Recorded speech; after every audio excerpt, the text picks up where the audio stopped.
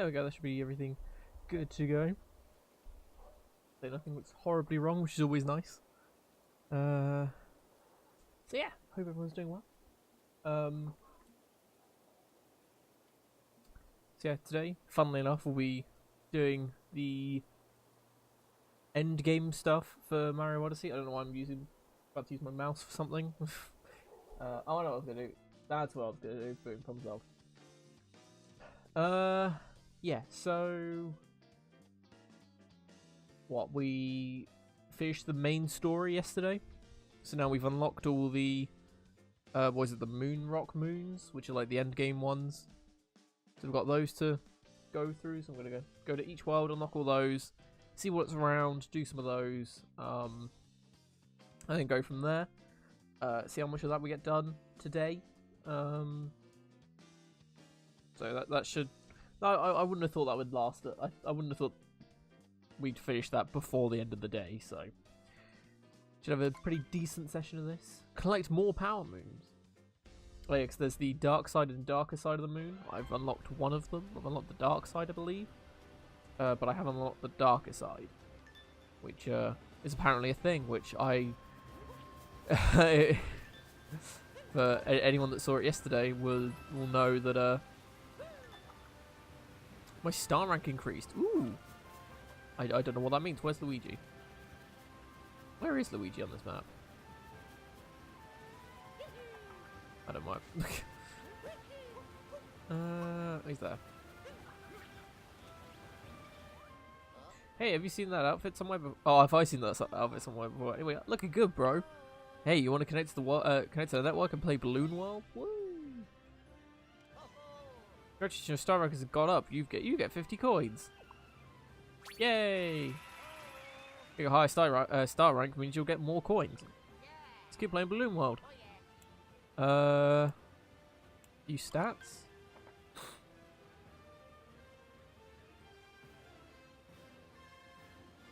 Oh, okay, so 4 people have tried my. No, sorry, 10 people have tried my. No, what? No, 4 people. Yeah, 4 people have tried my balloon, and yeah, I don't know. No, not find it. No, not what I meant to press.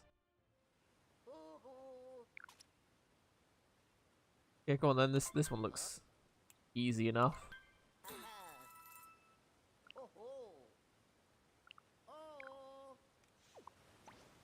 Oh, it doesn't show you where it is. It's just okay. Up there.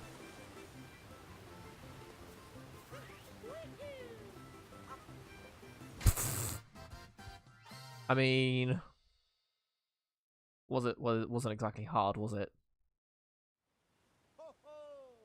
Cheers for the 51 coins and 115 time bonus.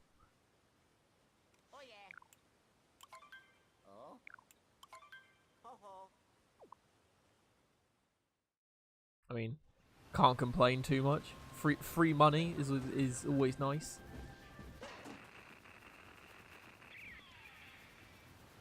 Oh no, I have collect. I'm sure I've done this bunny. Yeah. I think I collected all the purple coins. I think there are just 50 in this world. Sorry, in this kingdom. Is there anything else I want to do here? I don't think so. I think I wrapped this up yesterday. So yeah, let's head over to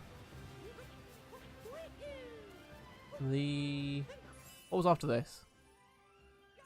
What was after this one? I actually can't remember. Was it the Seaside Kingdom?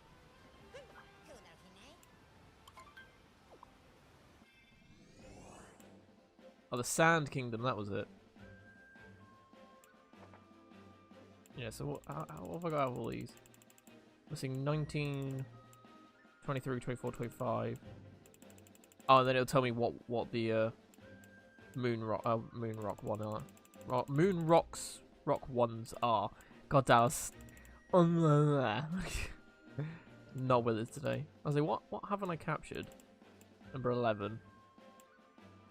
I'm guessing that's in the Sand Kingdom. So I assume that's how it's organised. I'm not missing too many. Picture match part Mario. Oh, right. Yeah, so it seems like most of them are going to be... Like, the ones that I'm missing are in like secret areas and stuff. That you have to use that particular capture to finish it. Also, just skip that. I said we've seen the taking off animation enough times. It does mean we do have to look at a loading screen though, unfortunately.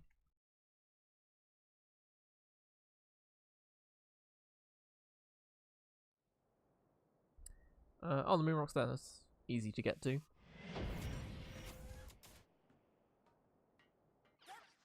Hmm? The moon rock here is glowing too. Let's go check it out.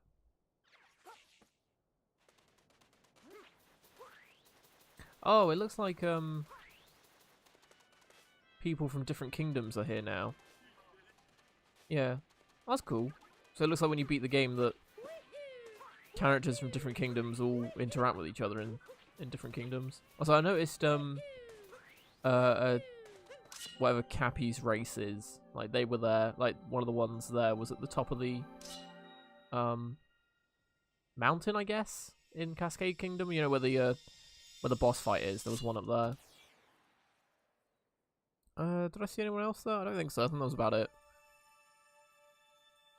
It's kind of cool we're getting a mixture of people around.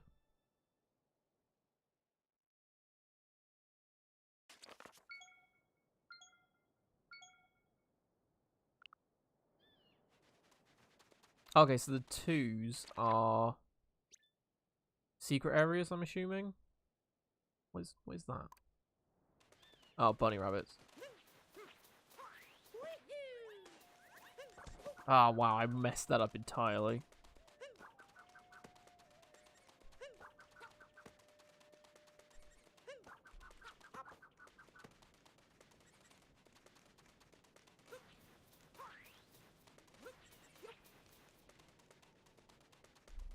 Ah, damn it.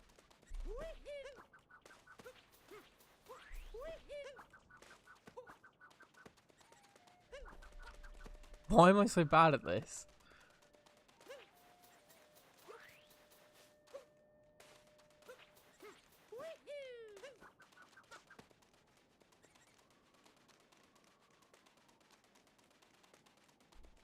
Ugh.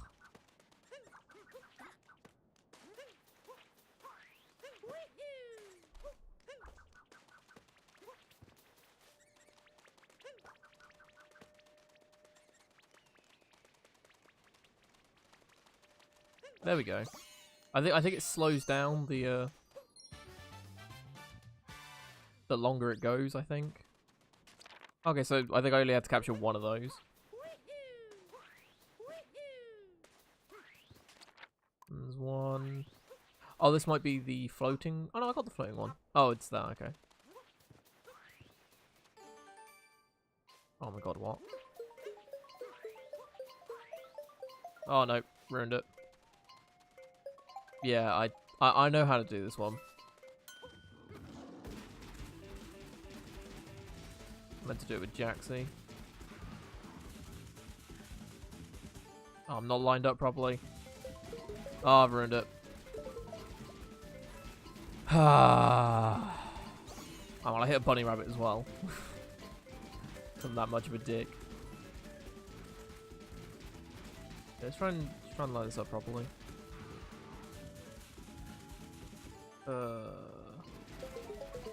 Why? It sort of steers off to when you go over a. Yeah, you don't go straight when you go over a hill. It sort of pushes you slightly diagonally. Sort of correct yourself, which on Jaxie isn't easy.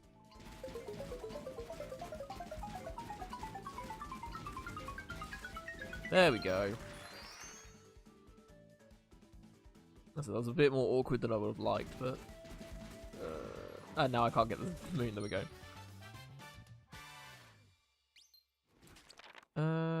so there's a hidden thing by the checkpoint over here.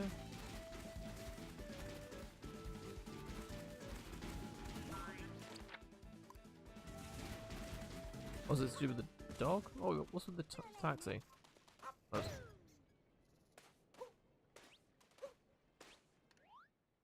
A taxi! A taxi! You pulled over. You pulled up finally. Take me to the Metro Kingdom. Sorry about the hold up. Had some car trouble. You would not believe. Can't leave for the Metro Kingdom yet, though. I'll promise I'll get you there. Just gotta. What? Okay. Well. Okay, I would have thought I would have had something to do, but never mind. So I think I have to follow the dog. And the dog digs a moon up, I think. There's probably 2 moons. Oh, okay, I don't have to do a ground pound here. Hey. Good dog. Yeah, okay, and then... Is there another one, or...? Oh no, the dog just follows me now. That's cool.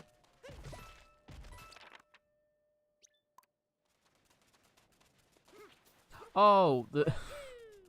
the 2 is this. There we go. That makes a bit more sense. Okay, so I need a key to open that up. Oh god, okay. Oh. Why?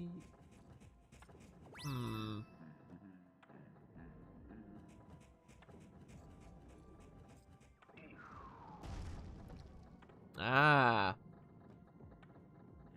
God, I'm so clever. Yay! Well, that was an easy one. We can leave now. I shouldn't just take me back up. Yeah.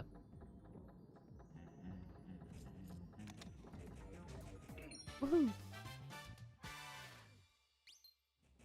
Yeah, so now we've got the actual moon to get now. I say it's nice that the... Ooh, that was close. That the secret moon was right at the beginning, so you can just sort of... God, okay.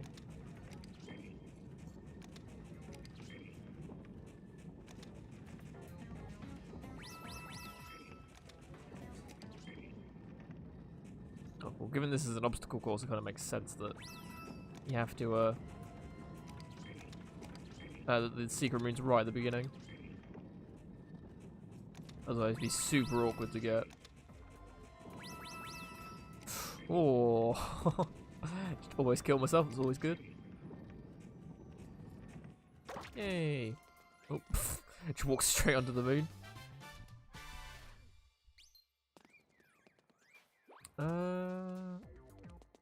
Yeah, cool. That's that secret area done.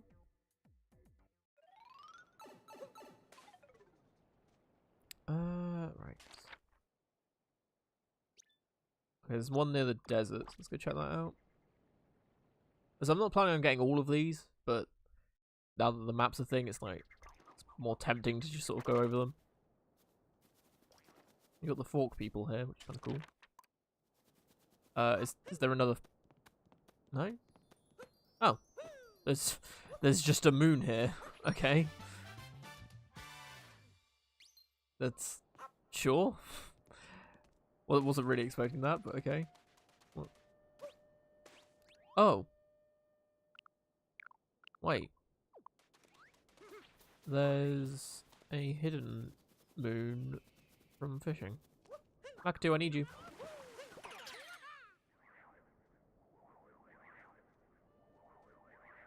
Oh, he's so slow.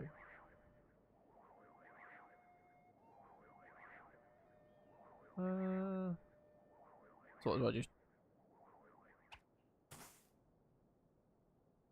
Oh, well, rip. I just killed it. Why am I moving?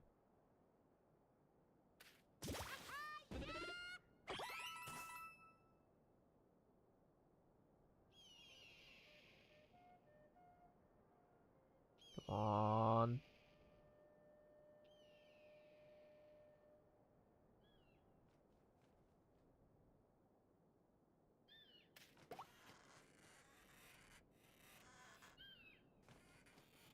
Hey, oh, what? I got buried down there. I was so lucky you came along.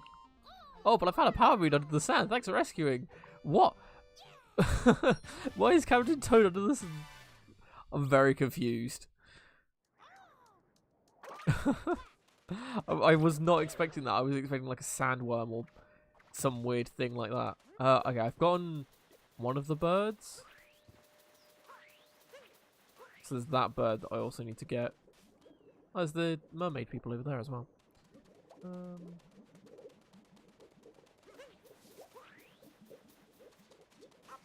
Pretty sure there's meant to be a Jaxie point somewhere. That I slid and I don't know why. Whatever. I'm over here. Ugh. I think I know a good way to get that bird without a Jaxie though. Yeah, there's that bit of the lake that sort of sticks out a bit more. So if I stand at the end of that, I should be able to hit the bird.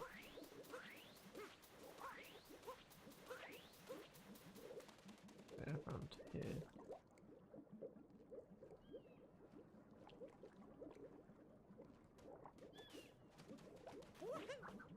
Oh yeah, that's why you meant to do it. Because it goes over the ground, so you can actually grab it instead of trying to jump over the poison and probably dying. Yeah, so I need to find... Oh, Jack's point. How convenient for me. I swear my left thumbstick on my Joy-Con is drifting a bit. It's weird. It's only been happening today. Where it sort of feels like I stop moving, but then suddenly I start moving again. No, I had that a little bit yesterday. I just chalked that up to just weird stuff. Bear with me, guys. I've got a cat meowing outside my door, so give me a sec.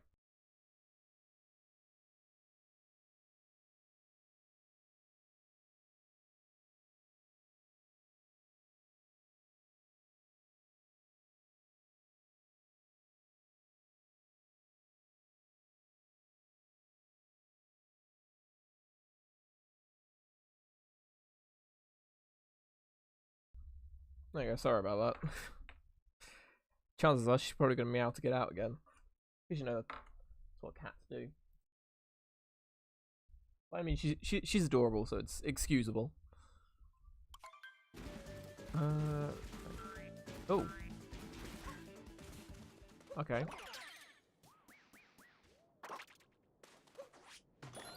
Cool. So it's always nice when you just randomly find a moon like that. Like you're wandering on, and it's just all of a sudden you've got a. Like, oh wait, I could do this.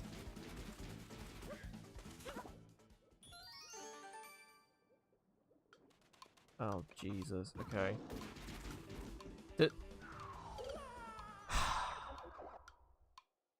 I was looking the wrong way, and then that didn't happen. Ignore that entire thing. There we go. So let me do that. There we go. That's probably easier. Hey, Reeboks. Welcome to stream. Good to see you. Hope you're doing well.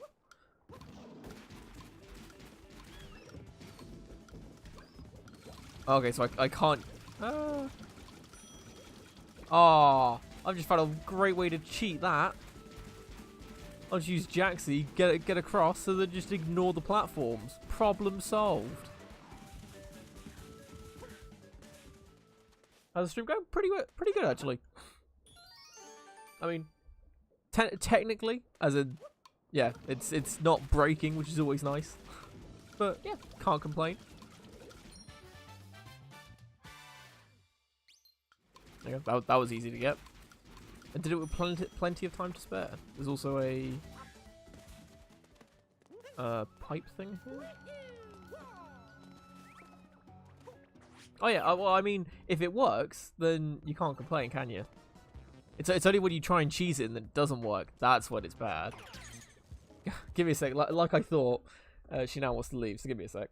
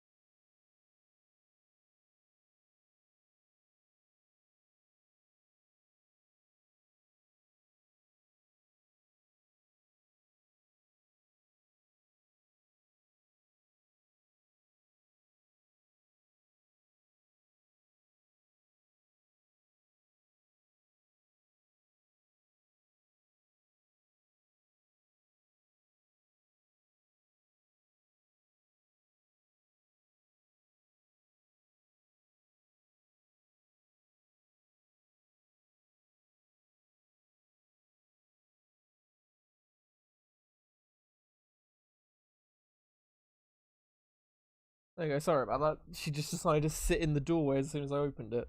He's like, "Well, what do you want to do?" It's like, "I don't know." Oh, there we go. So that's sorted. Chances are that she'll probably want to. She'll meow to come in again in a minute, or in a bit at least, and be like, "I want to come in again." It's like, why? Because I do. Oh, fine, whatever.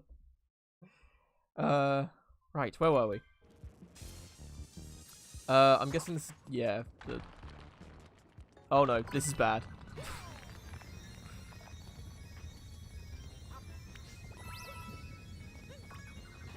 Okay.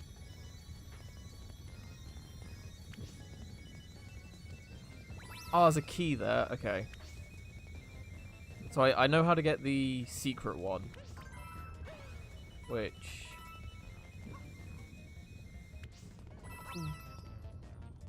Okay. So I need to go at the bottom of the platform thing. So can I do it again or do I have to leave? I have to leave. Given that that's just gone. So that should be... I was going to say a relatively easy secret moon to get, but yeah.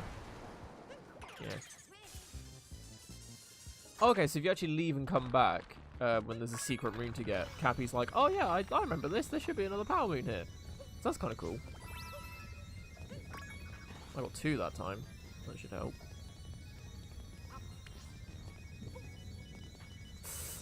Okay, I got it. Oh no! No! No! Oh!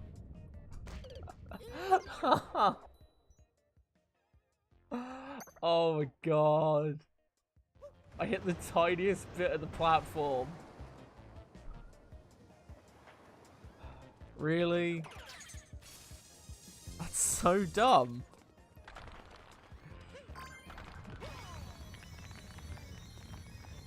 I was this close. This close. Can't believe that.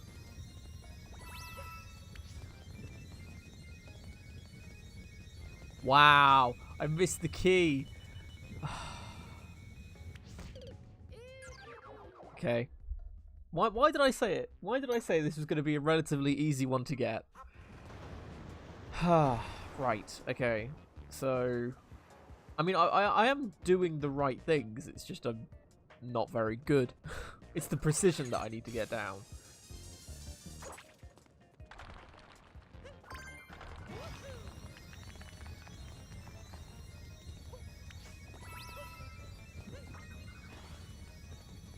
Okay.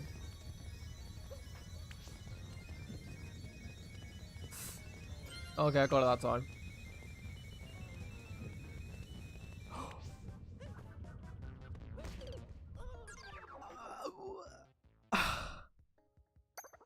What?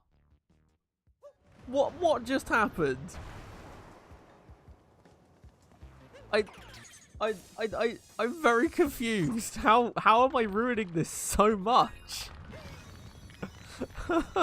This is there are no words for this. Like,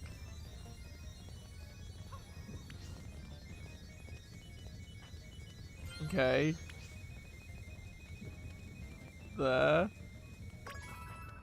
Okay. Jump.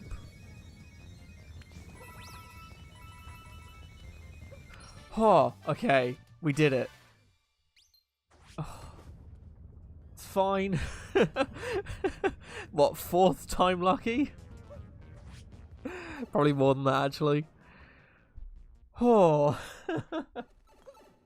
I mean, cheers. But I really don't deserve that GG. That was an embarrassment, let's be honest.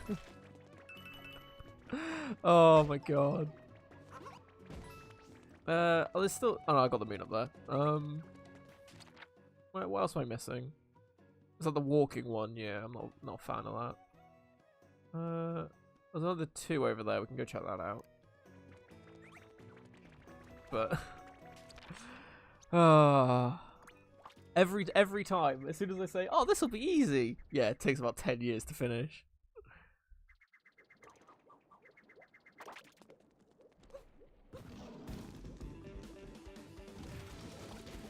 Oh, it's up there. I have a theory about how we get up there. And it should work, but I don't know how we break the cube on there. It's just a ground pound that works.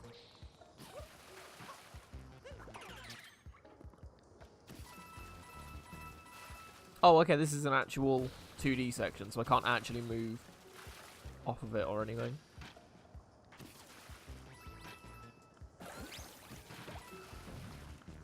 No. Should I check if there was anything hidden there?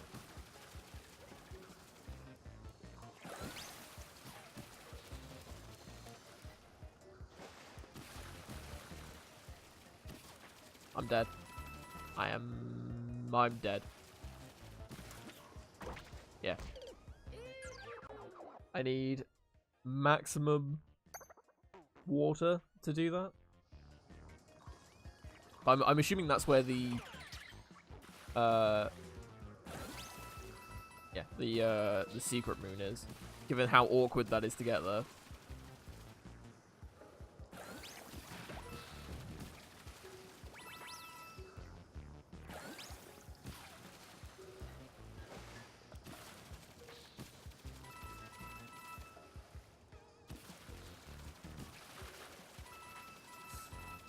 Oof. Yeah, see, you can do it with like that tiny bit of water left.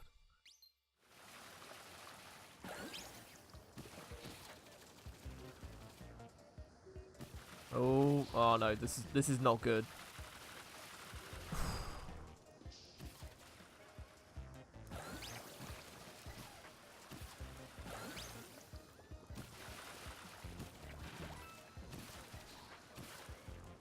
Oh, whatever.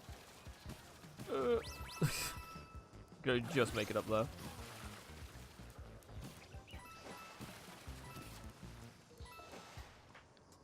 I can't move the camera, which is different. I don't think I have enough water to get up there. I probably did, but I just didn't want to risk it.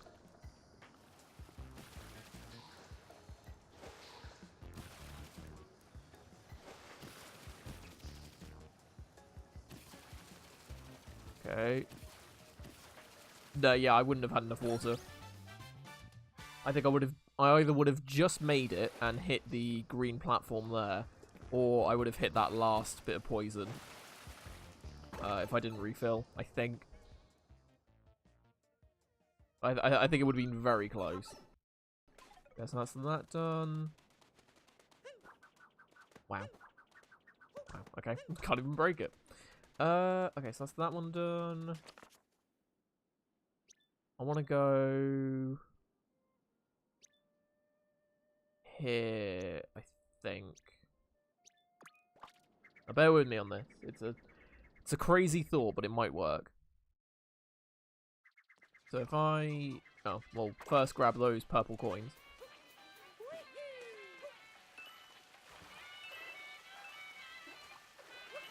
Is there anything in here?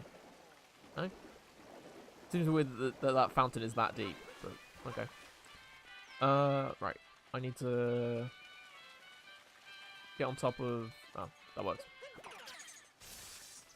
So, we need to go to the top of the the pyramid. Oh no, we don't. Just go up here. Is this high enough? Yeah, probably. It's not high enough to get both though.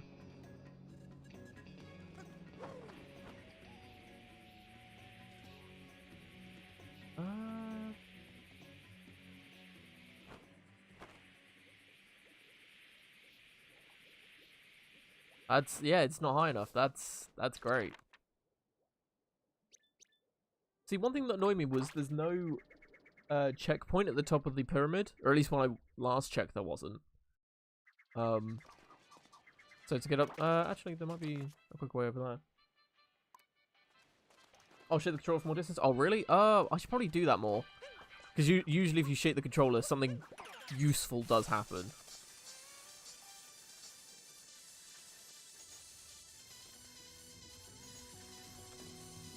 Need a bullet to break it. Oh, I see. And hey, Saucer, how's it going? Welcome back. Good to see you again. Hope you're doing well. But by the sounds of it, it doesn't sound too great.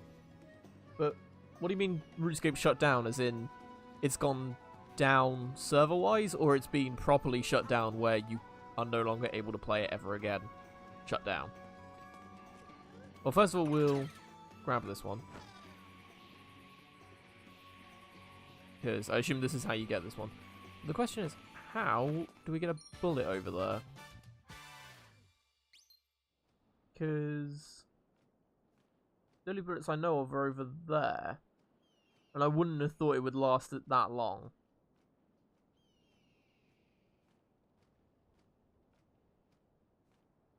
It's down server-wise. Oh, okay. There was a 1.2 billion gold item spawning in a location, and a lot of people got one. Oh. Well, it's a shame that I missed out on that then. Even though I don't really play the game, but I mean, a 1.2 billion gold item. I mean, who could turn that down? It's a bit tricky. Okay. I'll give it a try. I'll see how far we get, and then assess the situation from there. So, where would be the closest? Oh, there's a female Goomba here. Is there a way to... Probably. I think this is probably the closest.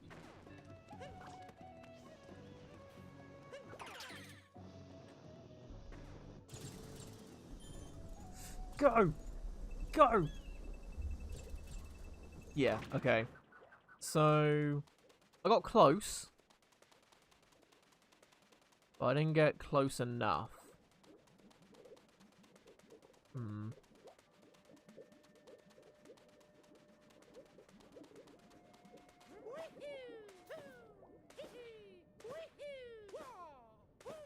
So I'm wondering if...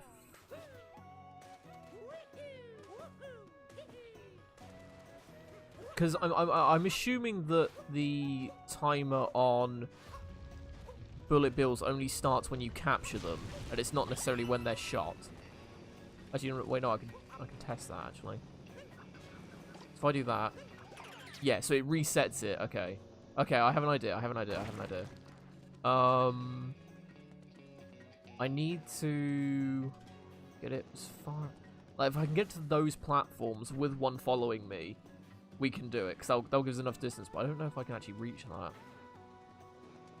And when I say me, I mean me, like, as in myself. Like, you might be able to reach that if you're good enough, but... Oh, there's a moon there that I can get. I might as well just grab that now. Oops. Maybe not. There we go. Slow and steady.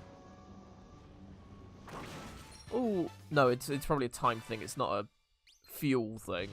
So it's not like if I go slowly that it'll give me more time. Would it? I doubt it.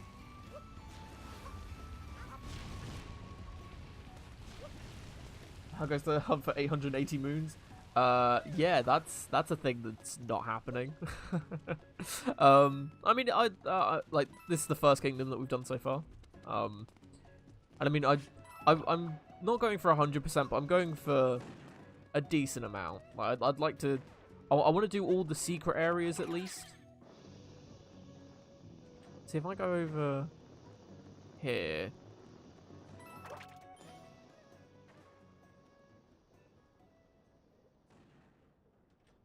Does that still shoot at me? It does. Okay, so if I... Now that I've learned how to do a dive. Okay, okay. And then... No! Oh, I've messed it up. Okay, okay, okay.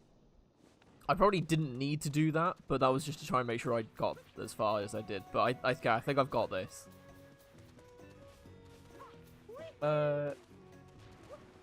You know how to do an upward cap throw. You can use that. Yeah, I don't know how to do that. I'll say, it took me a while yesterday to learn how to do that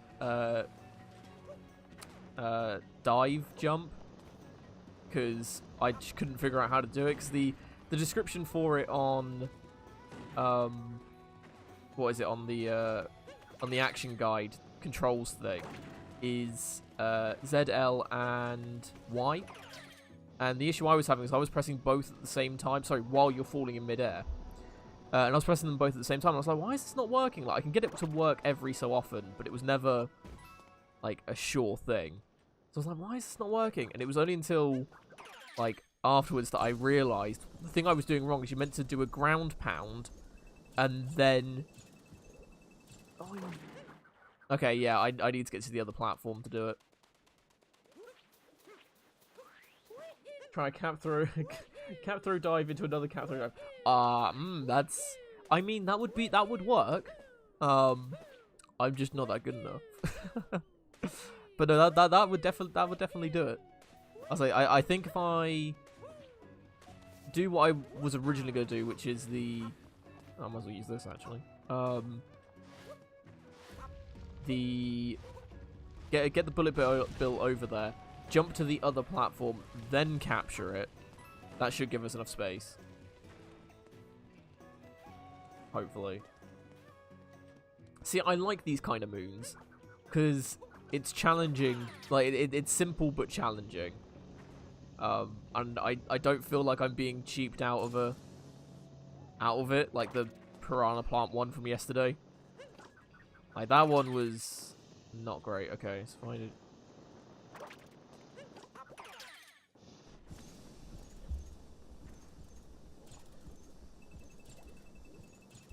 Oh, did it.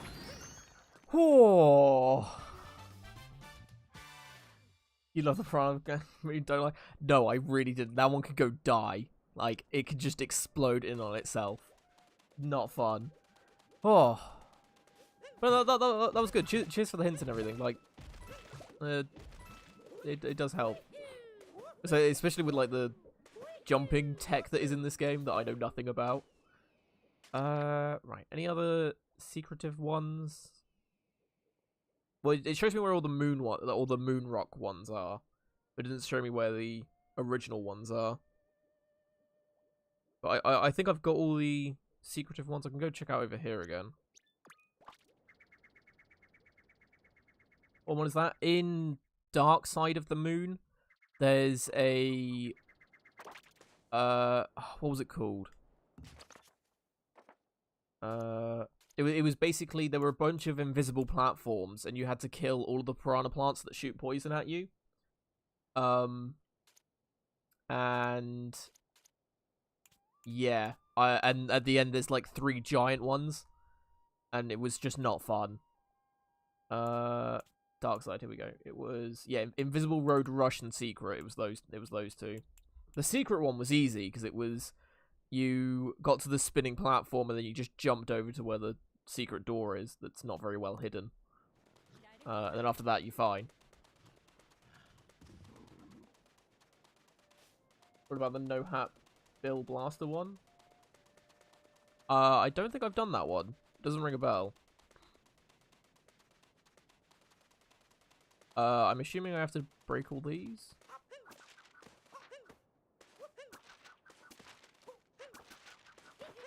As he's frantic, and the camera sort of showed me all of these.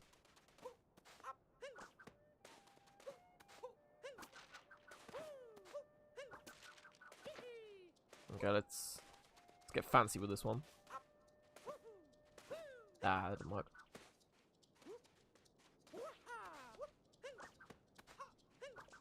Okay, let's... Okay, that didn't work. How do I get this? Oh, wait, can I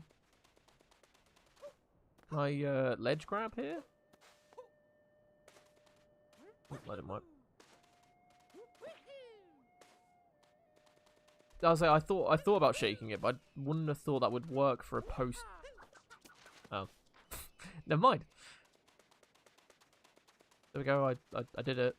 Oh, there's a bunch more on the backside. I assume he's.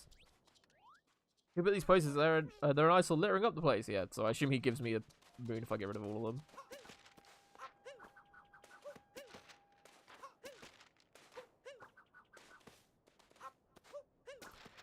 It's done it again. I don't know why this keeps happening. There's just no music playing. There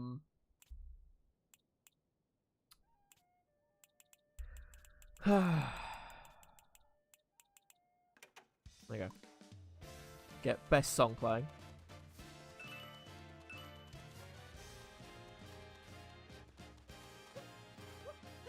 That's not the one I was aiming for, but sure.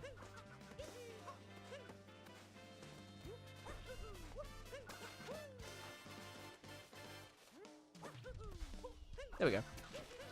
Yay! That was the easy one.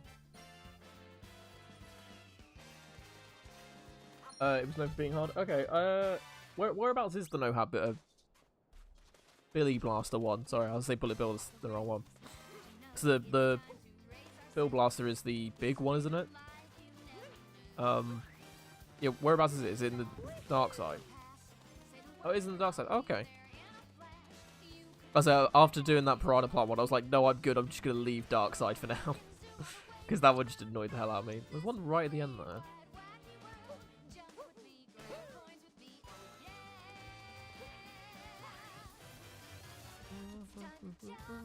Oh.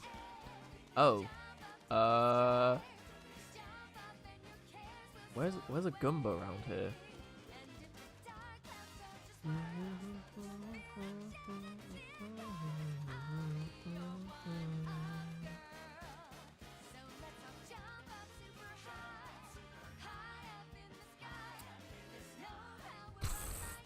There's another bird to get a moon, but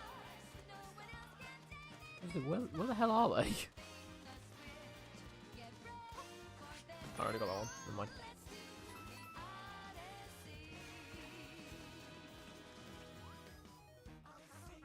Oh, yeah, it's a tour group.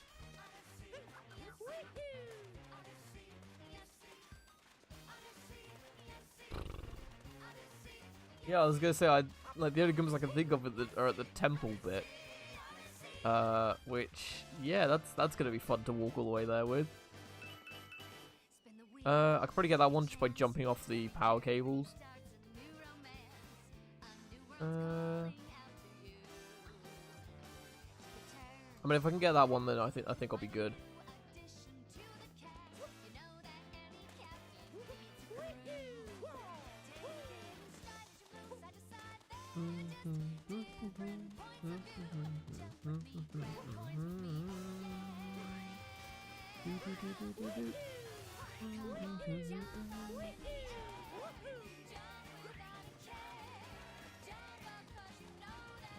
I could do that race one actually. Oh well.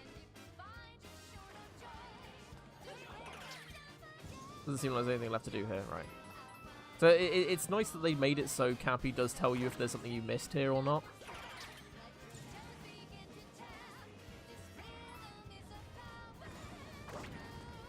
So you don't spend like 10 years just wasting time looking for like moons in certain places that don't exist.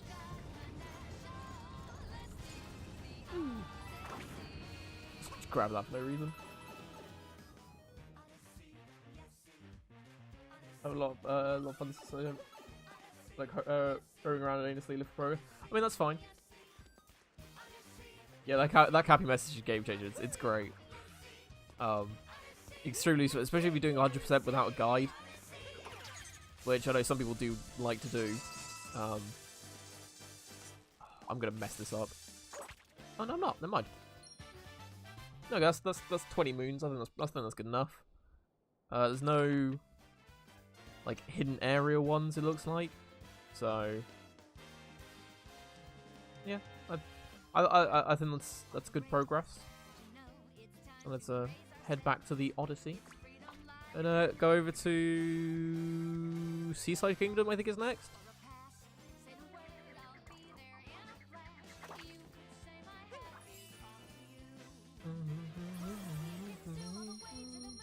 I'll say, depending on how many moons I have at the end, like when I've gone through, like gone back to all the different kingdoms and stuff, I'll see how far off I am to getting the darker side, and then if it's like less than 30 or so, then I might. Oh, it's Lake Kingdom that's next. Sorry, Seaside Kingdom's later on.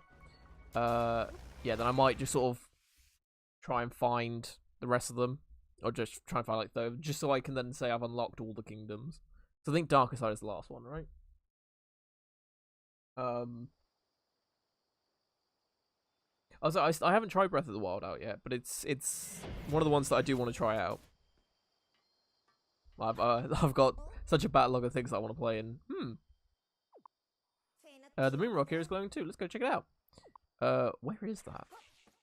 I was there. Okay. I was just look for Luigi and you'll be fine. Yeah, there's like I have several lists of things of to play, and it's like it will come down to either stuff I have that I mean to play, which has a couple of things. And there's also stuff that I want to buy that I want to play, and then there's like stuff that I've really wanted to play for a while, and there's stuff that's like, oh, this looks really cool to play, and stuff like that. Interesting. No ice in the Lake Kingdom. Well, yeah. Majora's Mask HD fan textures. Wait.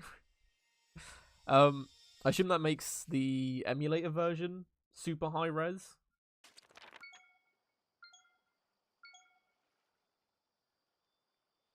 And when you mean HD remake, I assume you mean like how Twilight Princess and Wind Waker got, where it's like super fancy looking and not just a port to the 3DS that looks slightly better.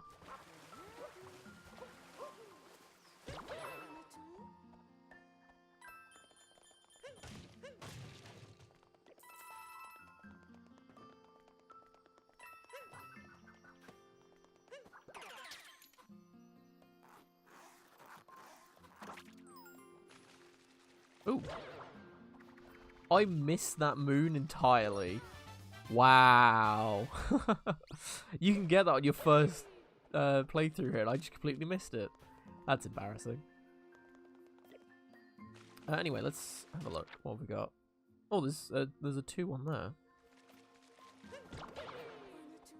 So there is.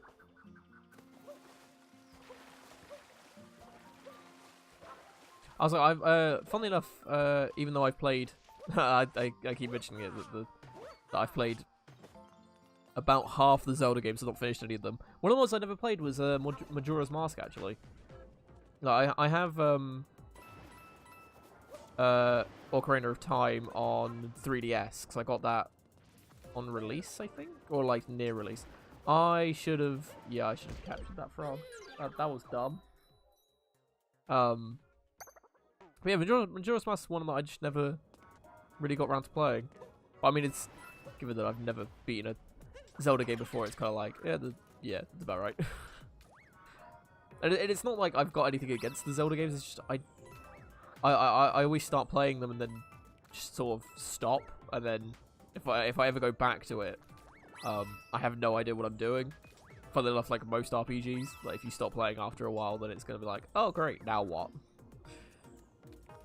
So there's a key there, which I assume is where the secret moon is. That's gonna be really awkward to get, isn't it?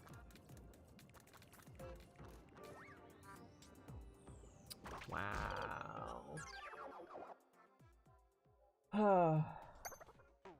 But it's like at the rate I'm going with the Zelda games, it's probably like if I do get Breath of the Wild at some point, which I hope I do, that's probably gonna be the first one that I beat. Actually, okay, no. Technically, I have beaten a Zelda game. It just wasn't a main title Zelda game. The only one that I've technically beaten is Hyrule Warriors, which is technically a Zelda game. Like, it's based on Zelda. It's just it's not a traditional Zelda game. So, you know, it kind of counts. Oh my god.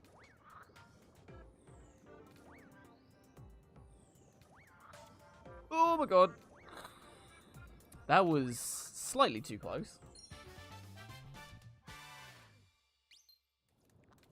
Yeah, the Mario and Luigi games, the RPG ones. I've tried playing those as well. Funny, I've quite a few handheld games I've done that with, where it's like I've started playing them, thinking, oh, this is a great game, and then you put it down for a bit, and then you go back to it. It's like, what was I doing again? Ah, leg it. There we go. Crisis averted. Yeah, and it's just like, ah, god damn it. It's one of those things that you have to really play back to back and get through it. Which, now that I stream most of the time, I should probably look into doing some of those. So that it gives me a reason to just play them all the time and not stop halfway through. And then if I lose track of what I'm doing, someone that's either played the game before or was paying attention can remind me, oh yeah, you need to do this. Oh, cool, awesome. So streaming does have its perks in that regard. Was that all I had in it? Okay. But yeah, I mean, some games tried to rectify that with a, oh hey, like a journal thing where it's like, oh hey, I was doing this. And it's like written by the protagonist or whatever. And it's like, oh, I was in the middle of doing this thing. It kind of helps. Like, I think one of the Pokemon games did that. I can't remember which one it might be. Was it Heart Gold or Pearl or something? It was one of the ones on the DS. I remember that. And it was like every time you loaded it up, it was like, oh, you were in the middle of doing this thing. Fire Red and Leaf Green did that. I was like, I think a few of them did it. Which was useful, so it gave you a rough idea of what was going on. I think it worked better if you were looking at a guide and it's like, oh, okay, so I've done this, so I just need to continue on from here, sort of thing. I assume I have to take this through this entire maze.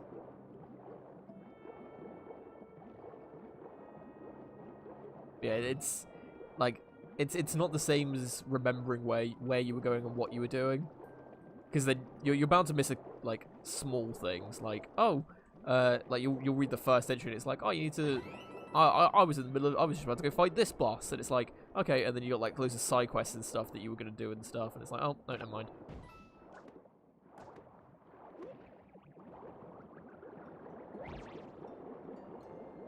I'm assuming there's a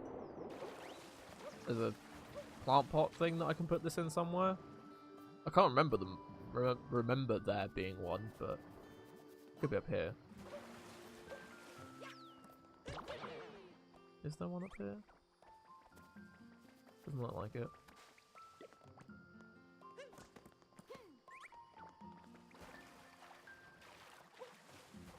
Yeah, I've always found that as a big downside with handheld games, where it's like, if you do put it, like, the whole point of a handheld game is that you can put it down and play it like every so often, sort of thing. And it's just like, it doesn't work when it comes to RPGs, even though there are some amazing games on the like on handheld devices. And it's just like, oh, really, I want to play all these, but I just lose track of them all the time. I mean, there's got to be somewhere I can put this, right? I mean, I would have thought it would be here, because... Okay. Yeah, I would have thought it would have been here, because...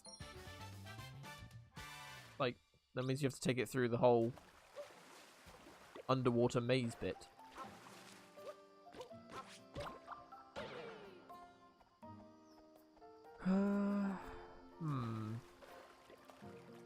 Unless it's in there somewhere?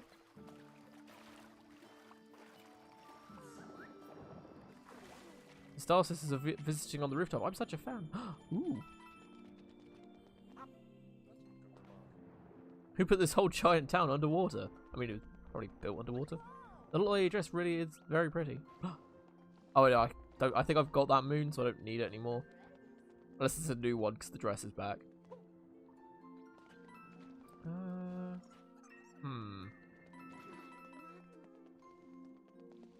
It's down the bottom of the glass city. So, down here?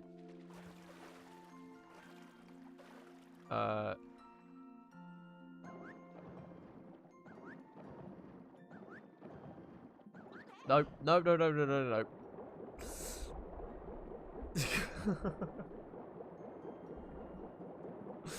Oh, don't die. Gotta love stream delay, it's great.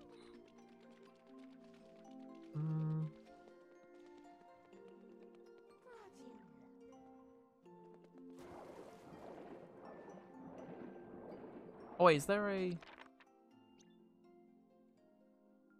I keep walking past it, I do? Oh my god, I'm blind. See, I was looking for... you know, the big ones that make, like, the beanstalk looking things? I was looking for one of those for some reason. I now need water.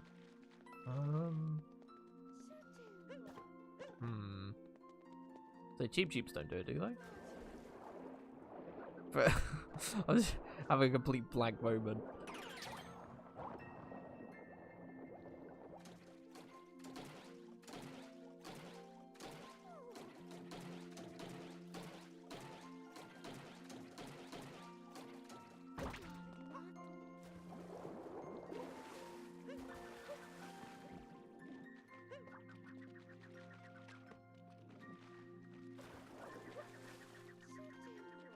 No, okay. I wasn't sure if Cappy could bring water to it or something.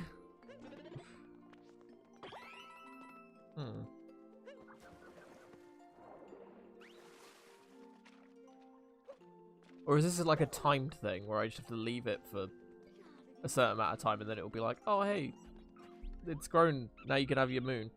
Let's get a clue about something. Love by the lake. Turning somewhere so no peeking. Right.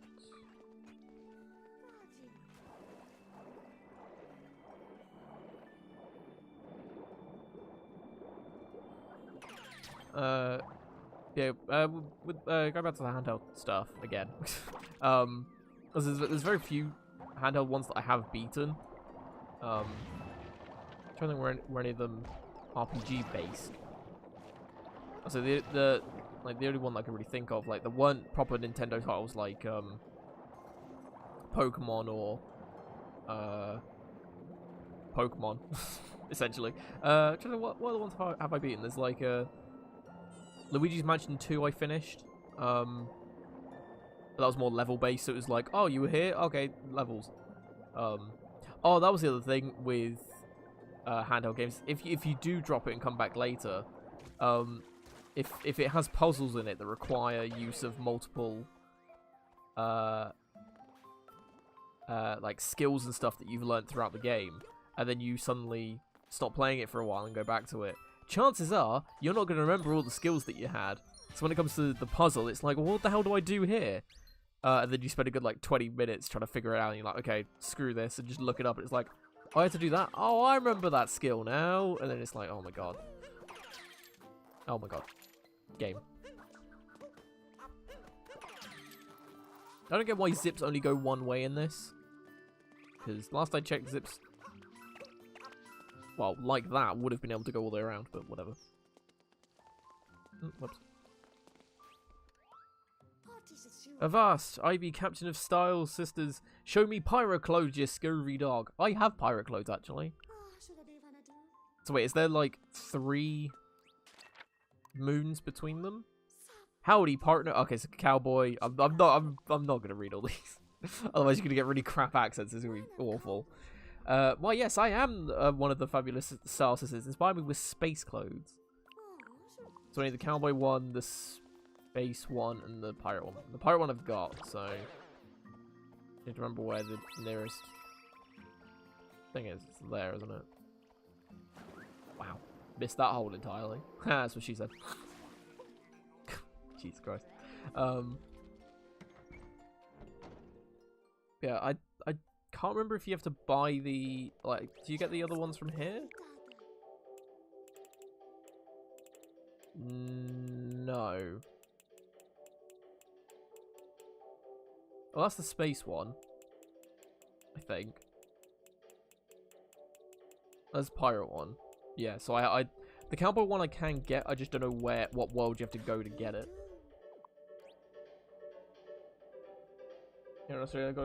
Well, cheers for hanging out, Reeboks, and have a good sleep. But yeah, just hang out. Hope to see you again soon. I hope you enjoyed yourself. I mean, oh no, that's not what I meant to do. Right, let's switch into these pirate clothes. Let's see if we get a moon from this.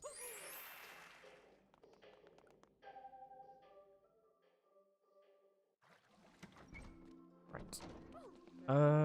So quickest way up is swimming, I guess.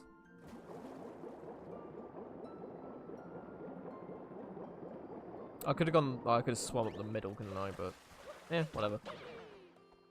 That was probably quicker. No, wrong one. Yeah, we know that. Ah, that's it. So, aye, that's it. Now ye are a pirate, dreaded across the 7 seas. I grant this power moon for your help. Yar worth it. This is awful. I do apologize.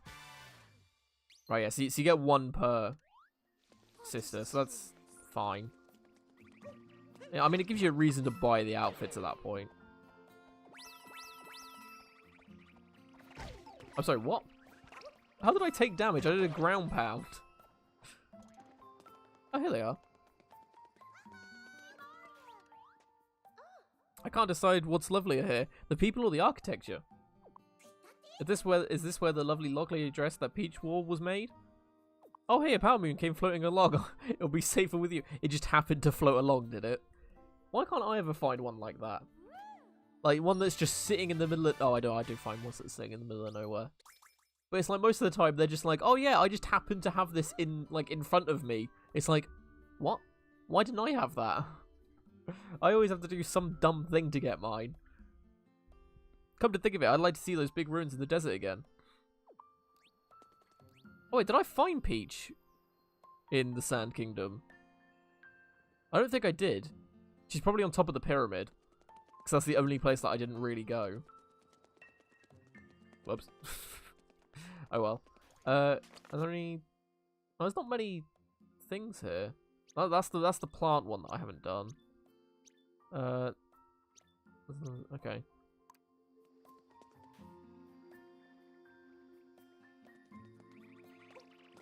Alright, let's...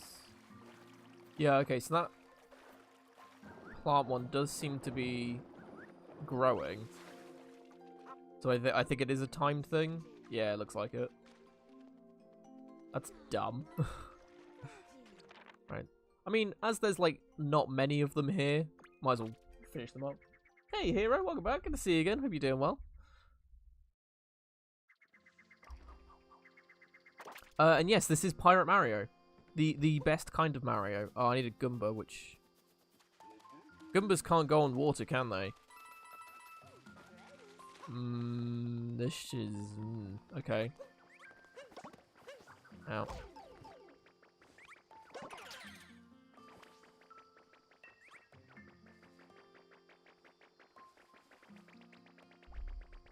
Ah, nailed it.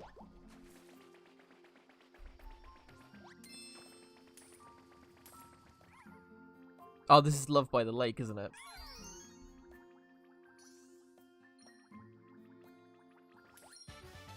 Yeah, there we go. Thought as much.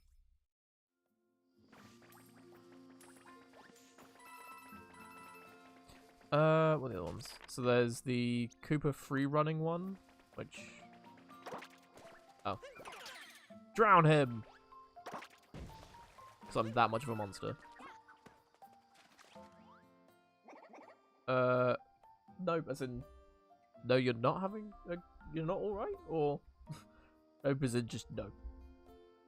Yeah, so we finished the main story yesterday. So we're just doing all the extra... Like, so when you beat the game, you unlock the moon rocks that you see everywhere, like the big cube things, and they give you extra moons to collect. So I'm just going to each kingdom, unlocking that, and then seeing what sort of things are around. We're the roving racers. We rove the globe, racing in every kingdom that we can get to. What a race, bro! We'll get you'll get a prize if you win. This is gonna be really bad, isn't it? It's gonna be swimming involved. But yeah, so we finished it yesterday, doing all that. Yeah, that's about it. Oh, the stairs have been removed. No. I'll say if you're good, you could probably make it up that wall without having to swim.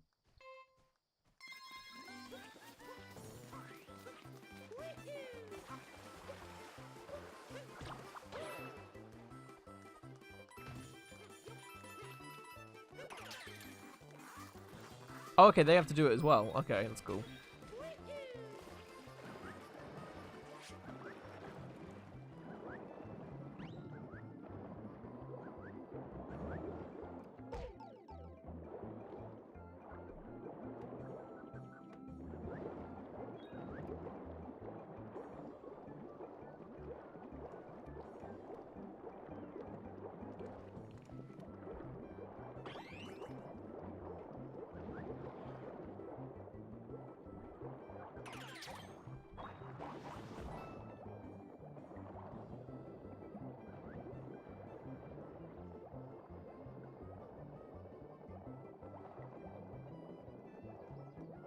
I don't know why they didn't use the cheap for that, but sure.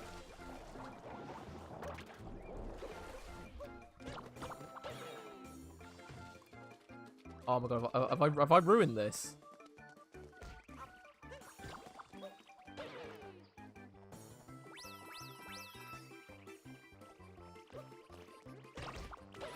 Oh no, I think we're good. I think we're good. Oh, started to panic then. Oh. You got around 254 restarting. So what? That's. Did you unlock the dark side of the moon? Because I think that's how much you need for that. So I'm over. I think I'm about 350-ish. Blazing fast, bro. Here's the prize: a power moon. Yeah. But yeah, how many are we at? Can't actually see. 352. Not including the ones I've got on me. Oh, there's another one to do here? So wait, there are 2 races per kingdom then? Or do I have to beat a certain time? Hey, we've got a new racer. You'll win something good if you, too, if you win the race, bro. You up for it? Sure. So is this just against one person then? Oh, no? So why is this the same? Oh, there's a gold one.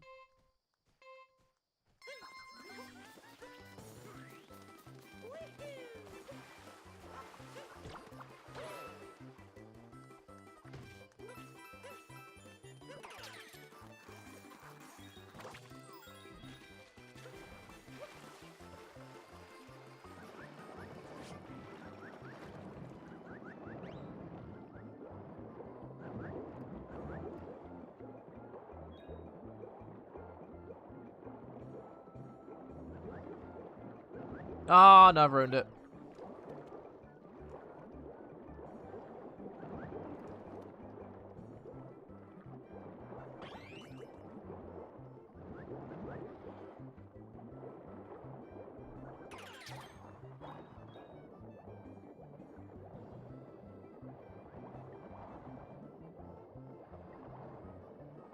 I don't know if I'm what I. Wait, he's going through there.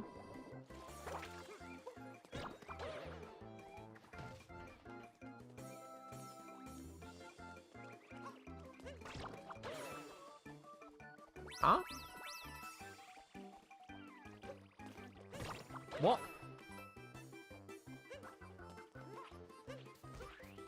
Why did he go through the chamber thing?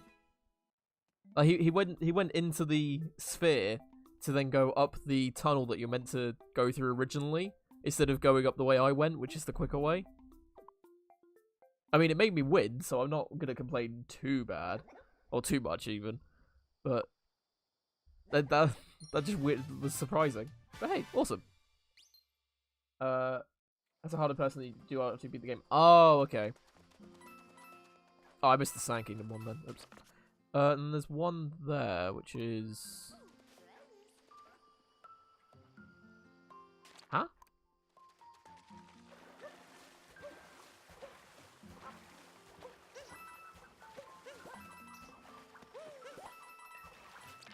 Yeah, it's here, apparently.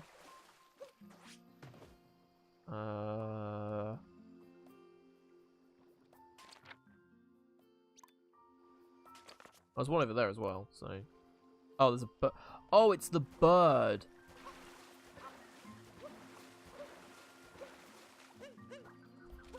There we go. Oh, mate. Am I gonna be able to get that? Not like that.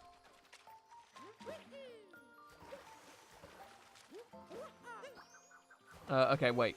I have to be really crafty with this, so bear with me. So, jump. There we go. I had to backflip, throw Cappy, and then do a dive to get it. Oops, sorry, I just whacked my microphone stand. I did do a bit of the dark side. I did a couple of things that I did the whole tower thing with the Broodals. And then... yeah, I did all that. Did a couple of extra bits. And then I did the Piranha Plant one that's there. Which... yeah, that was not fun. It's the one where you have the invisible platforms. You have to kill all the... you have to kill all the Piranha Plants to get the moon at the end. Yeah, I spent a while doing that yesterday, and it was not fun. So after that, I was just like, nope, dark side wins. I give up. So I haven't really been back to it. But I might go back to it later today. Oh, that's telling me about the sisters above me, so I need the outfits. How long does this take to grow? Because I've got all the other moon ones apart from the sisters. Which is what those are. Okay. Asko, we'll leave it. We'll head on to the next kingdom. I think we've done pretty much everything here anyway. You didn't even get that far. Wow. I mean the brutal fight was intense. I'll give it that. I mean I enjoyed it, but it was I was on the edge of my seat most of the time. Yeah, Dark Side Serious Business. I'm not looking forward to Darker Side. Which you get, I need 137 more moons, which... I mean, at the rate we're going, I think I will unlock Darker Side. I might need to do a little bit of farming, I guess. Or searching. Probably a better way to call it. But I think we could unlock Darker Side today. Give it a good crack.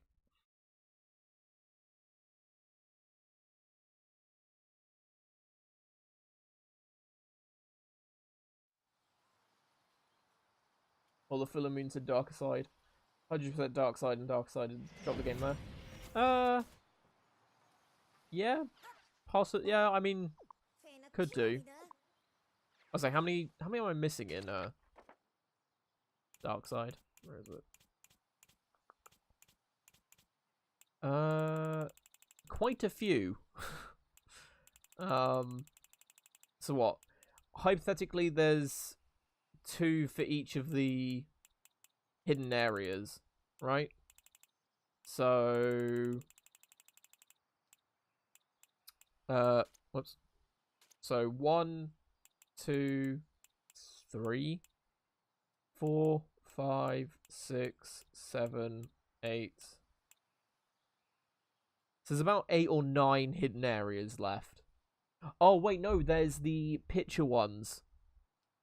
Do you remember there's loads of pictures there? Quite a few of those are going to be picture-based ones, which I don't know how I get.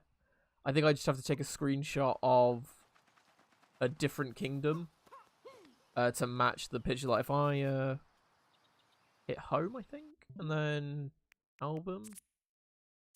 Yeah, so you got all these. So either I think that's the moon, and I think that's each of the like one person per kingdom is there looking at the Earth, and either I talk to the second to left one, or I take a picture of that and I get it. I'm not sure though. That's the Cap Kingdom, which I have to take a picture of, I think. That I'm not sure. That's to spot the difference. That I'm assuming I have to go talk to the blue fork at the top right. But yeah, so we just have to remember those. Hey, there was this one.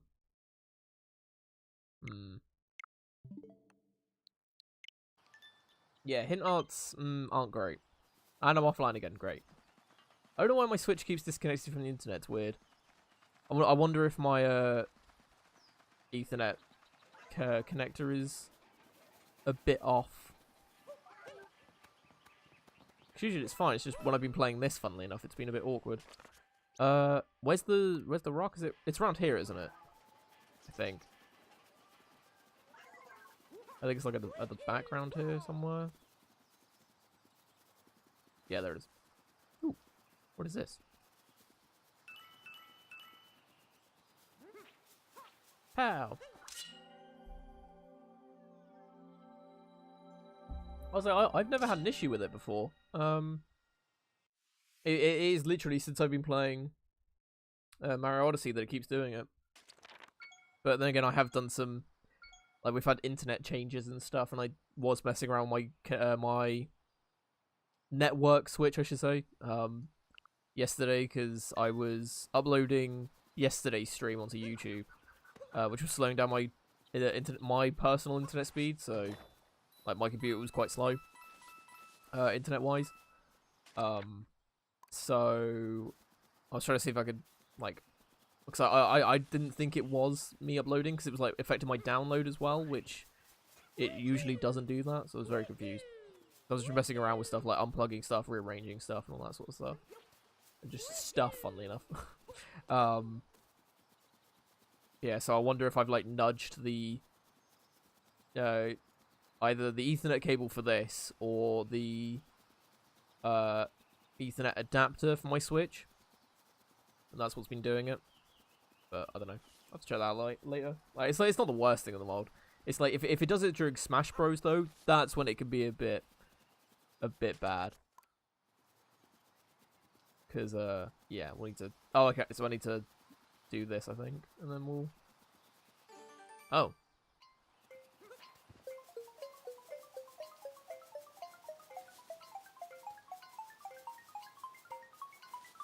Oh no!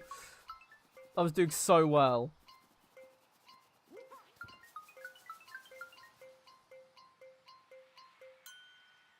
Thanks, game. Oh yeah, I land down here, don't I? I forgot about that. I would have preferred to have died, thanks. Oh, that was great.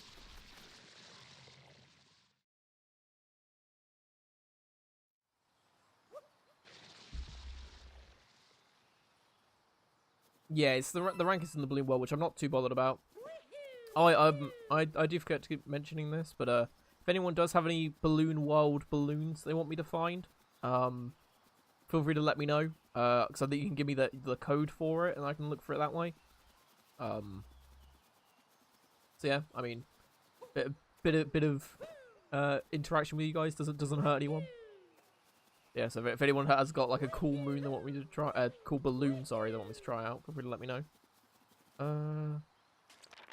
Oh no, that it is the music note one. Okay.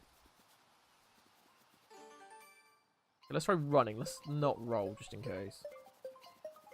I don't think this is quick enough.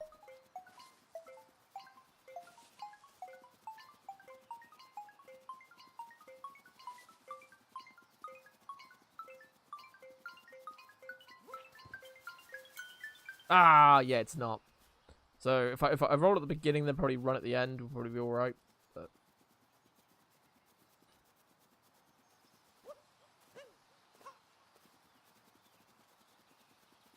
I mean, if you want to, that's feel free to. I'm not forcing anyone to feel like they have to set of balloons, but I mean, I don't mind trying it out if you've got one.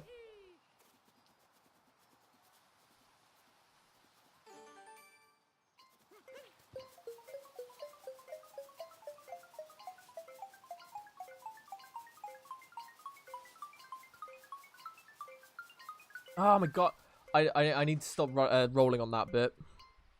So I save myself so much time by rolling for the most part, where I don't need to roll after that. So clearly that little bit of ground doesn't like me rolling, because there's like, it's sloped slightly at the edges, so it would make you fall off.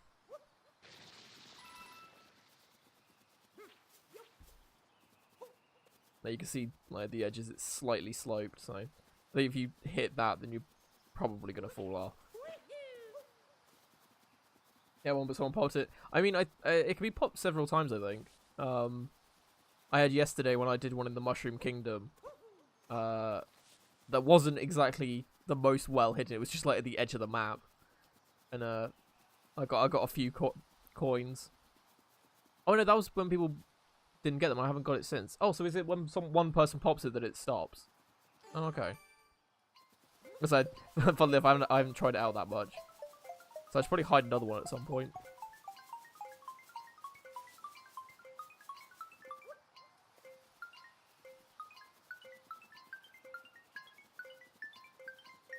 Yay! There we go.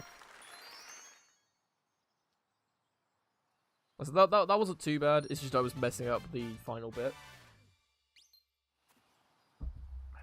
Right.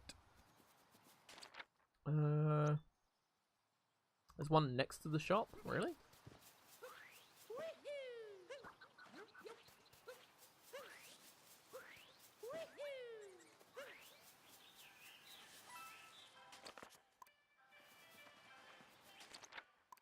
Unless it's...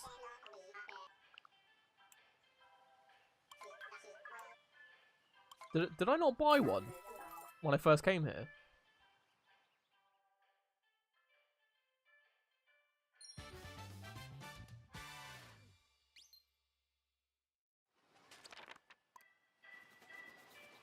Maybe I did.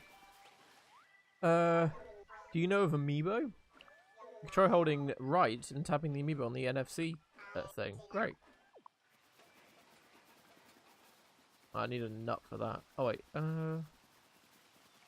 oh, these are a mermaid and a snail. Right. Speed! Woo.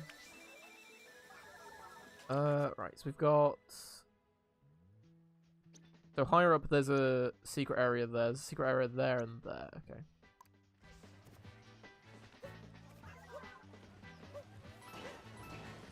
So I want to try and do all the secret areas in the world, as I said.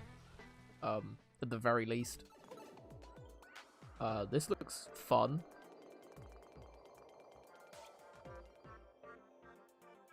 I wonder if that's where the coin is.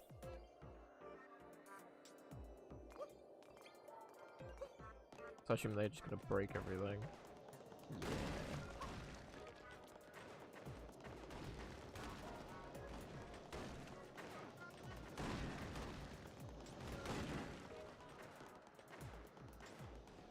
Yes, that's... Oh, okay, that's the main moon. Oh. That's the right one that's disconnected again. I mean, it's happening less frequently now, but it's still happening.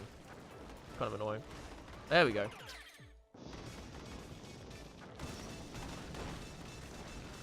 Boop. That's an easy way back. The game was like, oh, we're going to blow up the path as you walk along it, so when you come back, it'll be really hard. It's like, nah, I'm good. And you just steal a giant bullet bill. It's like, oh, never mind. Awesome. So I like that one. I mean, it was pretty easy, but hey, I don't mind it.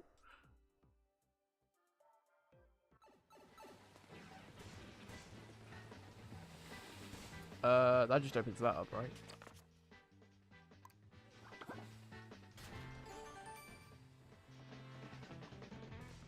take down a hammer bro or a fire bro?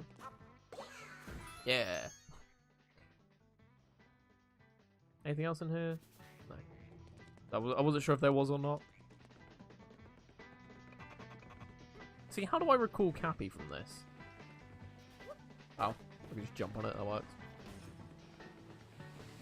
Right, so let's head up there, I guess. So I could walk up and then just get the hidden moons and stuff, but... Oh well. What is that? This device can be used to protect small flowers.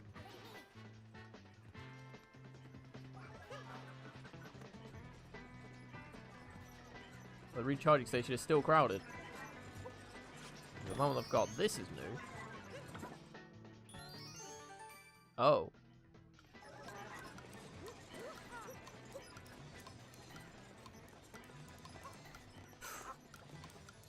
That was close. So if I missed that, I don't think I would have been able to get it. Like, if I waited and got it on the next cycle, I don't think it would have given me enough time.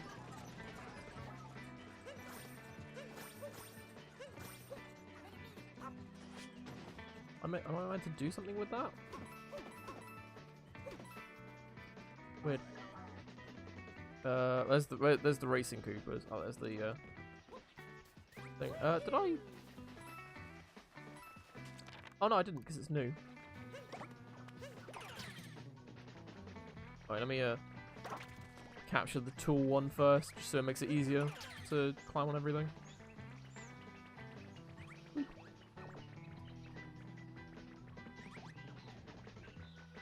Oh, that works. Oh yeah, I can jump on twos, can't I? There we go. Do I need any more? Probably. Your hat's dumb. Join the Red Cap Club. It's great.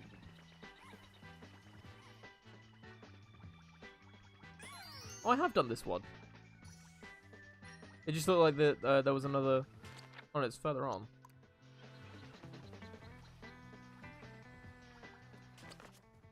Yeah, it's,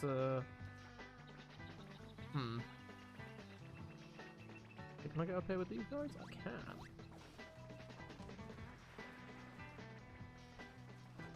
It looks like it's...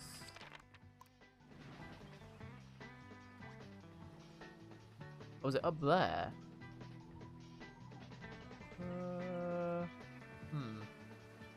The only way I can think of getting on there is by going to the very top and then jumping down onto it. Which is probably the way you're meant to do it. Funnily enough. Let's see what this is.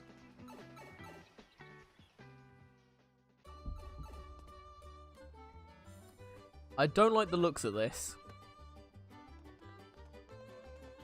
I've constructed the perfect place to raise sheep. Now I must get her there. I don't know how to move sheep around. I'm not a very good shepherd. Great. Okay.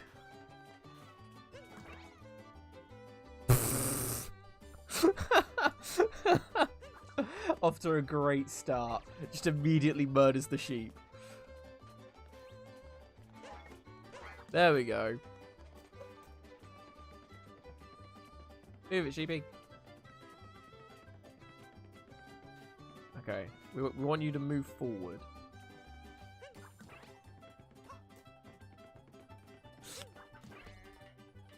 You did this one? I mean, it's a bit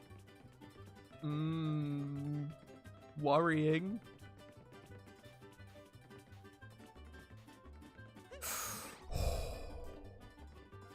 Not a fan of that. Not a fan.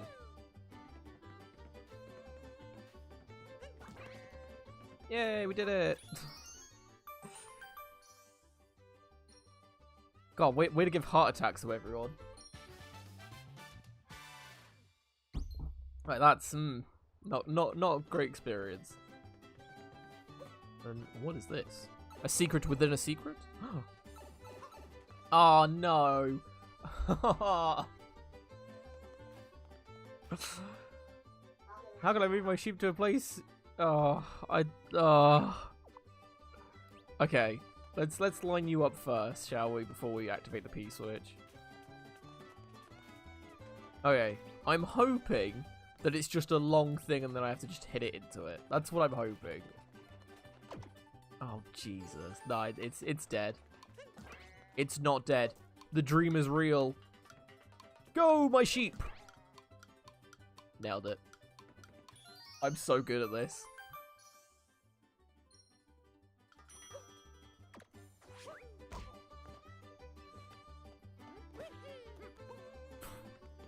Oh, it's so dumb. What is that? Is there just a button in there? Oh, it's a pipe. I was very confused. I was like, why is there a button, like, hidden? Can I not activate that or anything? But no, you can't because it's a pipe.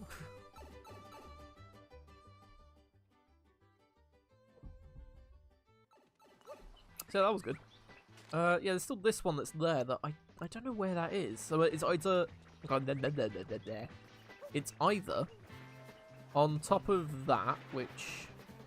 Oh yeah, there's a nut there. Okay. So... Okay, so I can actually just use this pipe to get up. I'm pretty sure this wasn't here before. This might be an endgame thing, so you don't have to use the tank every time. Which is cool. Yes, we need... Yeah, this is gonna be an interesting one. Whee! So I already got the secret moon up there, so... That's fine. Oh, there's actually a... Oh. Oh, wait, sorry, does that say that the secret flower field is ahead? Do not share its secret location. Okay. Sure, I won't share it. What is that? There's a purple hat looking thing over there. I'm pretty sure... Ooh. Oh, Peach and Tiara are up there. Yeah, I'm pretty sure the lizard thing is around here somewhere. You know, the lizard guy that glides and stuff. Oh, I already have this. I could just fast travel up here. The flowers in this kingdom are so lovely. I wonder how they grow them. I've never seen so many flowers. A power moon popped out of a flower. I hope it helps you in your travels. Yeah!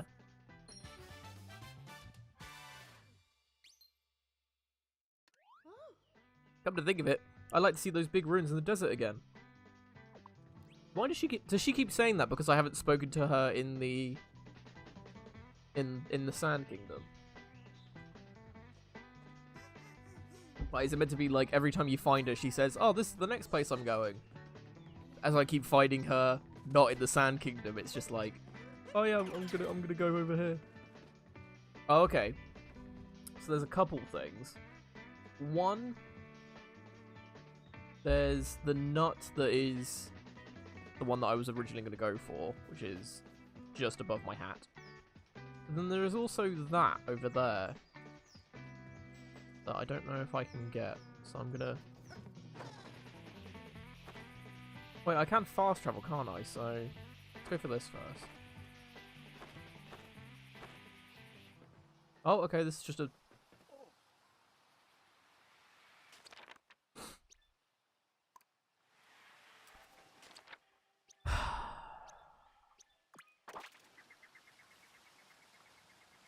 Why am I like this? I should have just gotten out and ground pounded. Was that really so hard? And this is where I'm not going to be able to get it again. I'm just going to mess up the jump entirely. Gotta love these popping in leaves.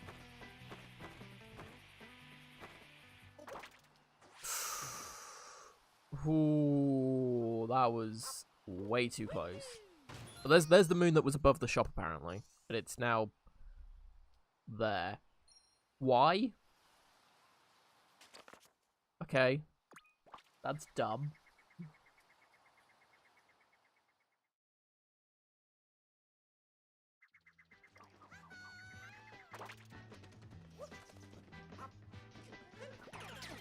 Right, and then we've got the nut.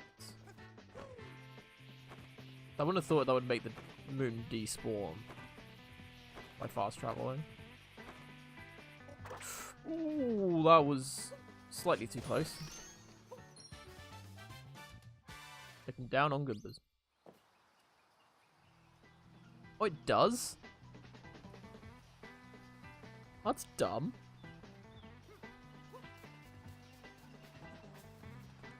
Unless, yeah, it's... Okay, that's annoying. Just because I wanted to get 2 back-to-back means that I now have to redo the first one. But, hey, whatever.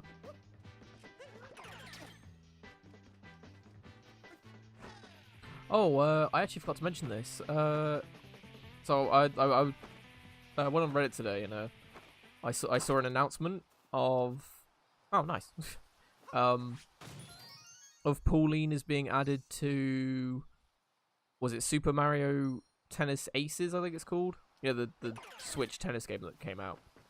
And I got really excited because I didn't read the full title. All I saw was Pauline has been added as a playable character too. And I was like, oh my god, she's been added to Smash for some reason.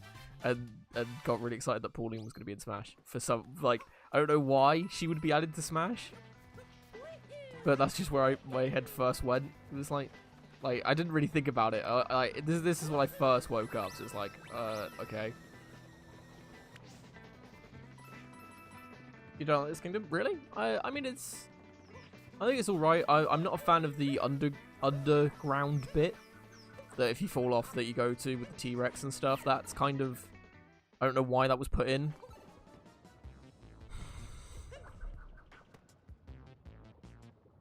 What is this?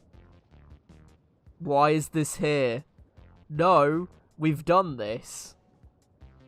What? Why have they done this twice? This is the dark side thing that I didn't want to do. Why is there 2 of them? Oh Jesus. Oh, okay. Like, is the secret moon in the same place? Oh my god.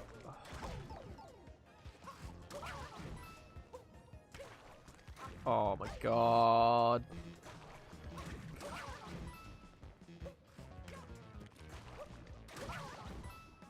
Yes, this is where I learned to do dives.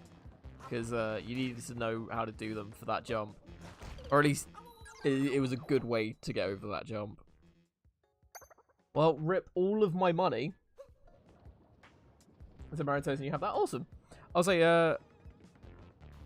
I do like tennis games. Like Wii Sports Tennis was peak game for just gameplay, I guess. That's where it was at. But I'd like. Okay. Mario Tennis Aces did look cool. I pressed the right buttons in the complete wrong order. But I liked the whole like unique stuff with it, like the power shots and the sort of special moves you could do and stuff, and the fact that like you could break each other's rackets and stuff. Like, because it makes sense with like those sorts of tennis games where you have fictional characters that are super strong, but when they play tennis, like the oh my god, these tiny rackets can withstand the hits that they give out, and it's just like, no, if you do a charge shot and they try and hit it back, no, it's gonna break. It's just like, yeah, that's pretty cool. But I never tried it out because I don't think there's a demo for it. I think there was a demo when or either when it came out or just before it came out. They did a sort of multiplayer beta thing you could try out, so you could see what the game was like for yourself. But I don't think there's a proper demo for it.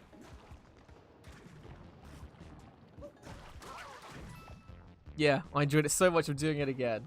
Oh my god, the secret moon's in the same place. Why? Like that's what confuses me. Like this is the exact same as the dark side one. Like, there is no difference.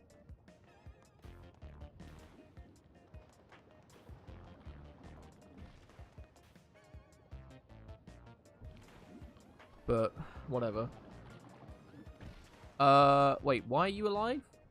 Wait, why are all three of you alive?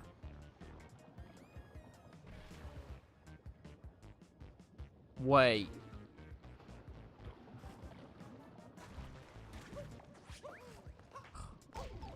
Did I not have to kill the... Oh my god, I forgot Cappy gets rid of poison. I am quite literally the dumbest person in the world.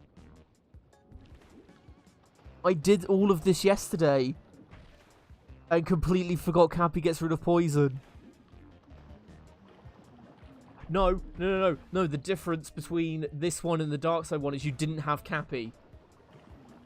That was it. You couldn't use Cappy. Yeah. I remember now. Never mind. I'm not an idiot. I mean, I am, but I'm not as big of an idiot as I thought I was.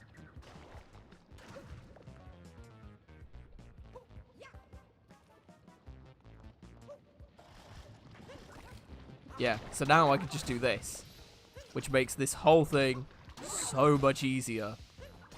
Yeah, the whole point of the Dark Side one is you couldn't use Cappy. It's fine, like, whatever. But we did it. Yay! Oh.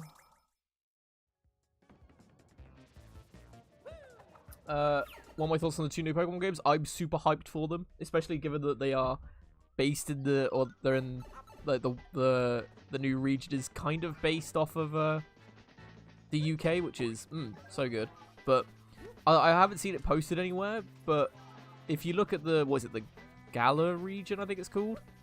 If you look at the map of it, I'm not the only one that thinks it looks like Westeros from Game of Thrones, right? Like, it even has the wall between like the non-snowy bit and the snowy bit. Like, it's kind of on the note. Like, it's a bit obvious, right? I know it's meant to look like the UK with like Scotland snowy area. Ever watch Game of Thrones? It's worth watching. It's good. But I just why am I carrying this? There's oh, there is a I know where it is. Yeah, I just thought that's a bit weird, but I mean it does kind of look like the UK, I guess, sort of. It's meant to be the sort of Victorian era architecture and stuff, which is kind of cool. So it should be interesting what it comes up with. But I am intrigued to see what the new Pokemon are gonna be like. Like so we know the starters, but that's about it. I mean, the starters look interesting. I'll say when I was watching the direct, I did see the chat that they had up. And someone commented when they saw I can't remember the names of them, but the water starter. Someone said ghost water because it hides itself. Which I mean, if you think about it, kind of makes sense because it's meant to be like a timid, a very timid and shy Pokemon that will hide itself from, or just like hide itself in general. So if the water starter does become water ghost, I'm so behind that. That'll be really cool. So I feel like ghost isn't really used that much. Like there's not too many really good ghost Pokemon. Okay, the Pokeball's is compatible. Yeah, they did mention Pokemon Go, and the Let's Go stuff because they mentioned like, oh, anyone can play it, from people that we're appealing to everyone, like from people that have picked up Pokemon Go and played it and the diehard fans. So it's like, it could be that they make the Pokeball compatible. I wouldn't be overly opposed to that because I did enjoy using that for Let's Go Pikachu and Eevee. Like it would be cool trying to catch legendaries and stuff with the Pokeball. Ooh, Oh, I have that moon. Right, so I need a key from somewhere. But, I mean, I wouldn't be too surprised if they don't do it, because it's not exactly like what they would have to do is they'd have to probably re-release it so that anyone can use it, sort of thing.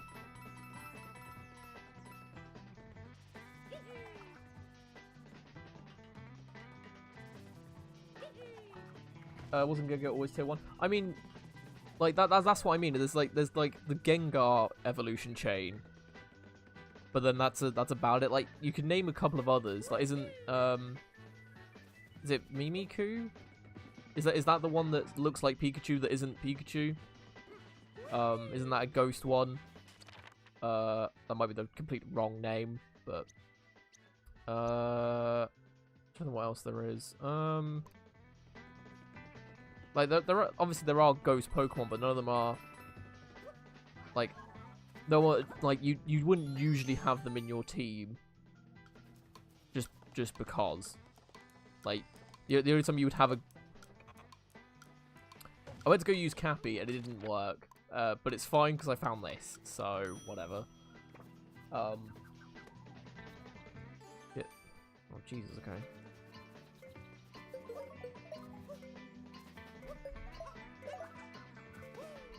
How the hell are you meant to get this? Huh? Oh, I know. I need to go up and grab the plant thing. But yeah, so, like, I'm not saying that there aren't any good ghost Pokemon. I'm just saying there aren't tons. So a ghost starter would be really cool. Yeah, the Let's Go Catchy system, there was mixed feedback on it, but I think it's because people were hoping for a more traditional Pokemon game on the Switch. And so when they showed off that it was a Pokemon Go system, quite a few people were like, no, I'm good, thanks. But no, it's done pretty well. Like, I thoroughly enjoyed playing through it, and yeah, it worked for what it was. Is probably a good way to put it. But no, there was some mixed feedback about the whole thing. Yeah, because they did take out the whole weakening a Pokemon and capturing it that way. Because I mean, it was weird to just throw Pokeballs at stuff and hope for the best, especially when it came to legendaries.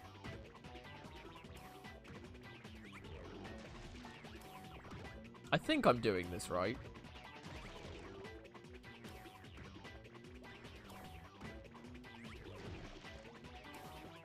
Wow.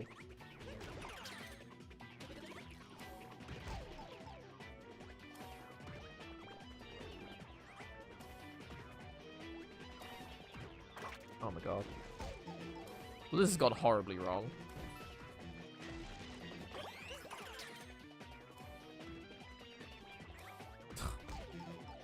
Could be way too early for that. There we go. Yes, I'm meant to do that. So I know what I'm meant to do, it's just I can't execute it very well. Yeah, with Sword and Shield, I don't know which ones to go for either. Usually I go for the red one, so that's Shield, I think. But judging by the names, I'm more of a sword guy, because I don't do any like defensive stuff when it comes to Pokemon. I'm just like, all attack moves, blow everything up. So I might do sword. But yet again, it depends on, like, for me probably they need to show off what the legendaries are.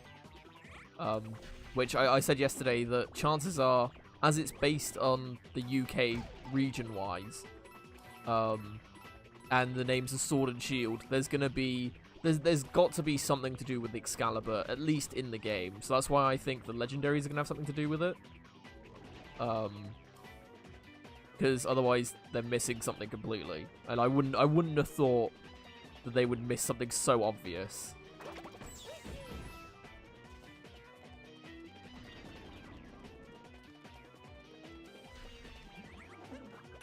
I mean, having the two different versions of Let's Go isn't necessary. I was saying that they could they could make Let's Go Pikachu and Eevee compatible with Sword and Shield, sort of how they did with like they do like a Pokebank thing, which would be kind of cool because then you can transfer Gen 1 Pokemon into it. But like, who knows? Yeah. Yeah, for me to decide is whatever legendaries they pick, what the legendary look like, and what types they are as well. As well as what the differences are, because I don't. Do we learn the differences before the game's released, or do we only learn what Pokemon are in which game when the game is actually released? Because I can't remember.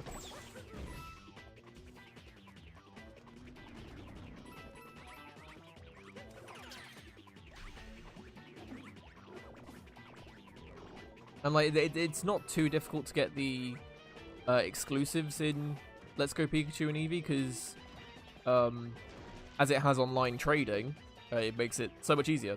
Like, granted, you need to find somewhere to do it, which would either be online, so like Reddit or something that you would usually have something. Like there's probably a forum somewhere where it's like, hey, I'm looking for these Pokemon. Does someone want to trade with me, and I'll give you the exclusives in my one. But I thought it was 2 hits.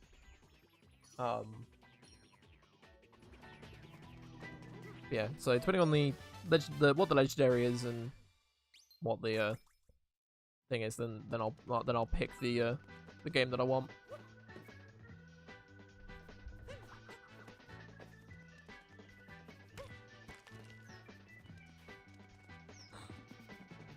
Oh, it just flies off great. Favorite Pokemon get is Omega Ruby. Fair enough.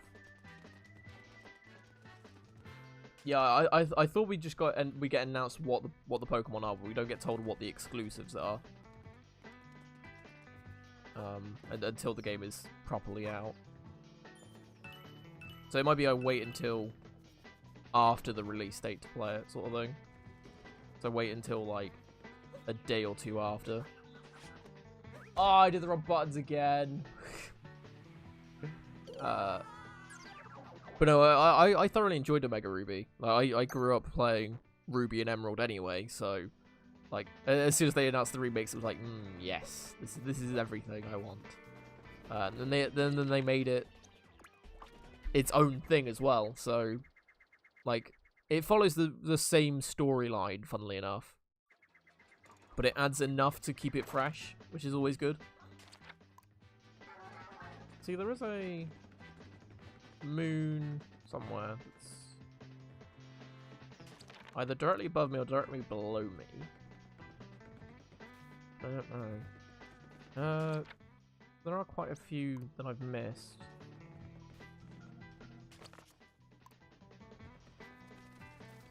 But no, I thoroughly enjoyed playing through Ruby. I've done it a couple times, actually, thinking about it.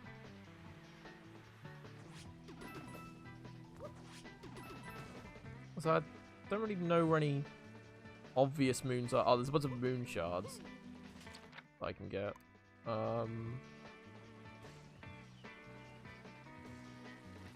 What are these lovely ladies doing? Even the underwater vegetation is nice here. Ooh! Have I done that pipe? Yes, I think so.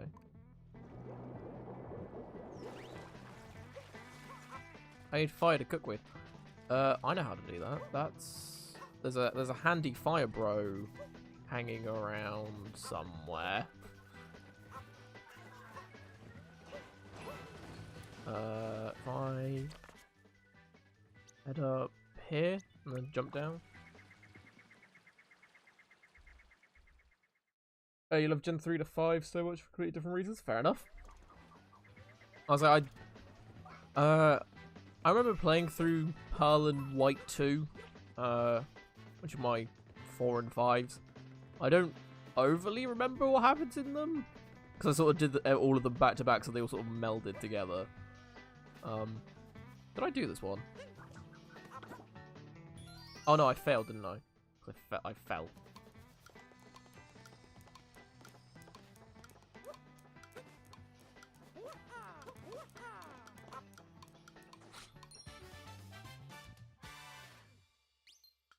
I remember enjoying them, but I don't remember exactly what happens in them. But I mean, I was like, oh, this is fun. Maybe I should probably replay them at some point. I say one thing I do want to try and get is a 3DS capture card. So then I can sort of show that off a bit easier. Even though it is fairly expensive to get and quite a bit awkward to do. Yeah. Yeah, if I could do that, then I could show it. Then I could do a bunch of 3DS games and stuff. There's some Fire Emblem. Well, there's a Fire Emblem game that I've got that I want to try out. And then there's just a variety of handheld games that if I stream them, then I could actually finish them. This is like Fantasy Life that I don't know if many people with 3DS have tried out. Which if you haven't and you like RPGs, Fantasy Life is very good.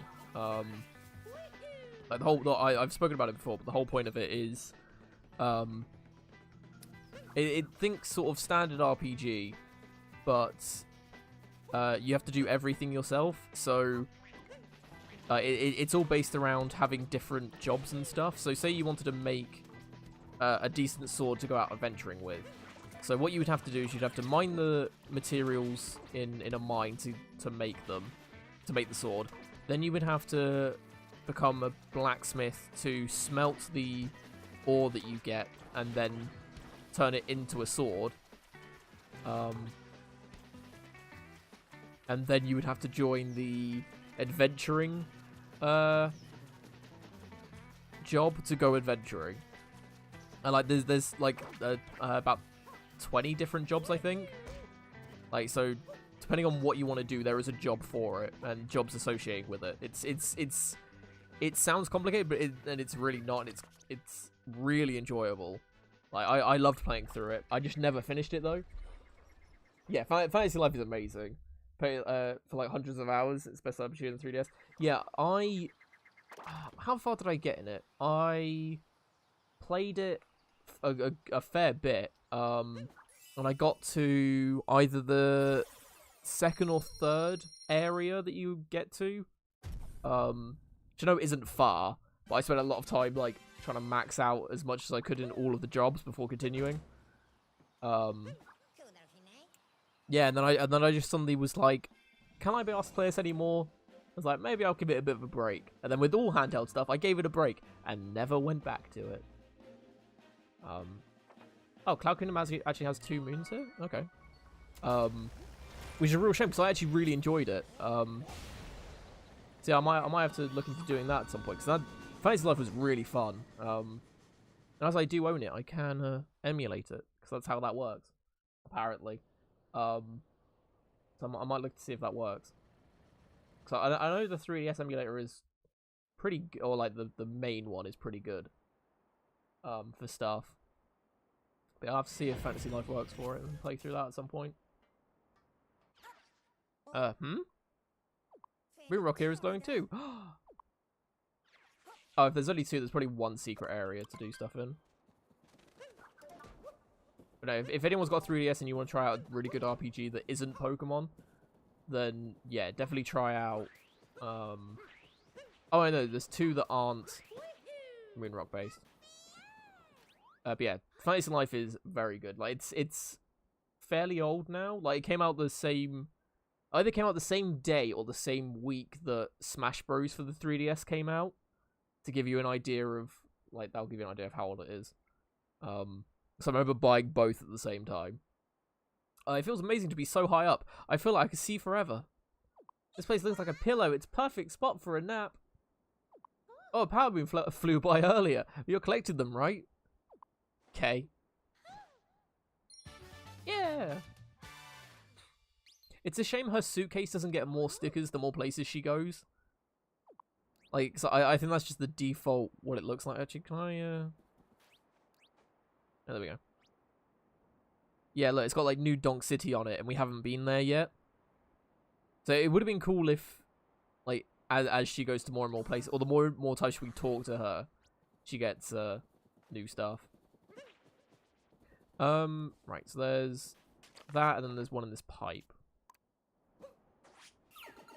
I haven't finished Sonic Unleashed on the Wii.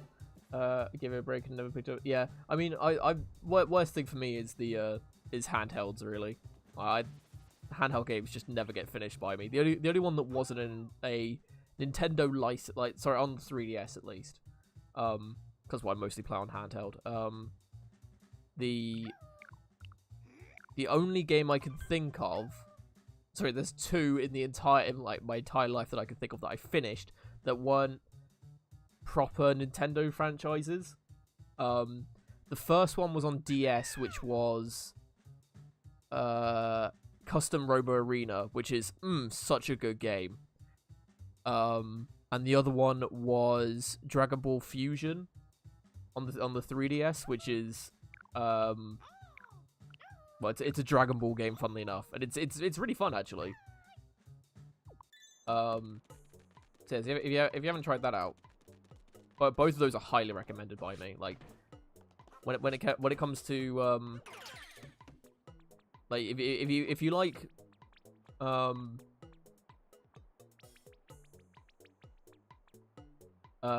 Pokemon, you'll like Custom Robo Arena, because it's a similar sort of system where you fight loads of different people, and then you collect stuff along the way. So for those you know, I should probably mention what Custom Robo Arena is. So it's set in a world where kids have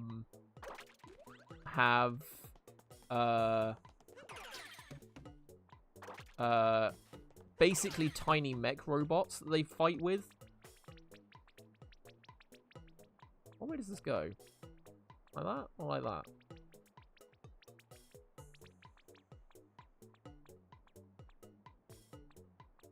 That's probably horribly wrong. Yeah, and so they fight in, like, these tiny arenas. Like, you think the size of Amiibo, that's how big these are meant to be. Is that it? I think so. I might have forgotten the nose. But no, it's very good. And basically the whole gameplay is you fighting. Oh, he looks so sad. Hey, I got 60 points. That's what I needed. Oh, but he looks so sad. He's upset that he's lost his nose. Bless him. Yeah. Basically a Goomba. Yeah, it's pretty accurate. Yeah, so the whole gameplay is that you play fighter as the robots that you make, and you can customize your own robot how you like. So you can have, like, melee weapons, you can have ranged weapons, all that sort of stuff. You can choose how they fight and everything, and then you fight them yourself. It's a real-time fighting game, so it's like 3D arenas. I mean, I want to play it on stream at some point, because there's a GameCube one, which is a prequel to it that I haven't played. So Custom Robo Arena, I think, is the sequel to it on the DS. Because there's like a whole series of it that was released in Japan, but we've only gotten 2, I think, in the West. One of them was what was it? One of them was Custom Robo. I think it was just called Custom Robo on the GameCube. I can't remember though. And I only found out about that years later. No, just skip that one. Yeah, so that I want to try out. And then there's Custom Robo Arena on the DS. And then I don't think we got any more after that. But we did get a game called LBX, which is Little Battle Experience, I think it's called. LBX, yeah, something like that. Which is essentially a spiritual successor to Custom Robo Arena. It's the exact same gameplay. It's just set in a different world with the same thing of kids having tiny robots that they fight each other with. Like, it's basically the same thing. I don't know why they changed it, but there's like an anime that's tied to it and everything, so I don't know if it was for that or what. So, oh no, sorry, no, so 3, yeah, because I finished LBX as well.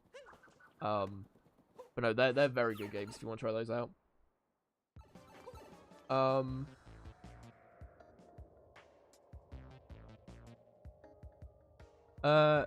Yeah, and then Dragon Ball Fusion. If you like Dragon Ball if you like Dragon Ball, then Dragon Ball Fusion is a great game. It's not a traditional fighting game. It's kind of like I want to say pinball, kind of like when you have your fighters and stuff. Like, I mean, you look up gameplay of it is probably the best way to describe it. Because it's so we describe it. It's sort of like, so you have the battle arena where you have 2 teams. So you have your team and then you have the enemy's team of about 5 opponents each, or 5 characters each, and then you would you basically fling them into each other, and then they do damage based on like their attack and who they're attacking and all that sort of stuff. And then you can choose to do special attacks, which if they're a beam, then it will go across the map and hit everyone in it, and it's weird, but it's great. I thoroughly enjoy playing through it. Like, it's got characters, like it's got pretty much every character you could possibly want to play with in Dragon Ball. Include like, and it goes from the original Dragon Ball, because you can have like Kid Goku and stuff, and I'm dead. All the way up to Super. And when I say Super, I mean it goes up to the second arc in Super, because I don't think it has the Trunks or the Future Trunks arc characters in it. I think it's just got the Universe 8 characters, I think it is. Is it Universe 8? Because I think Dragon Ball's in Universe 7. I don't know. If you watch Dragon Ball, you know what I'm about. If you don't, it's very good. You probably don't, but yeah.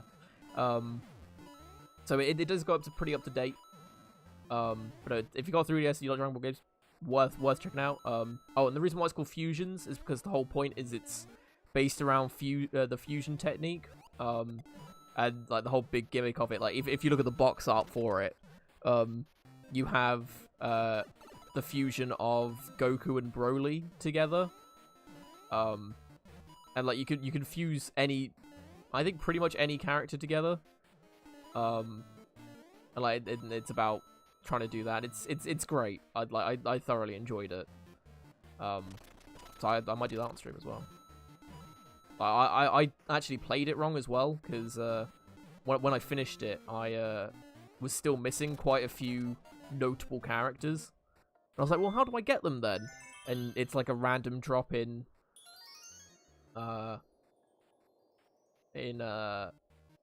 like these portal things, and I never went to the portals to farm levels or anything, so I missed out on those completely. So yeah, but a very good game. Yeah, so Sonic Unleashed, I think I've spoken about it before, where I never finished it because I got stuck at one point. I was like, yeah, I'm good on this. But yeah, I think that is one of those games that has like quite different versions depending on what platform you play on.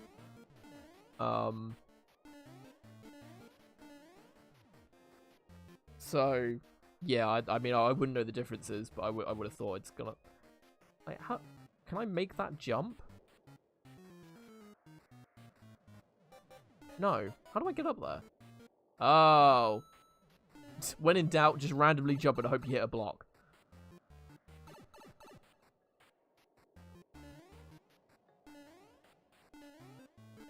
Oh my god. There we go. Yeah, I mean, from what I remember of Sonic Unleashed, I thought it was all right. I didn't think it was great, but I thought, I mean, I like Sonic, so it's like this is all right. The Werehog stuff I thought was odd, but I just rolled with it at the time. I mean, I haven't played it in years, like since it came out, years sort of thing. So I don't know how well it holds up, but yeah. I played the 360 version, so I played probably the proper version, I guess, is probably a good way to put it. Yeah, I mean, I'm intrigued what the differences in the versions are. It's like you've got like 3DS versions of like the newer games, like Generations got a 3DS version, which is meant to be different. So yeah, it's weird that they did that. Probably mostly that love the Werehog stuff. Oh, okay, this was actually very good from what it was. It was meant to be like a beat 'em up bit, wasn't it? Probably being like 10 minutes long in the 360 version. Really? Wow. I mean, I didn't get that far, so I don't remember. But goddamn, that's ridiculous. I'm actually gonna quickly run off and make some tea quickly, and head to the loo and stuff. So I'm gonna take a quick couple-minute break just to get some drinks and stuff, just so I don't dry my throat out entirely, and then we'll come back, finish off this world, because I mean, there's only 4 things to get, so we'll get those, and then actually, is there 4 or 5? There are 4. Yeah, we'll get those, and then we'll continue onwards. It's on Xbox One now. It's about compatible, and it has improved graphics. Oh, really? Oh, okay.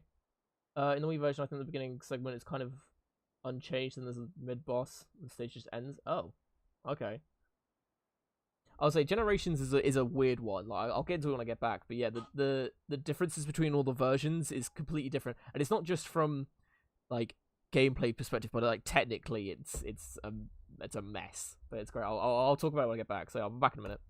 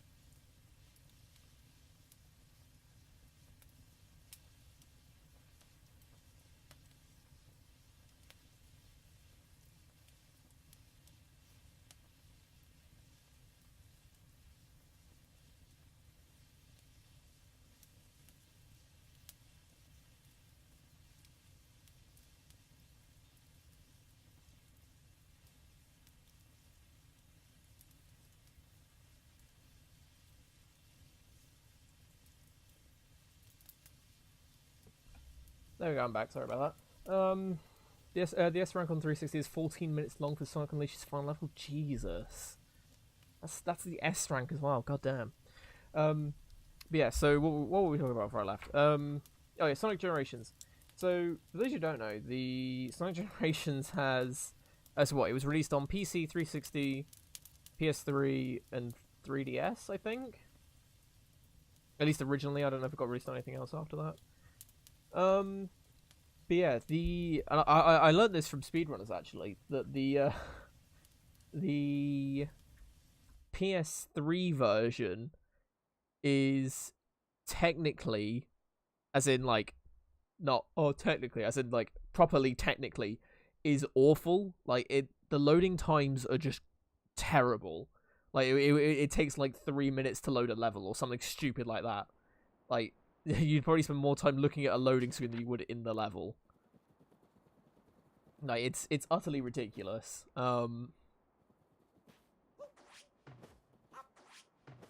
Like how they messed it up so bad is a miracle. And from what I've heard, the 3DS version isn't much better. Like the 360 and the PC versions are fine. Wait, what?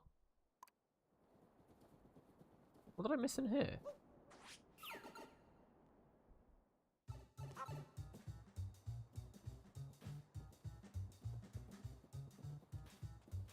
Yeah, it's worth looking into because there's stuff online that goes into detail about how messed up the whole thing is.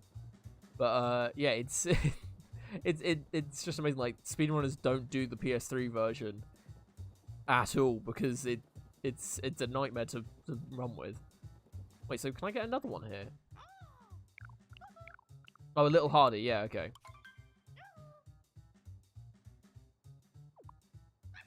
Oh, okay, so the big bit is pointing upwards, okay. Oh, okay, so it goes with the little bump thing, okay. Okay, I can try that out. Oh, what?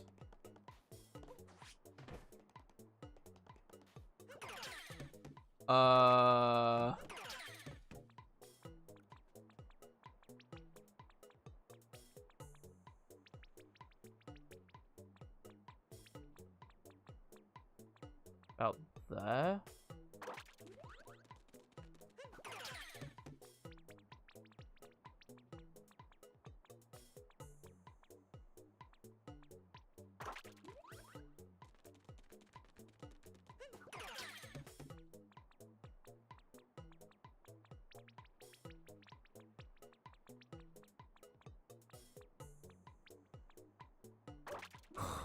This is gonna look awful.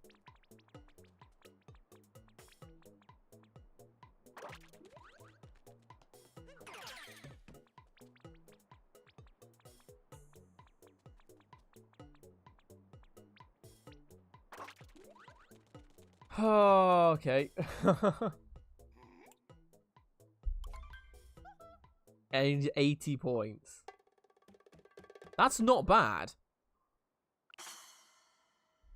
Huh. That's worse than last time?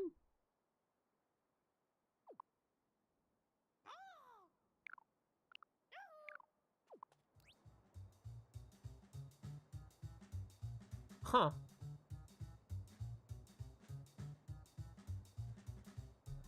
Some games on PlayStation aren't good except Rivals. Which one was Rivals? Was that one of the racing ones?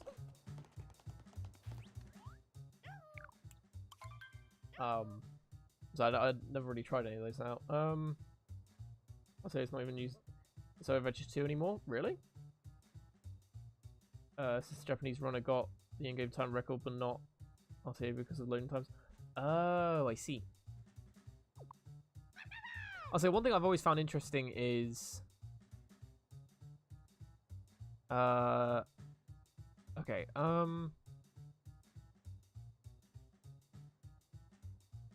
yeah, one thing I've always found interesting with...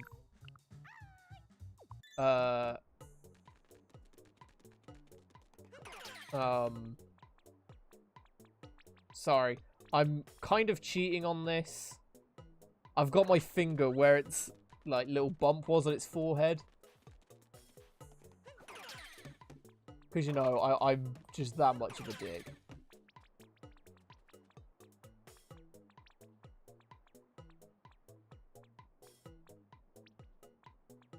That's about right.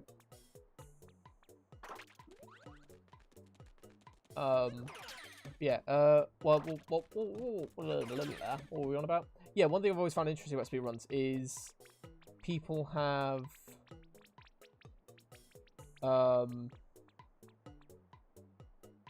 splits that'll interact with the game itself. So, when there's a loading screen, it'll pause the timer and stuff like that. Well, I've always found really interesting. I'm assuming it's like a thing that people make for that particular game. But yeah, that I've always found really cool. Right, let's see if my cheating worked. Auto splitters, yeah.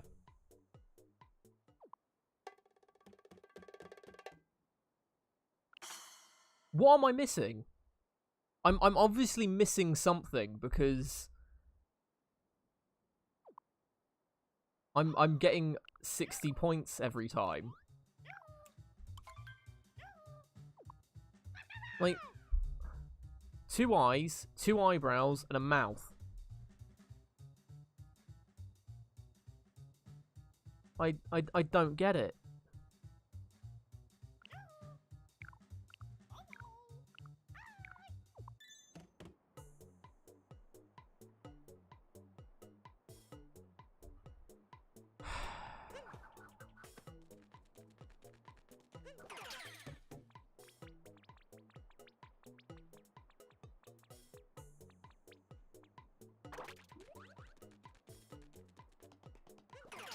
So he's just a bitch? Yeah, he is. Like, I don't get what I'm meant to be doing.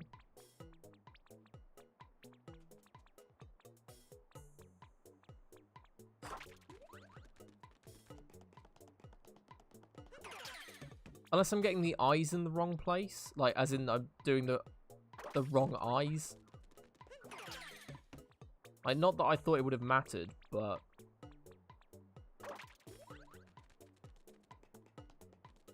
Like, maybe the one that spawns on the right's meant to go on the left? Maybe, and that's what's doing it? I don't know.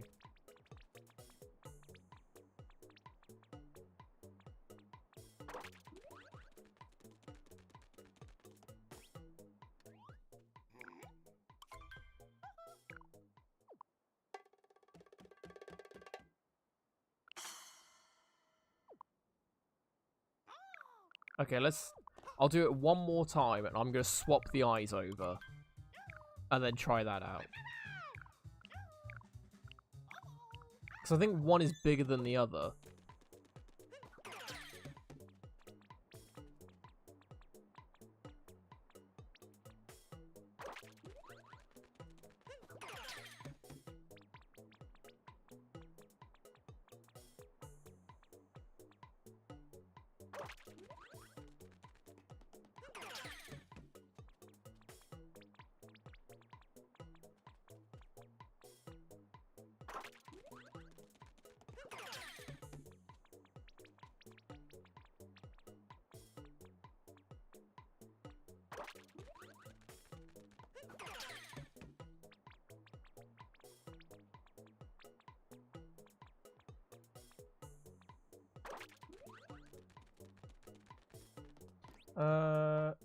Right.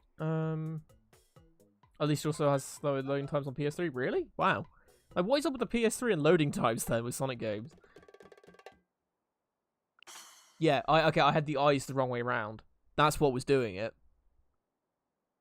So even though that looks awful, as the eyes are in the right place, like, so they're in the right order, I guess, then it works. So dumb. But sure, we'll go with it.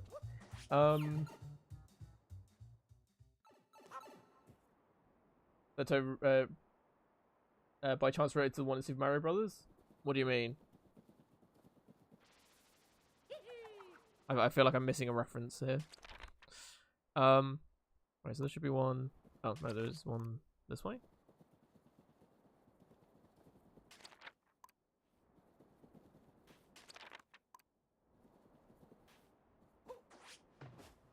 Oh.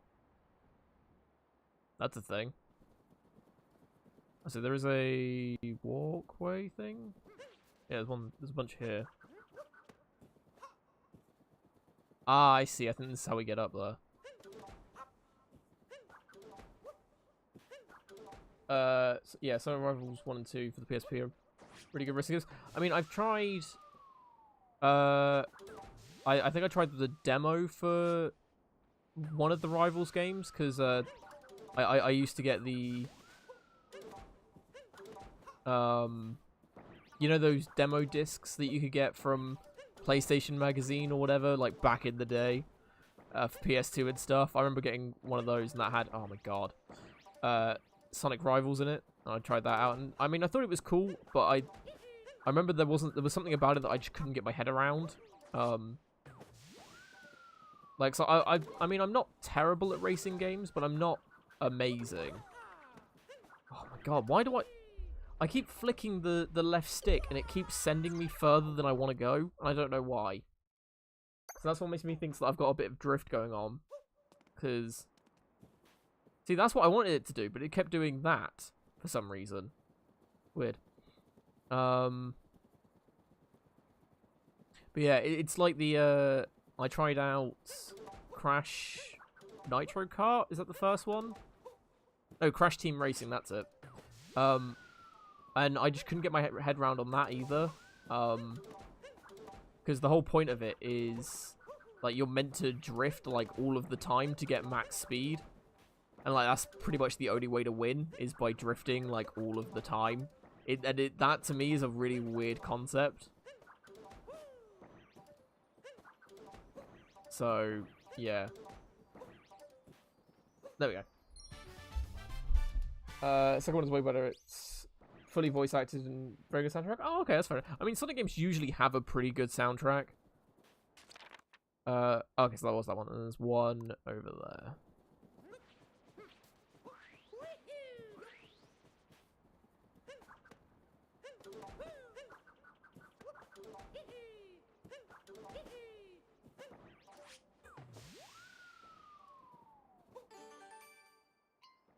Oh, what? What?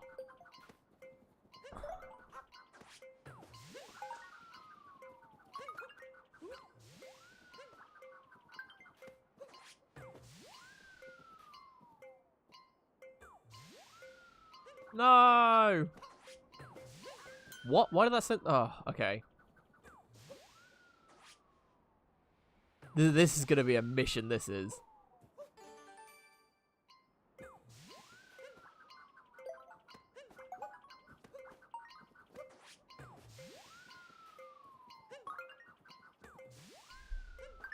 There we go.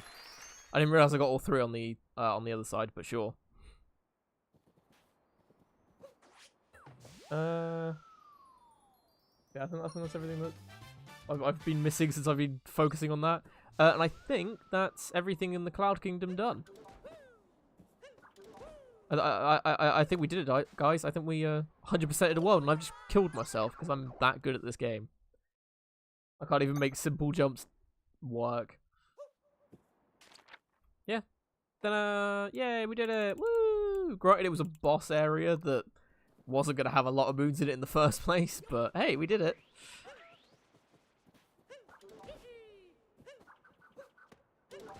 Actually, if I...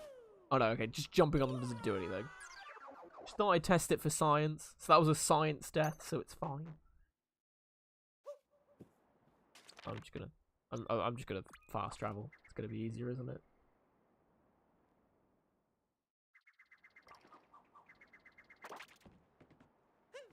Yay! Yeah, 390. So I need 500 moons to get to the darker side. Set sail.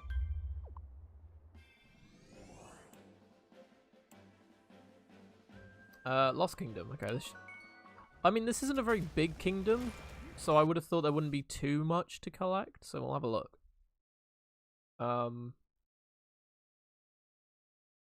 Yeah. How did we get onto this with the whole Sonic thing? Oh yeah, it's because about not finishing Sonic Unleashed. Yeah. Hmm. The moon rock here is glowing too. So I just completely forgot how it's like. That tends to happen here. It's just we start talking about something. It's like, how did we get to this bit? Just like conversations just completely derail. It's great. I'll say one thing I keep meaning to do is, I mean, if you guys want to, I keep meaning to set up a command with Nightbot or just whatever I can use to do it. Set up like a topics command. So I put in a bunch of just random things to talk about. And then if anyone wants to talk about something, they can do !! topics, and then then we can talk about whatever that particular thing is. What I'd probably do is put on the Discord like a, hey, what do you want me to add to the topics thing? And then have a list of stuff from you guys to add in as well as my own. If you guys are up for that sort of thing, I can look into doing that tonight or something. Because it means then we can keep sort of conversations going and stuff, which is always nice.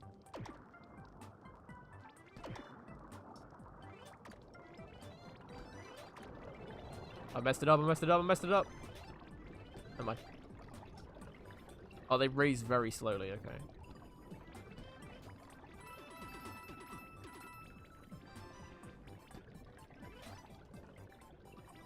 Oh yeah, one thing I did want to ask about. Oh, I've done this the wrong way around. Okay, go. Has anyone here tried out? I can't remember what it's called now. Yeah, it's Pillars of Eternity, I think it's called. It's like an RPG game that's on PC and stuff. I think it was crowdfunded as well. It's sort of D&D-esque with like its playstyle and stuff. Yeah, sounds good. Okay, I'll look to doing that then, because it's something that I thought about the other day and thought, actually, that's not a terrible idea. Because there are times when like I just run out of things to talk about. It's like, now what?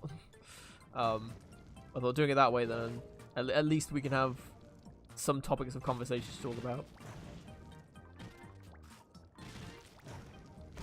I'll say there's the second one is out, that came out last year, I believe.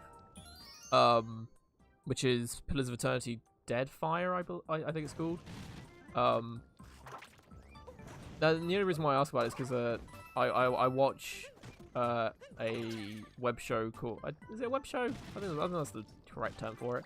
Called Critical Role, which is, for those of you who don't know, is a D&D based show. So they play D&D, but it's done by professional voice actors.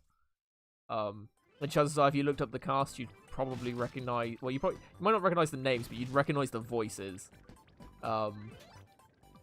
Because quite a few of them are in a lot of stuff at the minute. Yeah, it came out. I want to say mid last year or mid to end last year.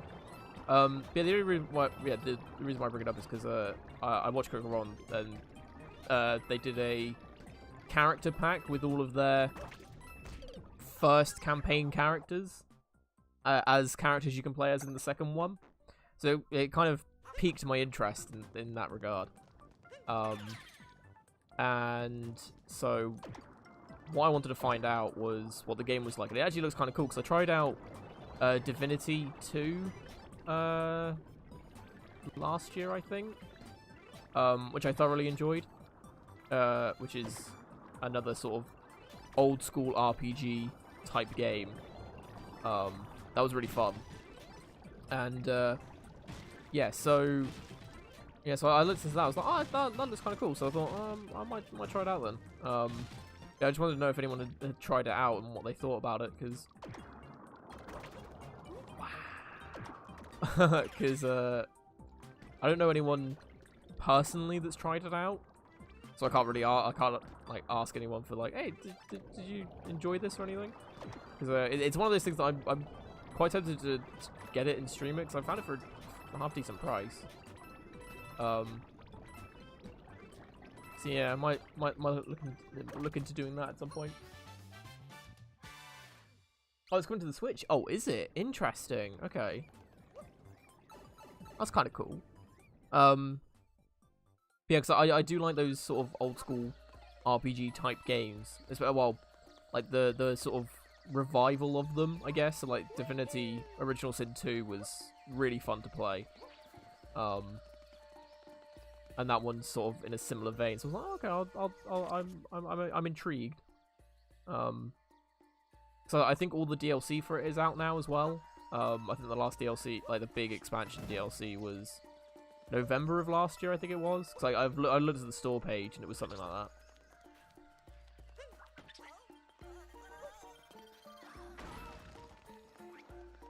Oh yeah, there's loads of great stuff on the Switch this year. So there's quite a few ports that I was talking about yesterday. That have been announced. Like a bunch of Resident Evil games are being ported to the Switch. One of them being Resident Evil 4 again for the billionth time. So that's coming to the Switch. Resident Evil 0, I think, is, and there was another one. I can't remember which one it was. How am I meant to break this?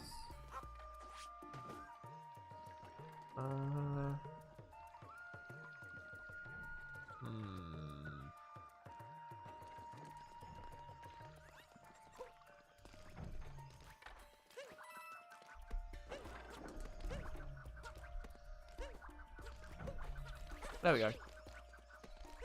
Oh, well, that almost killed me.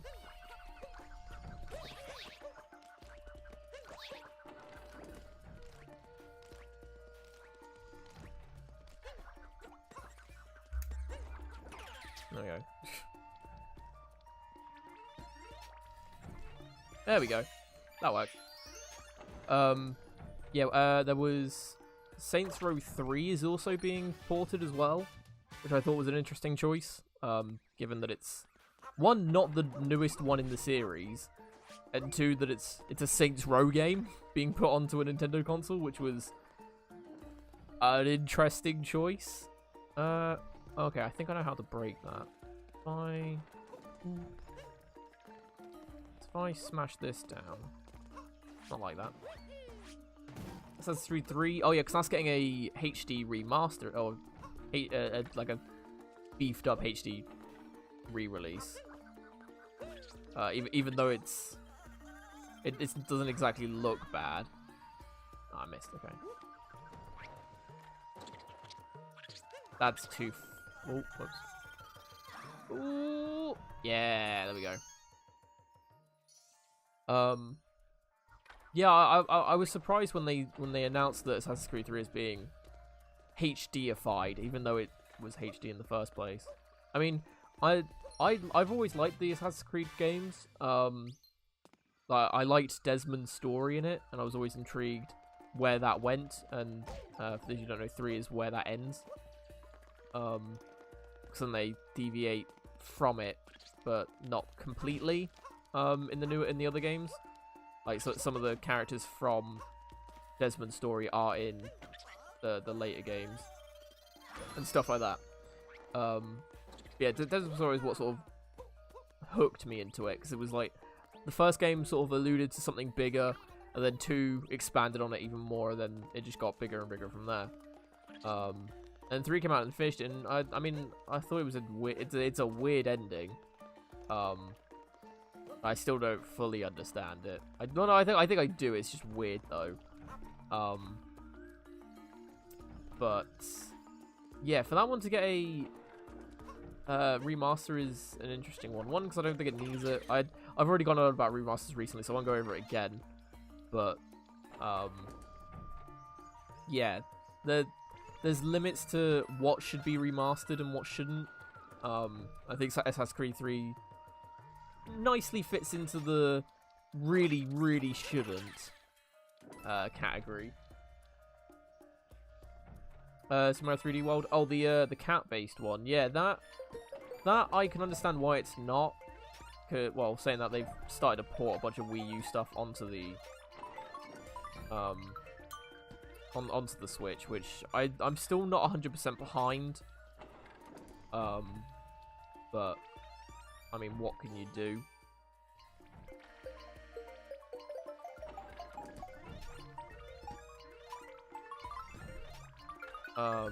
And it kind of makes sense because it's like, who the hell bought a Wii U? But then there are some really good games on the Wii U that no one has tried. Yeah, we're like, I mean, so yeah, going back to Assassin's Creed, I do enjoy the Assassin's Creed games up until like Black Flag I enjoyed, and then I sort of stopped after that. Like Unity, I did eventually get around to playing, because I got it for like next to nothing on a CD key site, and it was like, this is something. Like, I just wanted an open world game that I could just sink time into. I was like, oh, Assassin's Creed's one of those now. I mean, I'll try it out, and I did, and I was like, all right, great. I mean, I wasn't the biggest fan. And then Syndicate. Did I actually get Syndicate in the end? I can't remember. I think I might have actually. I just didn't enjoy it. But it seems like with was it Odyssey and what's the other one? Odyssey and Origins. They changed it up quite a bit to make it less like Assassin's Creed and more like an RPG. Which, I mean, I don't know how I feel about that. I obviously haven't played them, so I don't know if it works very well. But like Assassin's Creed is meant to be stealthy, climbing on rooftops and stalking stuff, and then attacking from the shadows, not "Rah, I'm all powerful, grrr," sort of thing. Yeah. So Assassin's Creed 3, I just it was kind of the beginning of the end for me.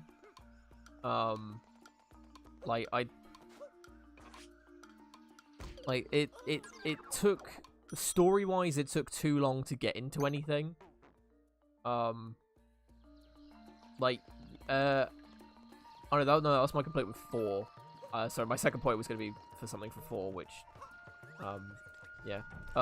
In 3, it felt like the Assassin's Creed thing was sort of forgotten about, or the Assassin's Creed bit was forgotten about a little bit. And from what I remember, it's like you only become an assassin because, well, you don't become an assassin until like sequence 5, which is about halfway through the game. Like you don't get the robes or anything until like halfway through the game. It's dumb. And then after that, it's like, okay, whatever. I'll say 4 did it worse in that regard, where it's like, oh no, 4 did it worse in the fact that they completely forgot about the Assassin's Creed bit, because you don't ever technically become an assassin in 4. I think you do it at the very end, and it's very offhandedly, oh, you're an assassin now, and you're like, huh? What? And like you get the clothes because you're a pirate, and you take the clothes of a dead guy, or sorry, a dead assassin, and then the assassins just accept you by the end of it. And it's very, very offhand. It's like literally one cutscene. A guy says to you, "Oh yeah, you're an assassin now." Like, oh okay. So the captain is somewhere around here. Yeah, 3. I don't know. There was just something about it that I just couldn't get into. I mean, I finished it, but I didn't enjoy myself as much as I thought I would with it. It was. I mean, I don't want to spoil it for people that haven't played it. I mean, it's fairly old now, so it's like if you haven't played it, then I mean, I'm not meaning like you deserve it for it to be spoiled, but it's like if you intend to play it and you haven't had it spoiled for you already, then hat off to you. But yeah, it's like it starts weirdly, and then it takes way too long for you to actually become an assassin. At which point they might have just done what 4 did, where it was like, "Hey, you're not an assassin. Never mind." Oh no. So yeah, it was just like, okay, sure, whatever.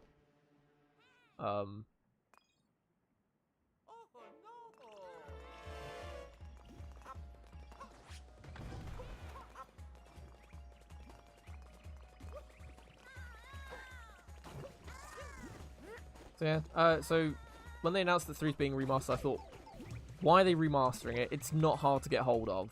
Like, porting it to Switch, fine. But, like, wait, are any other Assassin's Creed games on Switch at the minute? Because I don't think they are. Like, because there's the Ezio collection, I think it's called, which is 2 Brotherhood and Revelations. I don't think that's been bought to Switch. So to have 3 by itself to be put on the Switch is a very odd move.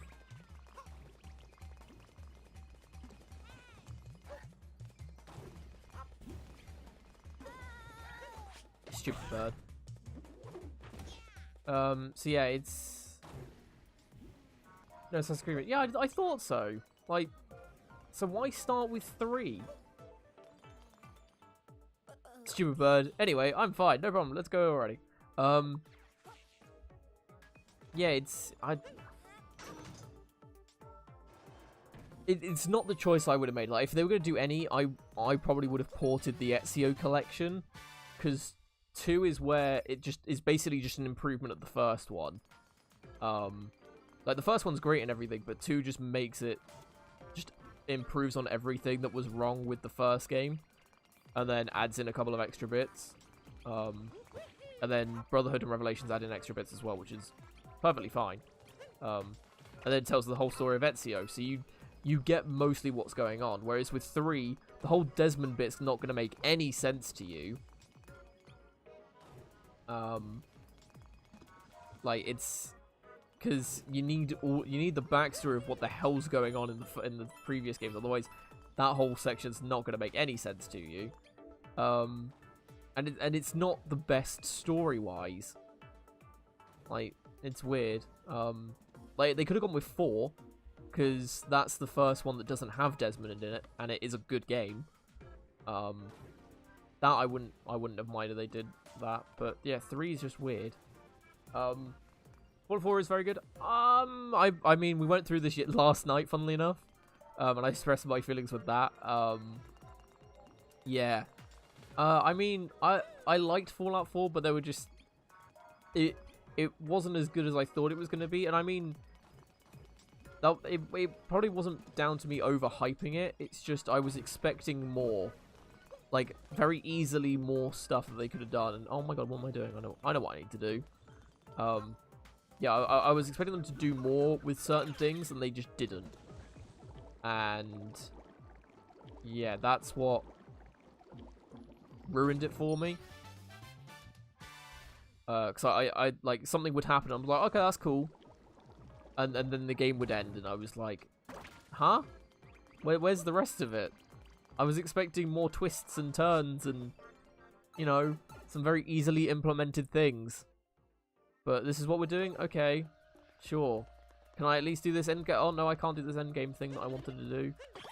Okay, so I just chose the shitty ending because I wanted to try and make it a good thing, but I can't because the game's a dick.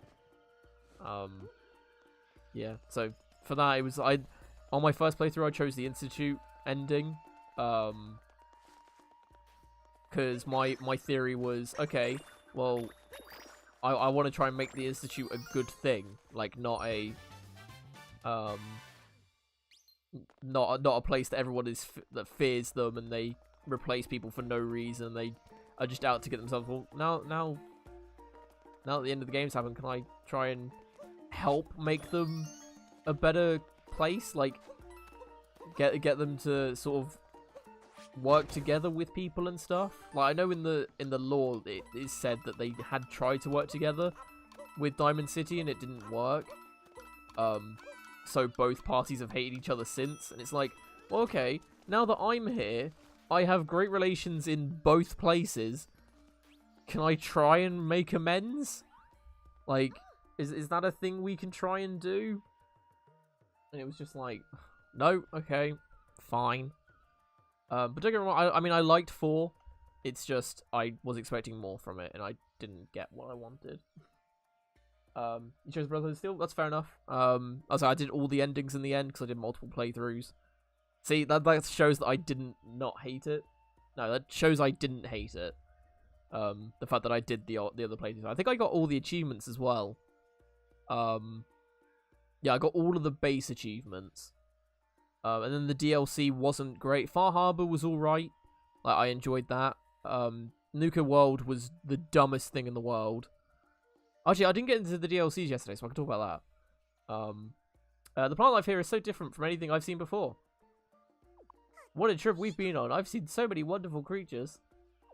I picked up a power moon as a souvenir for you. Oh, nice. Okay, so before I get to the DLC and stuff, you wish they port Fallout 3 and 4? I mean, given that they ported Skyrim, and I mean, I haven't really looked into it, but I'm assuming it's not a terrible port. Like, from what I remember, it got pretty decent reviews. Like, the Switch version of Skyrim. Like, people said, yeah, it's good, it works. You can play Skyrim on the go and stuff, so that's awesome. So, yeah, Fallout 3 or 4 would have been pretty good. Hell, New Vegas would have been the best one to do. Because New Vegas is the best one.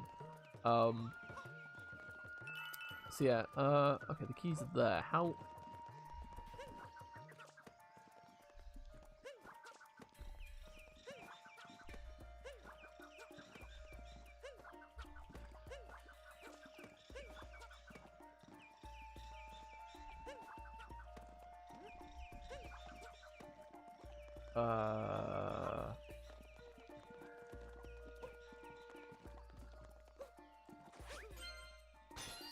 So even though I died, does that stay open?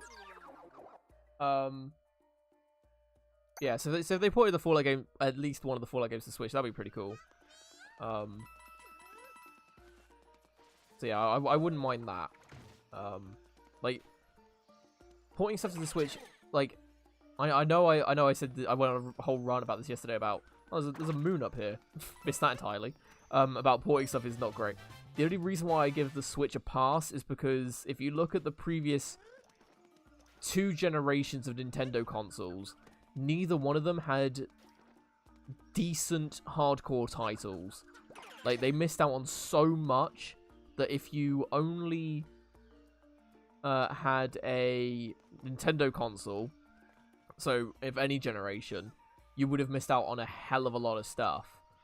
So, for them to port older games that are pretty decently well received, like Skyrim, Saints Row 3, even Assassin's Creed 3, like it opens up to a whole new bunch of people that may have not got it before. Why have I missed this moon?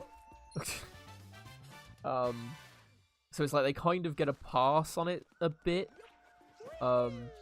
mostly because it hasn't gone completely off the rails at the minute. Like, they haven't gone and ported literally every game ever. They've done bits and pieces,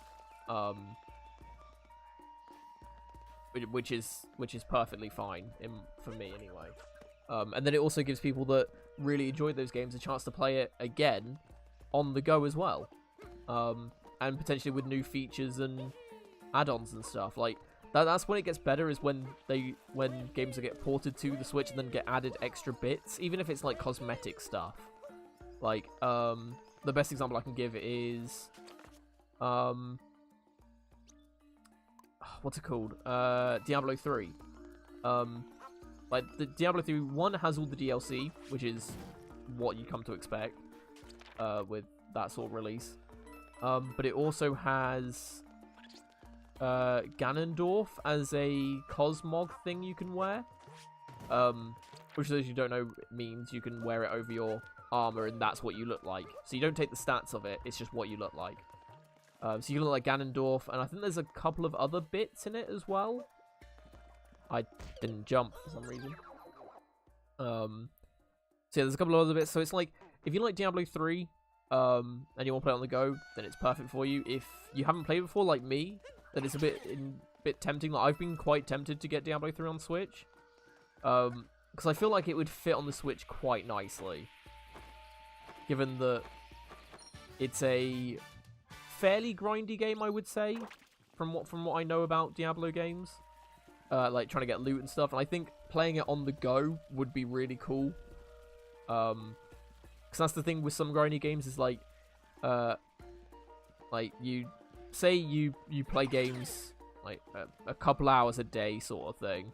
Like trying to grind out a game like that would take like you'd grind for 2 hours and probably make hardly any progress, and that's about it. And we're pretty much done here apart from the race. Yeah, you'd make no progress because you'd be grinding this thing for 2 hours every day. It would take you like a good week to grind what you need, and it's just like, why would you want to do that? But if you have it on the go, say you're going to like on like the train or something, going to work or whatever, you can bring the Switch with you, and then during the journey you could grind a couple of for a little bit, and so it just adds more and more time, more and more time you can grind and stuff, and it's great. So I think from that perspective, Diablo works really well on it, and other games like that do work well. I say some others probably don't. I'm trying to think. Skyrim, I think, is a bit more awkward like that, because there's no if it's level based, it works a bit better because it's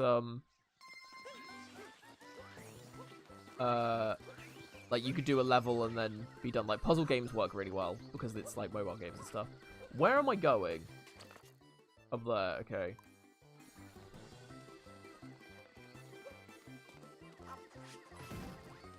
Wow, that blue guy though.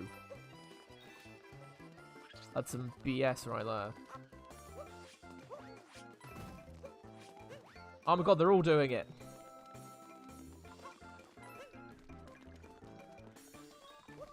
Ah, I had a good cycle. No! Oh my god. Anyway, so yeah, point Switch I think is alright, depending on what it is. But most things get a pretty decent pass at this point.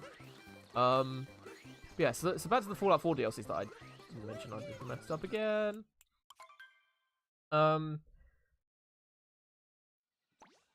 Yeah, so with the DLCs with 4, so I've mentioned how I wasn't a fan of the ending with. Oh my god, why am I so bad at this?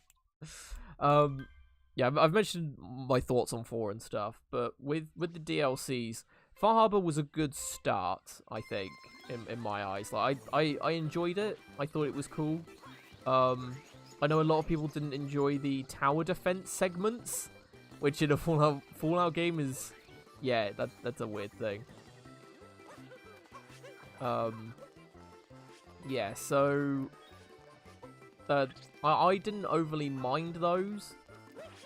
And the thing is, I also took Nick with me. Oh, fuck's sake. I'm just gonna do it my way.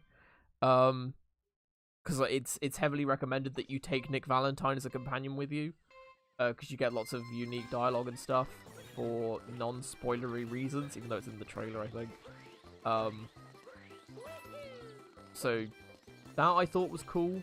The fact that there's about 4 different ways to end it, I think, is cool.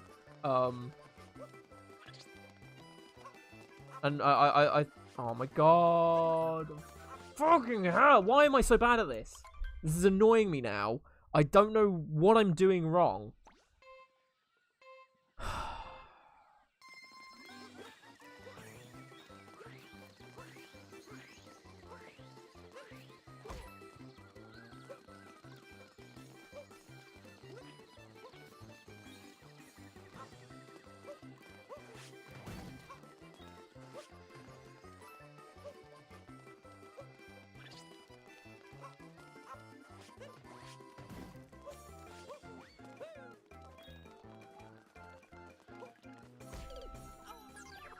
Really?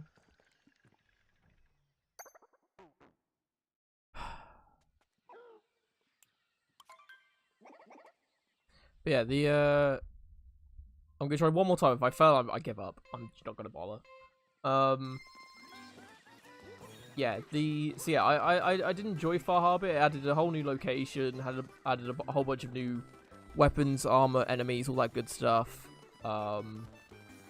Storyline was alright. I mean, it was pretty standard stuff of meet the first faction, go investigate the other factions, and then choose who you want to live and die. That's what it came down to. I mean, it wasn't terrible.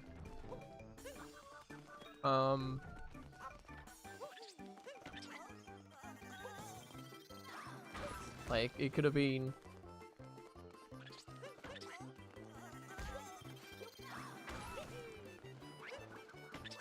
a lot worse, but I think it was a pretty good start. It's like, you have to compare it to the other first DLCs for stuff. So for 3, that would have been Operation Anchorage, I think. As well as with New Vegas, it would have been Dead Money, which I didn't enjoy, to be honest. I thought it was alright, but it wasn't great. Jesus Christ, that was awful. I'm not doing the hard version of that.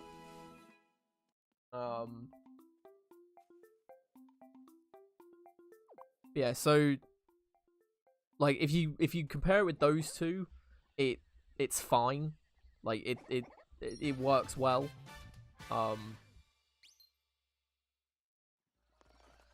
Like it was a good start. It wasn't the best DLC ever, but it wasn't the worst. So yeah, I mean I enjoyed it. It was fine. But yeah, then we get on to Nuka World. I'll say I'm glossing. I'll get back to the other DLCs and stuff afterwards.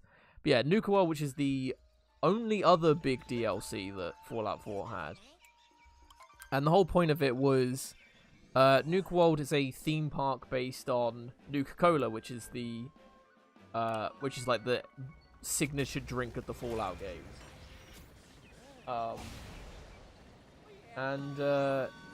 Yeah, so it was a theme park that you go to that had been taken over by raiders. So already it's like, okay, so how are we doing this then? Bear in mind, I play as a good guy in everything, like most people do. So you get there, you go through this trial thing that the raiders put you through, like this obstacle course type thing, and then you fight the boss in that. Turns out the boss that you fight is the... What do they call him? Is it the Overboss? I don't know. It's basically the leader they have there.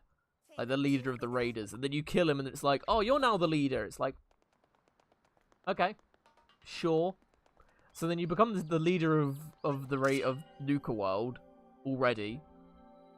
I mean, I say spoiler alert, but this is literally the first thing you do. But then, like, none of the, like, faction leaders trust you. So, like, the whole point of, like, you have the raiders that are there, but then you have, like, sub-factions there. And the whole point is the sub-factions take over the different bits of the park, like the space area, the wildlife area, the kidland bit. I think there was another one, I can't remember what it was. Oh, the Wild West version. Or bit. And yeah, so the whole point is you have to go to these different locations that they never tried. Oh, so they never successfully took back from whatever was there. So in the space sci-fi one, like the robots there have gone haywire and are killing everything. Oh,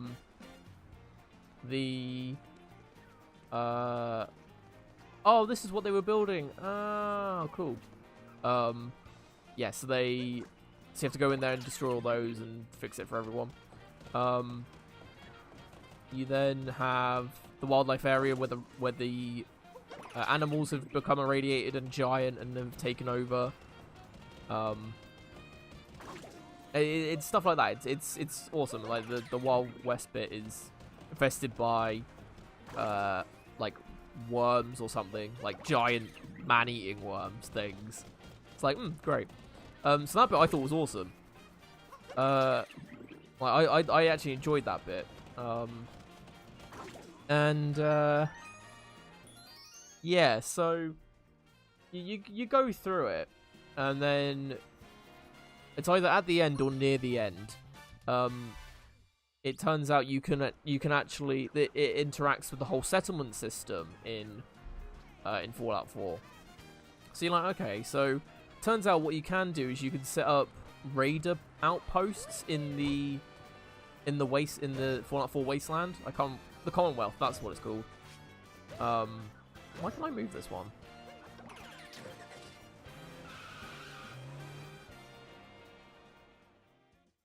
What? Okay. Oh, I've done this. I did this in the darker side, but it had Yoshi involved. Yeah, so you can make raider outposts, which I think is required for one of the quests. So you do that, you do it, whatever. You give up one of your settlements, one of your, like, thousands of settlements that you never used. And then you go about your day and you go back and you do all the other quests.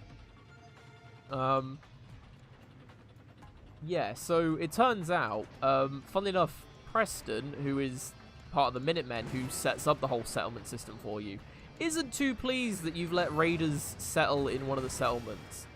So you get, like, he gets really pissy with you, like, oh my god, how the hell could you do this? What the hell's wrong with you? We're meant to be helping people, not killing them.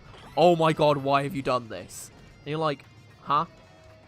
I mean, they work for me. It's like, how could you do this? Ah!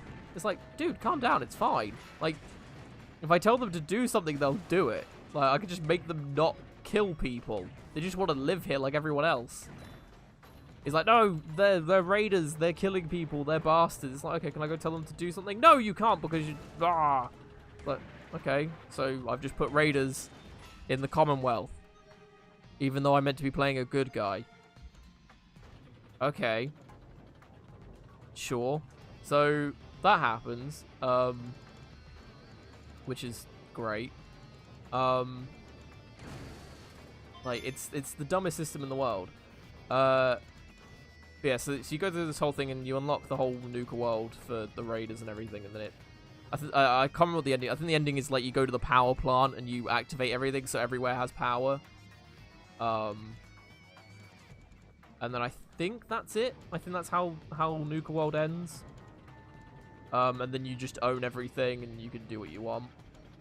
But it turns out that's actually the bad ending, because you work with the raiders and you let them thrive and everything, and it's... Yeah. So, that's great. If I shoot that, do I get it? I do. That means I'm missing one. I need to shoot it, probably. Yeah, so that's the bad ending, because you're helping raiders, funnily enough. Even though raiders are the prominent... Like, sorry, they're the only faction there. Like, there's nothing else. But it does turn out that there is a good option to do it. So if you go there and you talk to one of the very few merchants that are there in like the marketplace they have, you can be like, hey, you're a slave, right? Do you want to help being freed? And then you can help free the slaves, and it's great. So what you do is you help free them and everything. Spoiler alert, I guess, if you don't want to know the ending, but I mean it's yeah, so you help free the slaves and everything. You agree to help them, then you go to Preston, so you go to the Minutemen to be like, hey, there's a bunch of slaves over in Nuka World, should we go free them and take it for ourselves? And he's like, yeah, that sounds like a great idea. Bear in mind that there is nothing that gives you an indication of this. And, like, there's no reason to go to the marketplace apart from to buy stuff. And even then, the people you talk to buy from isn't the same person that you talk to start this whole quest line. Like, it's you have to talk to someone completely different. So if you're like me and you don't talk to every single NPC, the good option is never available to you. Like, I had to go out of my way to figure out how to do it, and I think I actually looked up how you do it. So yeah, so you talk to this person, get the Minutemen involved. You're like, okay, so we're gonna go kill everyone. We're gonna go kill all the raiders and save the people there, right? Cool. Sounds great. So we do that. Go there. Bear in mind, this is before you. Sorry, you are still the leader because you are forced to do that when you get to Nuka World. You get there, you kill everyone. Slaves are freed. Yay, we did it. Thanks for saving us.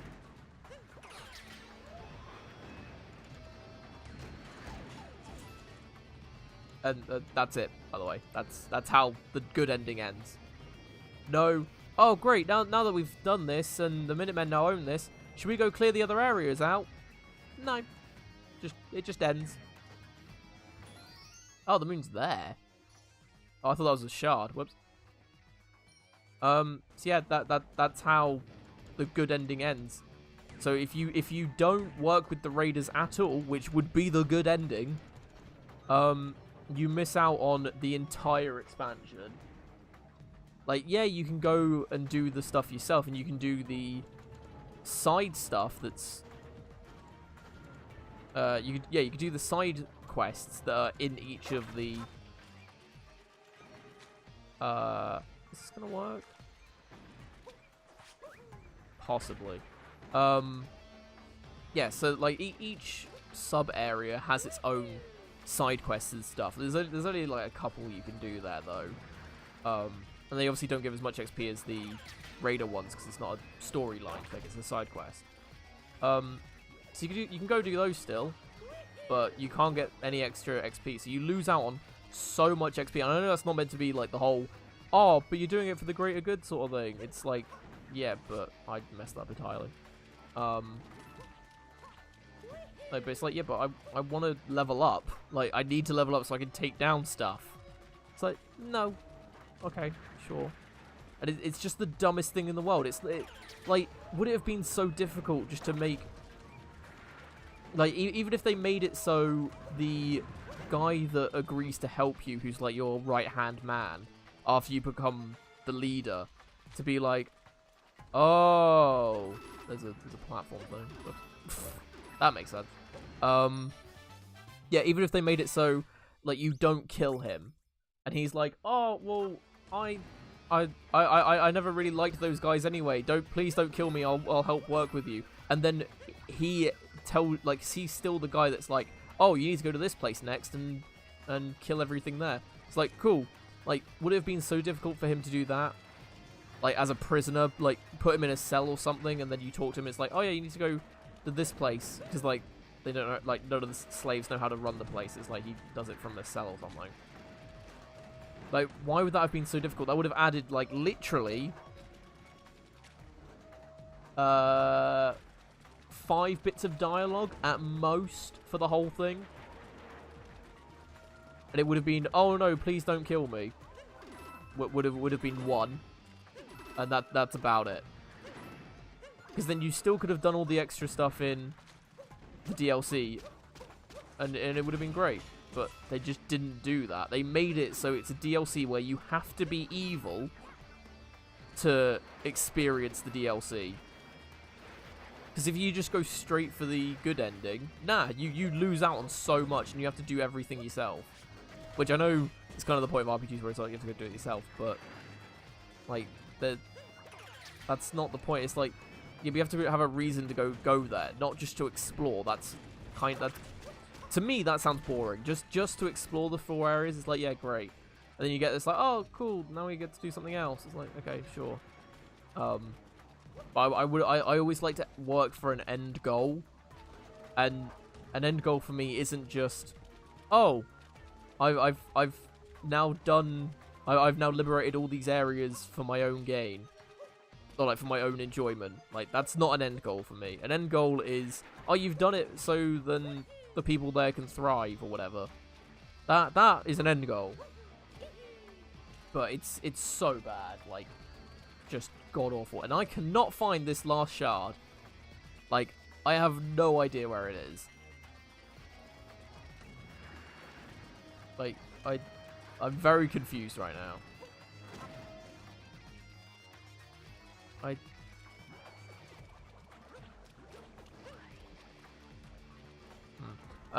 My highest level in Fallout 4 was, I think did I break 100? I can't remember. It's about 80 or 90, I think.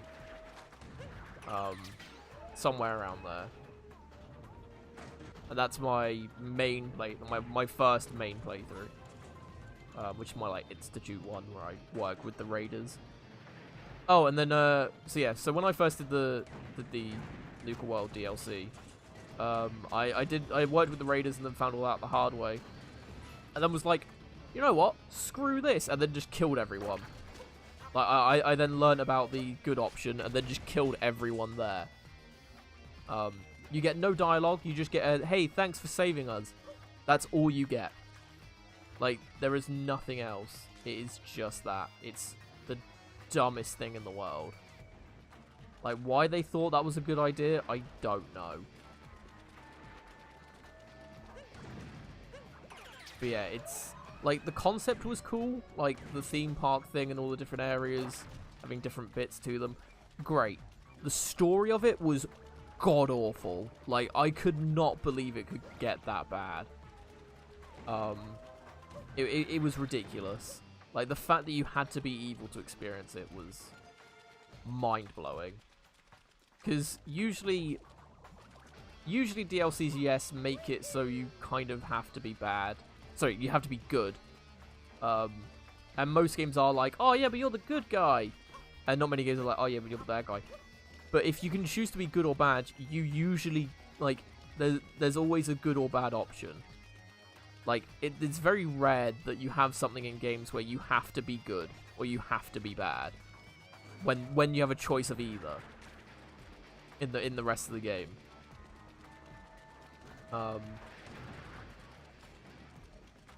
Seriously, where is this final shard?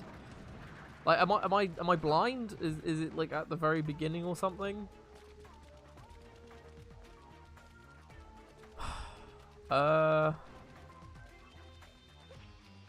difficulty to do it out? I think I did it at normal when I first played through, but then as I got super OP and nothing could do like any damage to me, I bumped it up to hard or very hard. And still nothing could really kill me. It was great.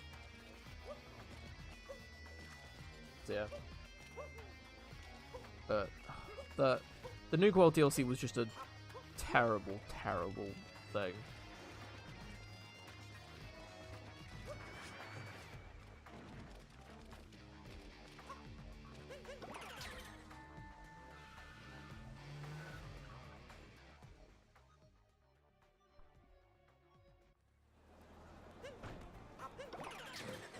Right, I don't know what went through their heads with that. It felt half finished.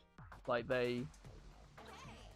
Oh, I still have all four. I was hoping it was going to reset it, so then I could get them all again. So I can keep track of what ones I have and what I don't.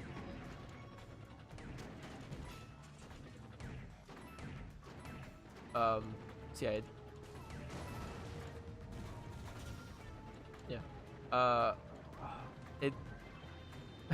It's funny enough, if you think about it, that seems like it was probably the beginning of the end with Fallout games,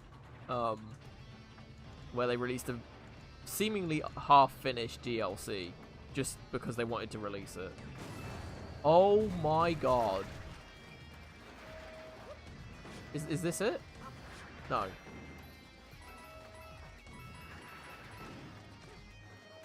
Now I'm very confused.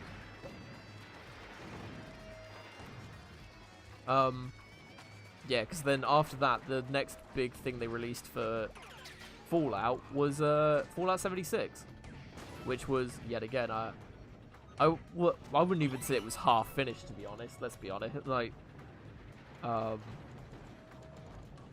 it was nowhere near tested or anything. It was, yeah, that's a whole other thing. Yeah, so it's just why. And then you've got the whole other bit of the DLC. So for those who don't know, with Fallout games, so Fallout 3 and New Vegas, is what I'm using it as the example here. The way the DLCs worked was you had 4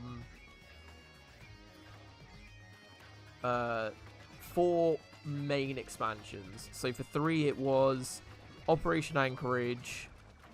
Oh, I'm gonna get this wrong. Operation Anchorage, the Pit, I think it was called. I just had a different name, but the Pit is where you went. Yeah, the Pit. Broken Steel, which was the last one. No, No, Broken Steel was a 5th one. So yeah, the 4 were Operation Anchorage. What did I just say? Oh, okay. What have I missed? Was Broken Steel one? No. Oh yeah, So, Operation Anchorage, the Pit, Mothership Zeta, and Point Lookout. Was it Point Lookout? Something like that.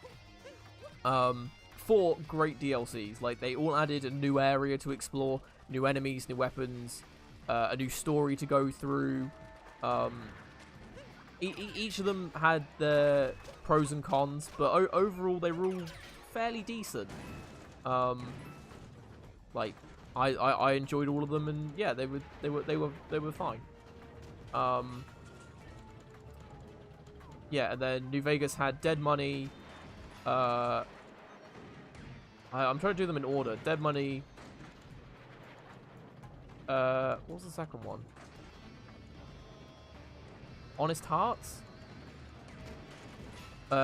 Old World Blues and Lonesome Road.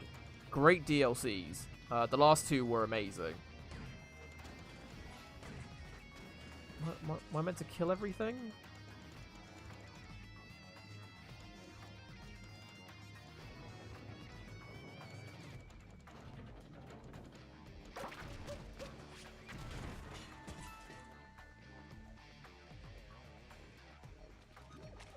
No? Where is this last shard? I honestly haven't got a clue where this last one is. Oh my god, are you serious?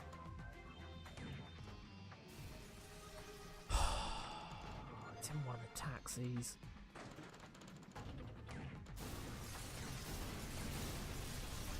I'm hoping it's in one of the taxis.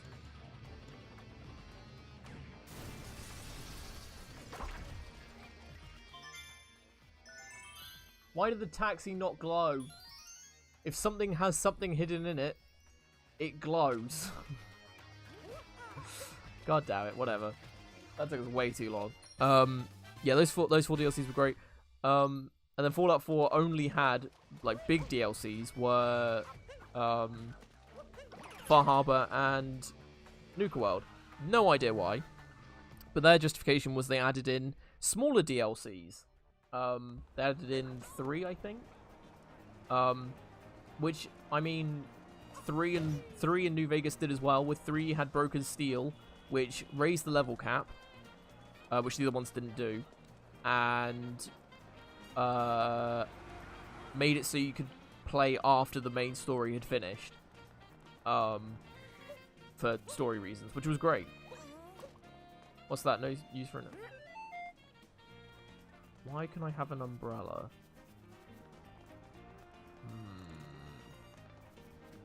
Right, so there's a 2 over this way.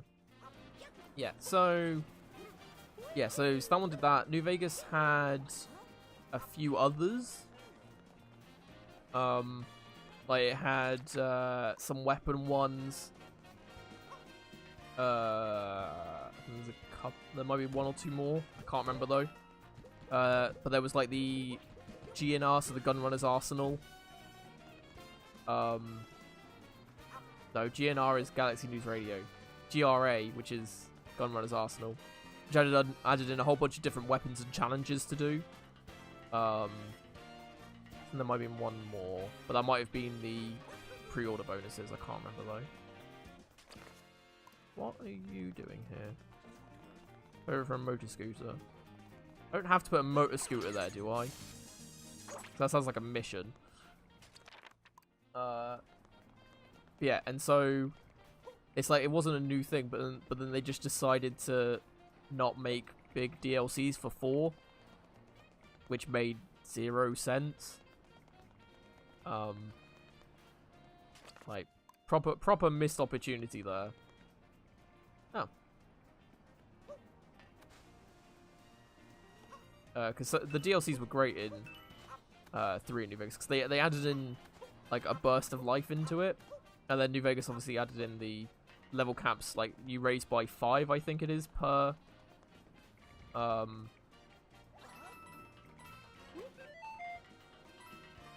Is someone looking for, like, this hat, the handbag, and the umbrella? Oh, wait. Oh, no, Pauline isn't looking for it, is she? Oh, we're waiting for you, Mario. We heard all about your heroics in the Moon Kingdom. Truly a hero's hero. You've come a long way since we met. I wonder if you'd like to learn a bit about me, maybe in quiz form. Sure. Jeez, this is going to go horribly. Yeah, and so Fallout 4 added in Automaton, which was you could basically make your own robot companions, and it added in like a story quest line tied in with 3, because it had the what was his name? A superhero or supervillain thing character from 3 that was in it again. So that was cool, but I mean it was like a couple of hours at most to finish the whole thing. So it was like, sure, whatever. I mean, it was nice, but okay. What were the other ones? There was a vault-based one, so you could have a settlement that was a vault. Great. There was another settlement-based one that had like conveyor belts and stuff, and then there was a creature battling one. The Mechanist, that was what it was called. Yeah, then there was another one which was you could capture like death claws and various monsters and stuff, and then you could have like a fighting arena and stuff, which was fine, I guess. But bear in mind, all of these are based on what am I bad with?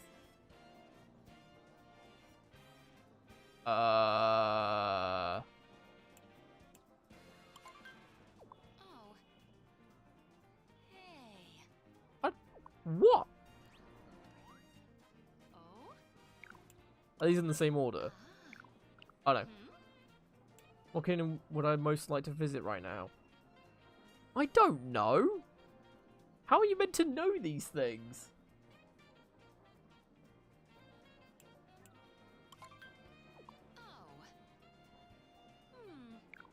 That's just there, and I'm definitely going somewhere else next. Okay.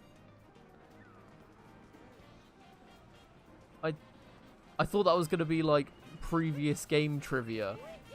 Because she was in Donkey Kong or something.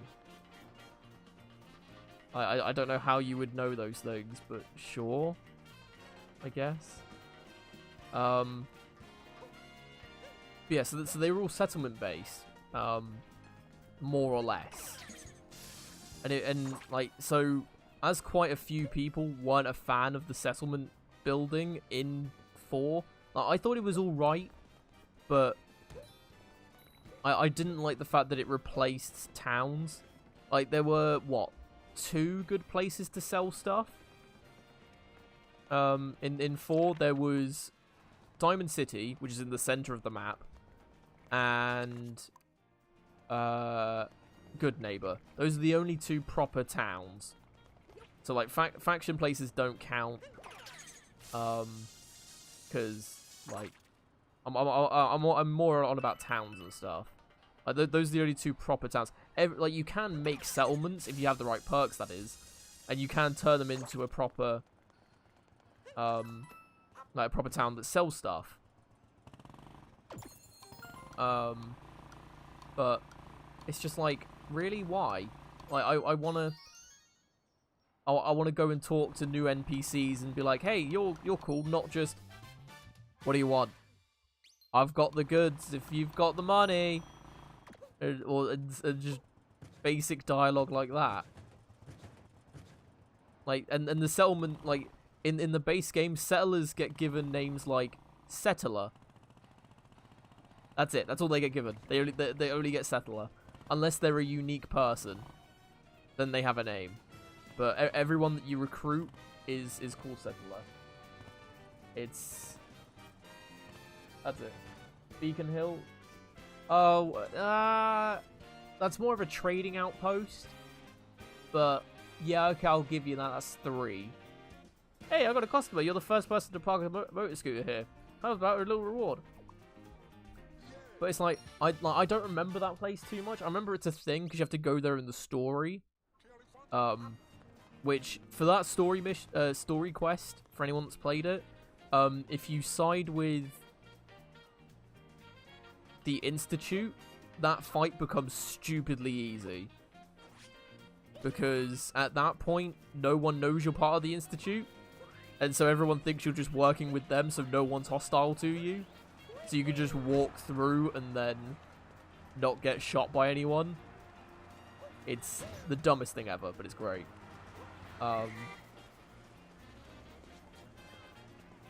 Covenant I wouldn't say would be one, because if you do the quest line there and you're good, you either you get kicked out, everyone dies, something like that. So yeah, I wouldn't class that as a town. That's like classing there's a little town thing, like about 2 or 3 houses in I didn't read that. In 3 that has like cannibals living there, like a family of cannibals or something. It's like casting them as a town. It's like, not really. Everyone gets killed by you. Yeah, exactly. I'm looking for music that fits this theme. The theme is, wait for it, revving a tiny engine.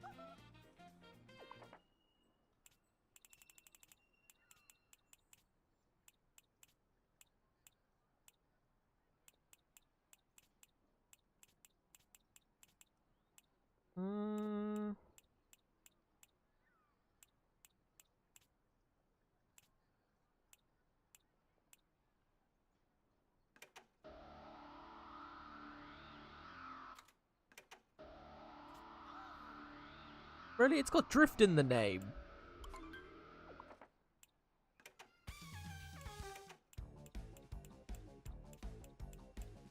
I actually don't know. Oh.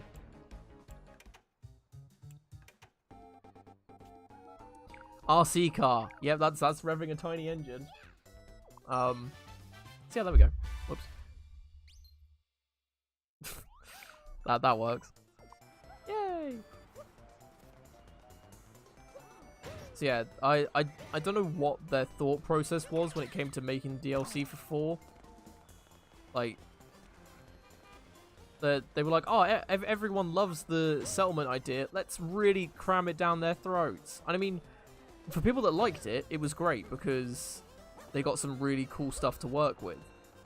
But for people that either weren't a fan or they were like me, that they used it but they weren't, like, they didn't really do much with it. They had like one good settlement and then that was about it.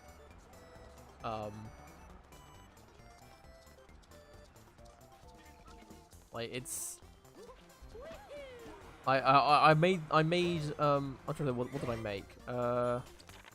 I had all the perks and everything for it, so I had like max level shops in Sanctuary, and then that was about it. I mean, I had defenses and food and everything, so they could live, to make it like a proper settlement, but that was about it.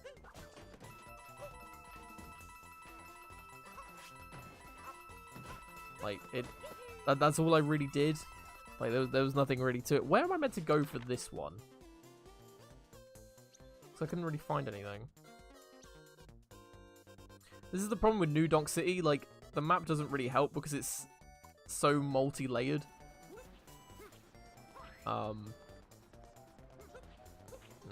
Interesting.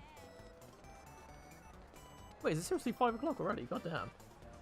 I did not realize the time is just gone. Yeah, like I said, it's a mixed bag. Like, some people say they really enjoyed it, some people say they hated it, and then some people are just in the middle, like I am. Like, if they didn't add it to any other Fallout game ever again, I wouldn't be upset. I thought it was a cool idea, but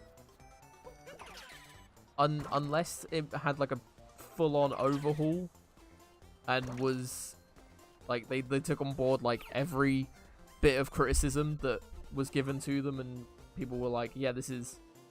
Like, if you do all these things and make it better, like, if on the off chance it somehow became really, really good, then I wouldn't mind them being put in a game. But if it was never in another Bethesda game, then I won't cry myself to sleep over it.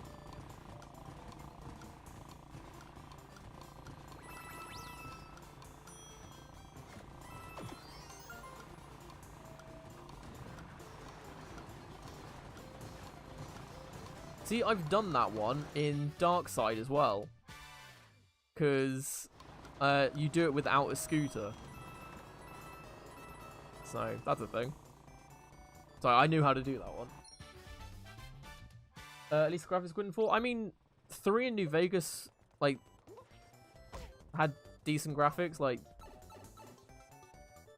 given what it was meant to look like, I mean, it wasn't ugly to look at. 4 sort of simplified it, I think. But no, it did look nice. Like, yeah, I will give you that.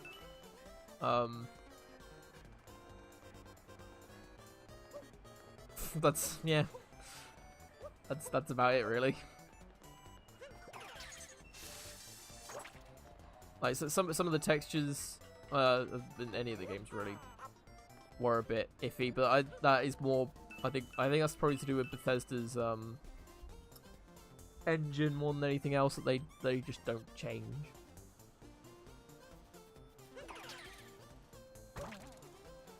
Nice. Surprised I haven't got that yet.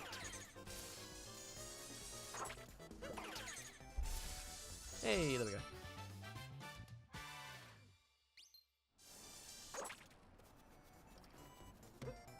Oh, there's a bunny rabbit over there.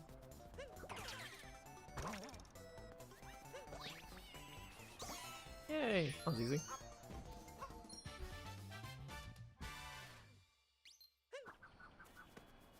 Yeah, it just all goes back to the... I wish they had done a lot more with Fallout 4 than what was given to us. Like the whole, oh yeah, we're doing 2 big DLCs and that's it. And it was like, okay, that's okay. Like, if Far Harbor was a good start, then Nuka World was, and then it's just, they stopped, and it was like, okay, why am I still playing this again? Oh, I'm not, never mind.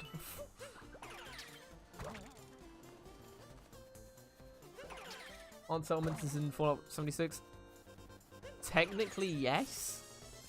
It's not the exact same, because there's no NPCs, funnily enough. It's only, like, the base building aspect of it that doesn't work properly, because from what I understand, if you leave so if you go into the game, start making your base, make a really nice looking base that people can't get into, it's well defended and everything. When you leave, all of your stuff that you've put down gets put into your inventory. So that nice base you just spent 3 hours making, yeah, have fun making it again for another 3 hours, because all your materials have just gone back into your inventory. I don't know if that's still a thing in the game, but when I last saw, it was. So it basically punished the only people that were going to make proper settlements. It's like, you might as well just make a box when you're playing the game, and then that's it. So dumb. The buildings, the people, the taxis! There's so much to see here. There are so many people here, I'm a bit overwhelmed. Oh, I almost forgot, I found a power moon in the crowd. Add it to your collection. Yeah, it wasn't good. I don't know if that system is still in place though. I think it is, because there isn't private servers. Like, if they added in private servers, or the ability to have private servers, that system could be taken out, because then you just do it server side and it stays there. Sort of like Rust and everything. Come to think of it, I'd like to see those big ruins in the desert again. Oh my god. Shut up about the big ruins.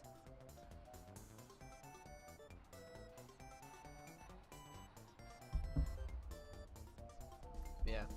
I mean, we've already gone over the mess that was Fallout 76 a number of times, as well as Fallout 4, funnily enough. Seems to be a running theme with my channels. We just keep talking about how disappointed I was with it all.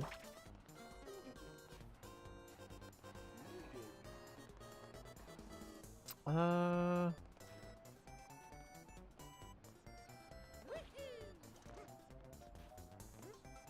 doesn't work.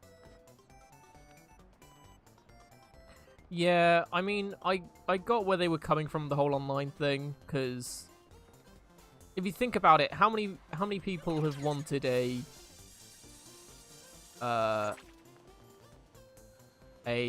co-op Fallout game, or even a co-op Skyrim game? I mean, hell, look at is it Skyrim Together? I think it's called. Like, that whole thing is taken off entirely. And all that is just Skyrim, but with your friends. That's all it is. I think that's what they tried to do with Fallout 76, and like, they tried taking 4 and just making it with your friends, but then they just took out everything that made Fallout 4 playable. And so it was just like, okay, what? And then obviously made everything just terrible. And their excuse is, oh, but it's our first, it's our first attempt at multiplayer. It's like, yes, it is. But you've got indie games that are doing the exact same thing. Like, look at Ark and Rust, and Rust probably isn't a great example, because I think is the guy that made Rust the guy that made Gary's mod or something? Is it something like that? I think I'm on the right lines. I could be completely wrong though. But it's like, yeah, they're all indie games or indie titles that have next to no proper game making experience, and they're making like full-on survival online games, which is what you tried to make, and they've done it infinitely better than you. Like, how do you mess up this badly? Like, it's just slightly ridiculous. I remember at E3 when they announced it, I'm pretty sure Todd Howard did say it is our first multiplayer game, so bear with us, or something along those lines. It's just like, yeah, that I think it was played off as a joke sort of thing, like, it's funny because we haven't tried this sort of thing, but we're doing it, so yay. But now you look at it and it's like, oh, they weren't joking.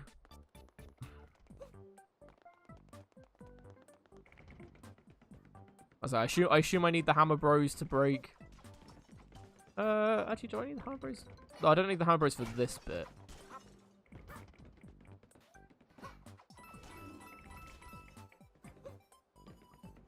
It's whatever. So I've said before that I do at least want to try it at some point and see how bad it truly is. But that won't be for a good while. There we go. I thought so. But I'm still hoping that they at least do something with it, like adding in a big expansion or something. That rectifies a lot of the things that are wrong with the game, like loads of new quests and stuff. But as it stands, it doesn't look like that's what's gonna happen. I didn't need the hammer, bro. I don't know why I took him with me. I was just sort of like, I was just in him, and it was just like, okay, yeah, let's just go with this. And yes, I know how bad that sounds, but whatever. I don't retract my statement. Sonic OC is probably better than 76. I mean, I'm not saying you're wrong. But I would say that 76 is probably more playable overall than, at least now anyway, than Sonic 06 is. Saying that, I've actually never played Sonic 06. I really wanted to when I first heard about it.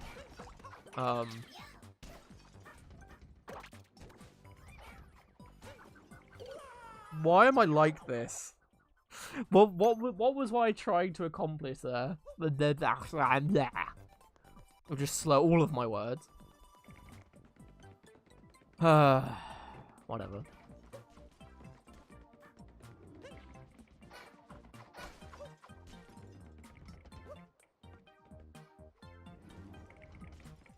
Yeah, I remember seeing Sonic 06 out and thinking, oh yeah, I love Sonic. I played Sonic Adventure 1 and 2 and thought they were amazing.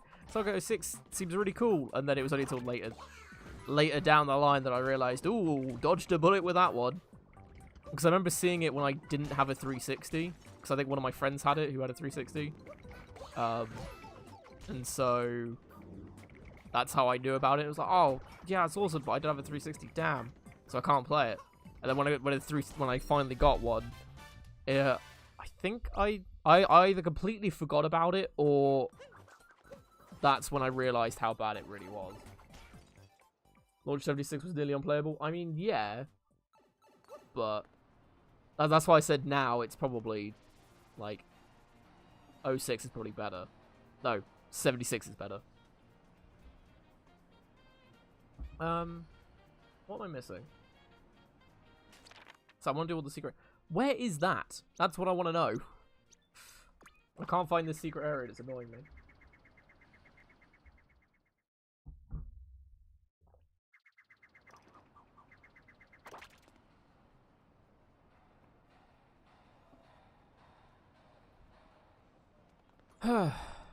Right.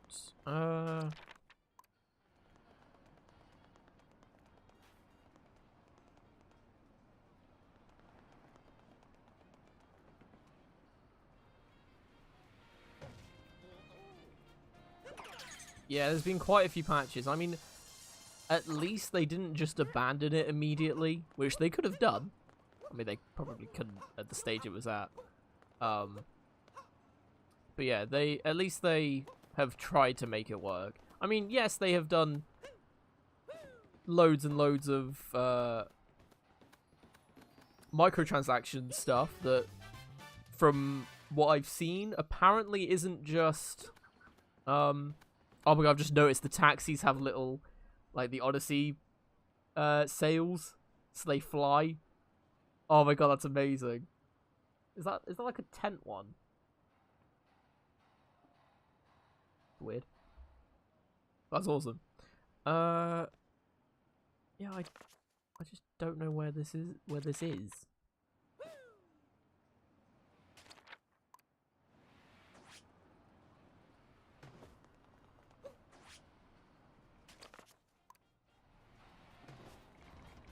Oh, it's there. Wow, I missed that entirely. I was even down here earlier. Yeah, it seems like they, as soon as they try making it better, they just make everything so much worse. Like they've started patching it, yay! But they're adding in microtransactions that affect the game and aren't just cosmetic, and the cosmetic microtransactions are stupidly expensive. Oh. There's a moon there. Oh my god. That's terrifying. How about we don't do that?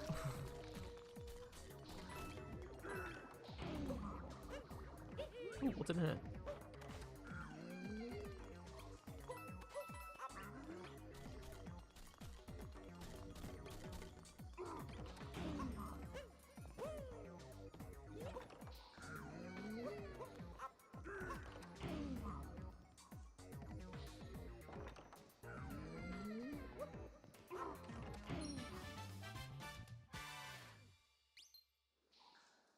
This is going to go horribly wrong, but I'm going to do it anyway. Told you. Correction, hero. It's oh. Sorry, I was gonna say make a joke, but Fallout 76 microtransactions are bad, is what you meant. Because they're still a thing. I assume that's what you meant anyway. As in, Fallout 76 and not 4.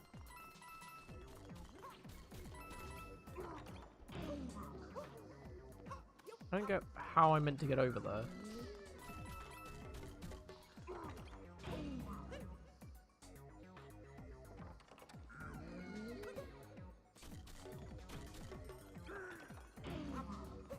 Yeah, it's like microtransactions as a whole are just ridiculous at this point. Like, doesn't Apex Legends or is it Anthem has like a $20 microtransaction that is cosmetic or something? I don't know if that's true or not. I'm just going on what I've heard. So I don't know how accurate that is because I haven't played either of them.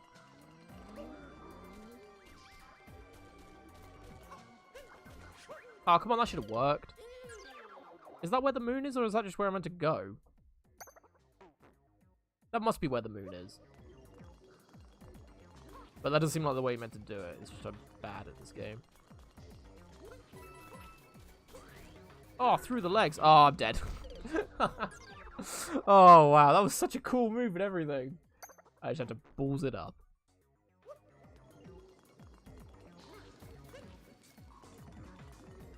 Yeah, so the state of microtransactions at this point is ridiculous. Like, DLCs, I don't mind. Of course there is. Why do I keep doing that? I always try and make some weird, elaborate jump when there's just like a bridge that you can make. I'm an idiot. Whatever. Yeah, DLCs to an extent I don't mind. Like if I'm really enjoying a game, then I'm not too bothered about getting DLCs if the DLCs seem worth it.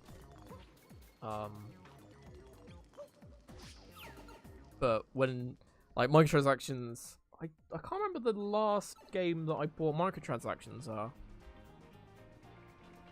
Like, when I say that, I mean, like, retail game. Like, I can tell you the last mobile game I spent money on. But I think, yeah, I can't remember buying microtransactions. Have I ever bought microtransactions in a game?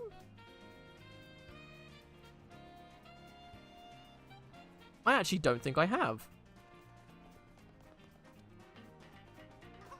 I'll say, mobile game-wise, I have, because I bought a gem pack for One Piece Treasure Cruise, which, if you like One Piece and you want a half-decent mobile game to play, One Piece Treasure Cruise is very good. It's an actual game, which is good. And I thoroughly enjoy it, and it's yeah, it's good stuff.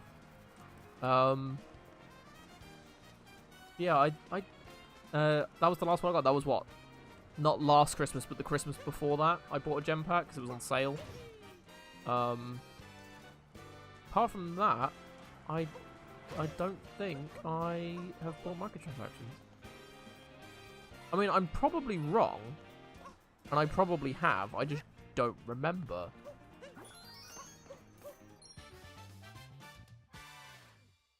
So I'm trying to think what. Oh wait, no. Okay. Would you class Hearthstone packs as microtransactions? I mean, yeah, probably. So, like, big retail game that isn't mobile would be Hearthstone packs. And I haven't bought Hearthstone packs in a while. But apart from that, I think that's it. Like, everything else is either DLC or I just haven't bought any. Like, the sort of closest thing you can probably say to that is, like, sort of borderline microtransactions would be Rock Band 4 songs. Because they're technically DLC. Technically. because that's what they're classed as. They're not microtransactions. So yeah, but technically, oh boy, those are a while anyway. WC's annoying. Yeah, I did get the season pass for Fallout 4 because I got the Pip-Boy edition, which wait, no, did it come with it? I don't think it did.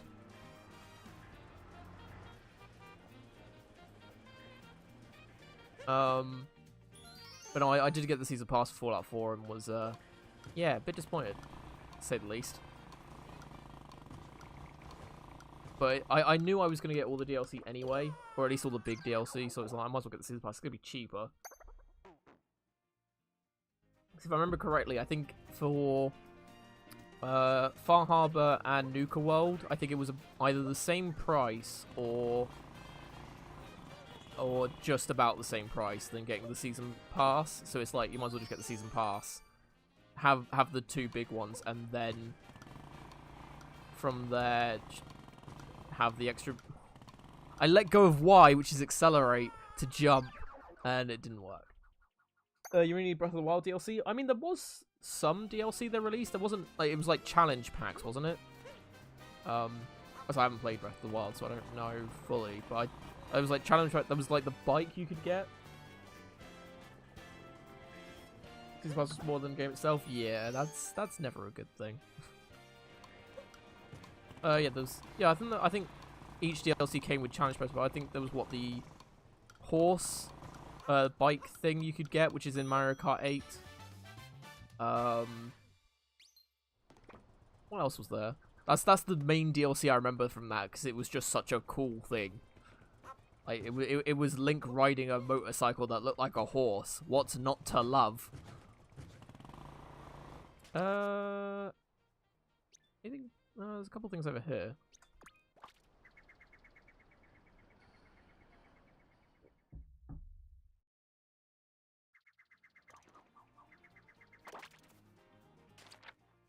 One of them's the bird that is flying around. Oh, and the dog. Come on, doggo. Wait, give me a moon. That was quick. Oh. Silly dog. That isn't a moon.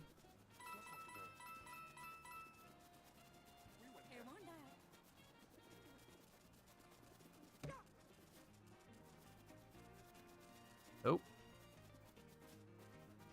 I thought as much.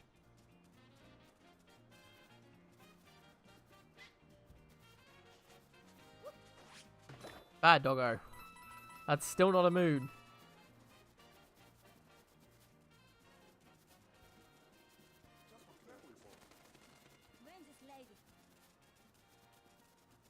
Oh.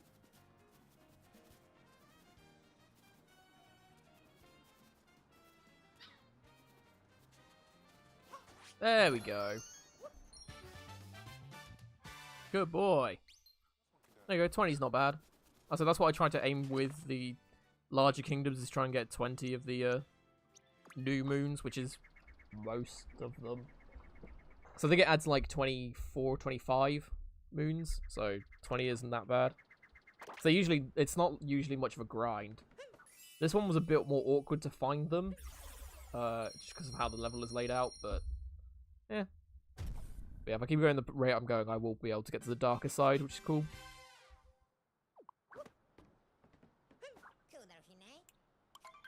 Yeah, one thing I really hate about games with season passes and stuff is when they release a DLC or an expansion, it's usually an expansion, and they don't include it in the season pass.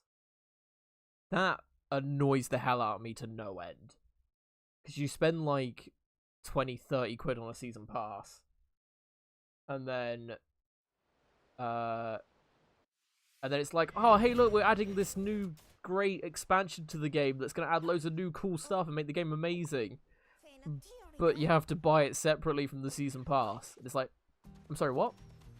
So you want us to spend another 30 quid on the expansion? Really? Okay, great. I was like, the example that comes to mind for this is XCOM 2. Because that really annoyed me, because I really like the XCOM games.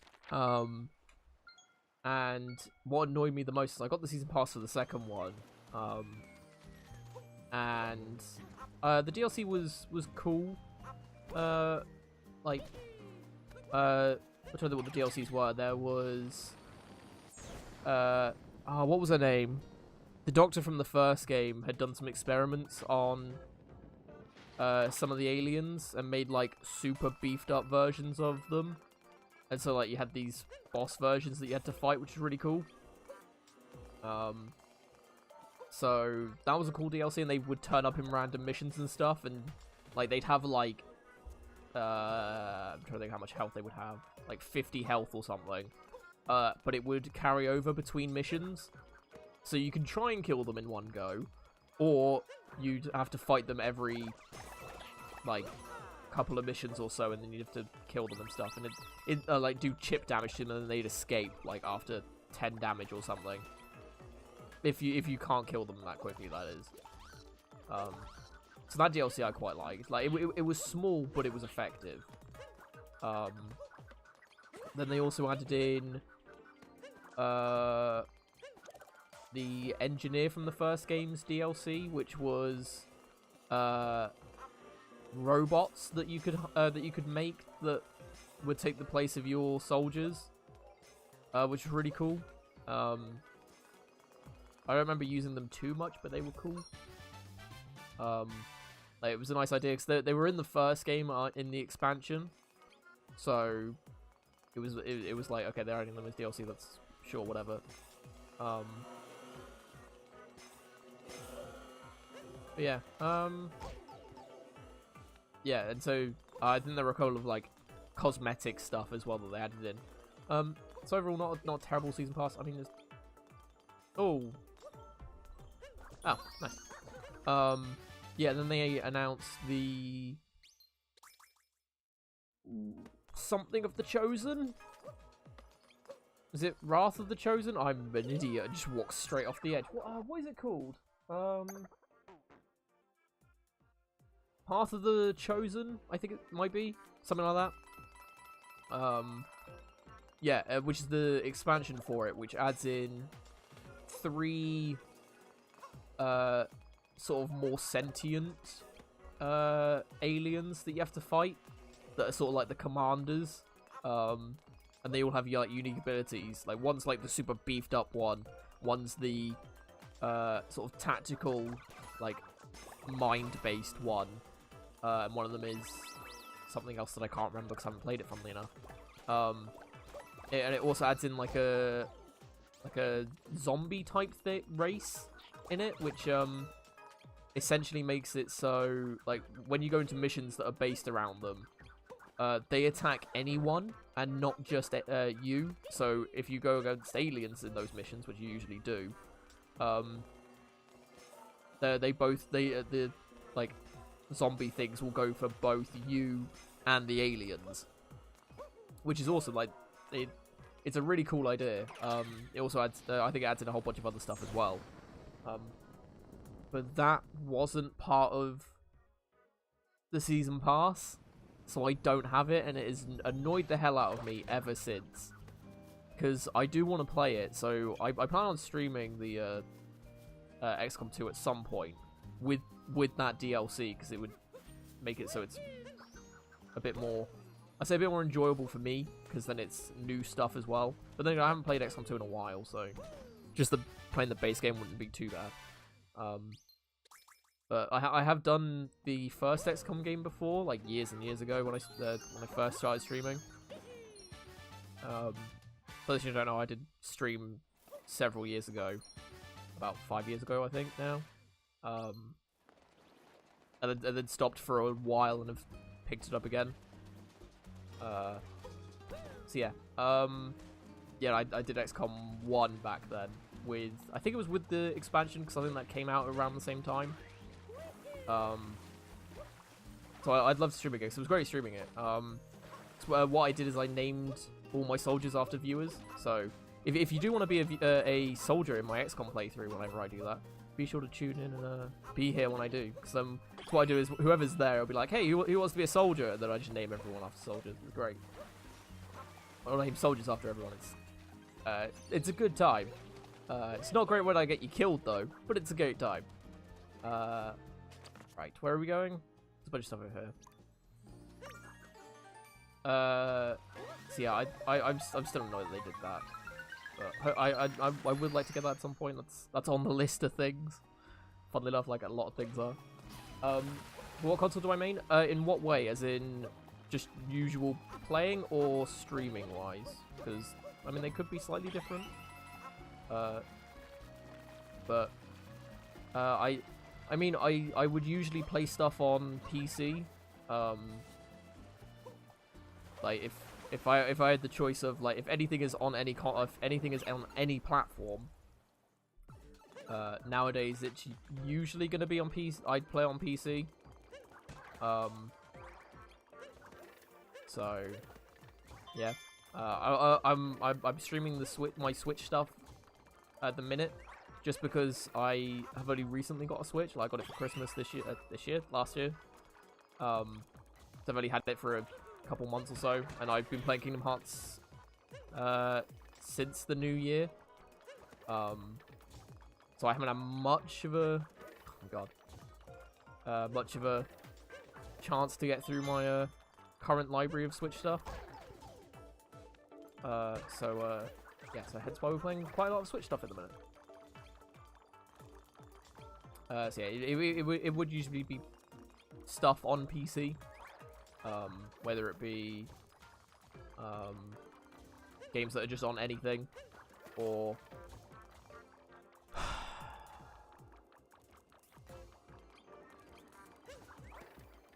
there we go. That wasn't too difficult, was it? That's just a heart. Hi. Yeah, there we go.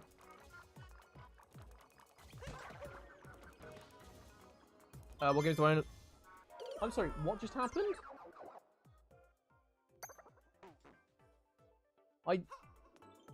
Okay, no, I moved onto the platform.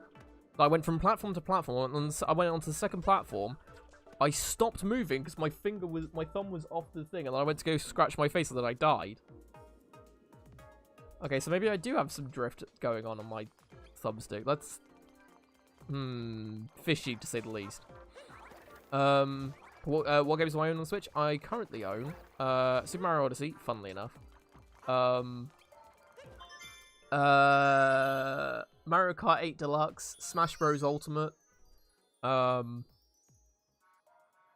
Octopath Traveler I own, which is on the list of things to play at some point. So I really want to try that out because it looks like a really cool RPG to play and go through. So I got that. I think that's about it. Oh, Tetris 99 because I have online. So I do have that because who doesn't love a bit of Tetris Battle Royale? Oh, Pokemon Let's Go Pikachu. Yeah, that's also one. I think that's everything. Don't think I missed anything out.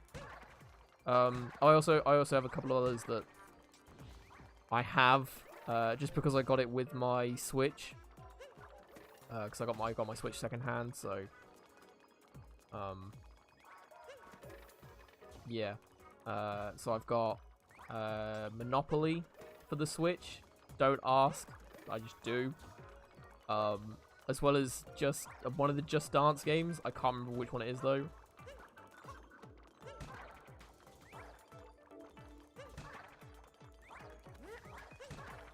So yeah, but I think that's all of them.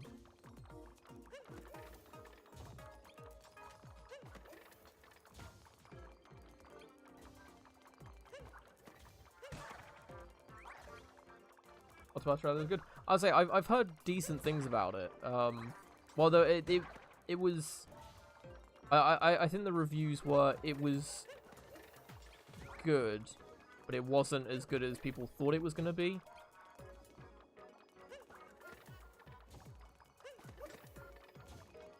See, I'm just guessing at this point. Like, I assume the last moon is... Wow, I messed that up entirely. There we go. Ah, I'll say I'm guessing the secret moon is by killing everything. You got your Switch... Oh, you got the Pokemon Edition one last year. Oh, nice. I did like the look of that one. Yeah, I got mine at a really good deal, so it's just like, yeah, no, I don't mind not getting the decals for that and getting... So I got my Switch with Mario Kart 8 and Odyssey, as well as Monopoly and Just Dance for like less than 300 quid. Which, at the time, because it was a while before Christmas, and so I got it for Christmas, funnily. Yeah, so at the time, like, Switches by themselves were 300 quid. So to get those together was insane. So, that was great. Ah. There you go. I suppose I was a bit annoying to grind. I mean, yeah, from what I saw review-wise, it was meant to be like, it's good, but it wasn't super... Oh my god, I give up. I'm not doing it. The second moon here could not be claimed.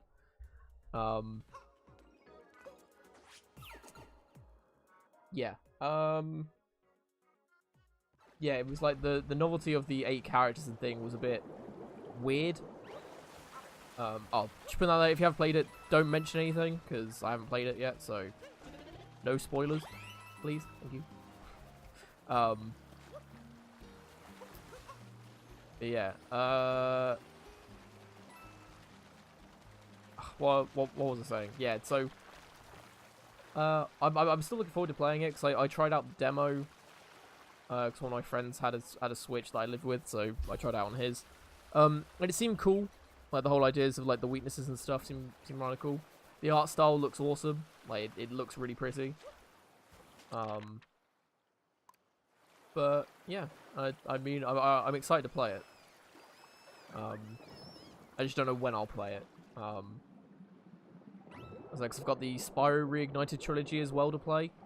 Which I've been wanting to play for a while now, like, since its release. So that's probably going to be next on what I play next, on what I'm streaming next. Whoa! I thought it was an eel then. It wasn't. It was the water spray thing. Yeah. There's so many things around here that I can't find. Is it that? I don't know. No?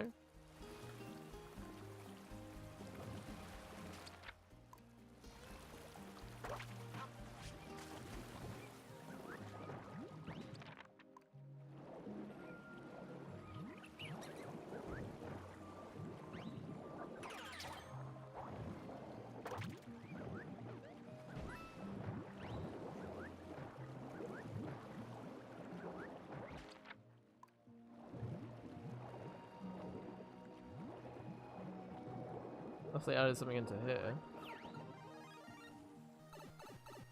Oh, they did. Okay, never mind.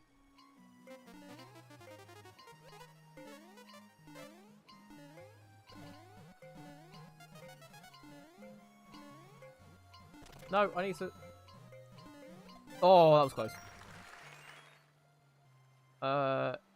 Yeah, but what I tend to do is, depending on what games I have available to me, I do open up to you guys for what I play next. I did that for Odyssey. So last weekend I put up a poll about what games to play next, and Odyssey won by a landslide. So that's why I'm playing it now. So, but yeah, Spyro will probably be next, I think. And then after that, I'll probably do another poll of, hey, what should we do next? It'll either be Octopath Traveler or something else. I do take game requests as well, so if you do want me to play anything in particular, feel free to let me know. The best way to do it is probably on my Discord server. I do have a specific channel for game requests, just so I can keep a list of them and keep an eye on them and stuff.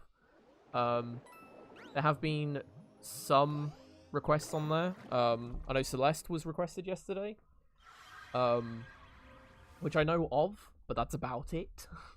I was like, it won quite a few awards, didn't it? But that's as much as I know. I think it's like it's a platformer, I think. I'm intrigued. Yeah, what were the other stuff? Some fan-made Pokemon games were requested, which I wouldn't be opposed to trying out. Because I've never actually played any fan-made Pokemon games. I've just played sort of the standard ones, and I know some like people have said that the fan-made ones are very good. So it's something I'm eager to look into, as it's been requested. As well as Phantasy Star Online 2 is also was also requested. So if anyone does play that, let us know.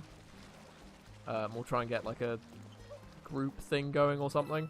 I have no idea how the game works. I know it's an MMO, I think. But that's something that's got to be sorted out in its own thing, because it's not in the West, so you have to do some really awkward ways to play it. But yeah, that I will do hopefully at a weekend at some point, hopefully. Oh, what's my Discord? It's down below. But if you're on mobile or can't look at the information for whatever reason, you can type in !Discord, and that'll give you the Discord link. As well as I think accounts does stuff as well. I can't remember the commands that I made. But I think accounts works for stuff, but I think that's for like my personal stuff, like Steam and everything. But yeah, Discord gets the Discord stuff. Sonic Mania, that's not a bad idea actually. So I know that's got very good reviews and stuff, and it's meant to be very, very good. So yeah, I forgot about that. That's yeah, like I said, the Discord is the best way to mention those, because then it saves the list essentially. So it's really easy to keep track of. Oh, I'm an idiot. There's like that could be broken. And then pow.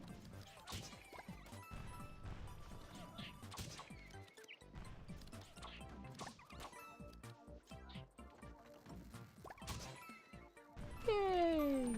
Ow. I get too excited and just immediately get hit.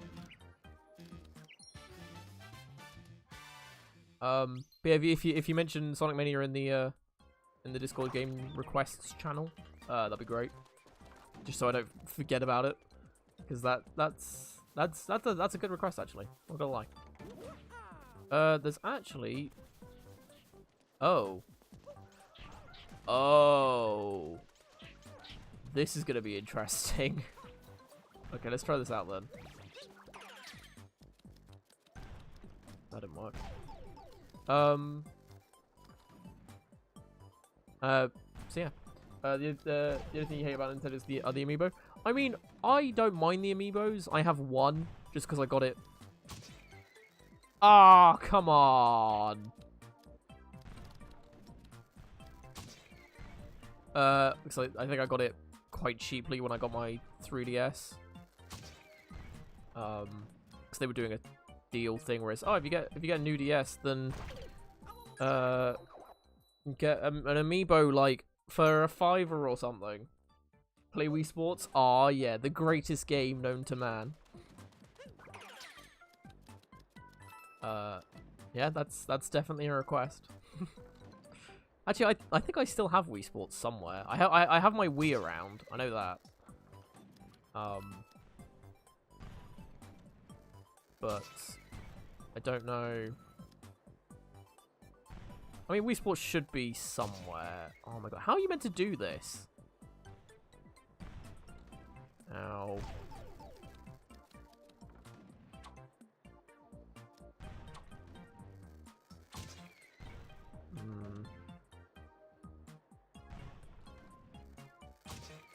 That's too early. Too late. No, that was too early as well. Or is that too late? I don't know.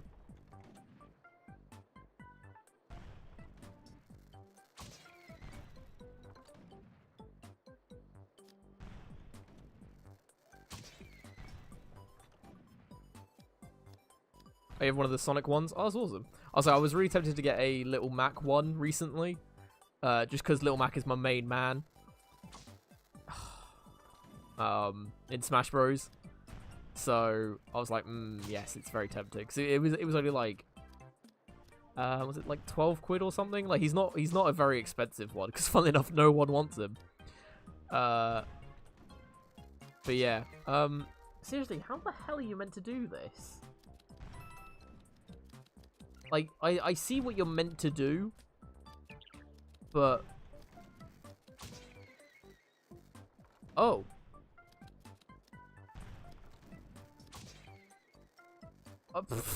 Okay.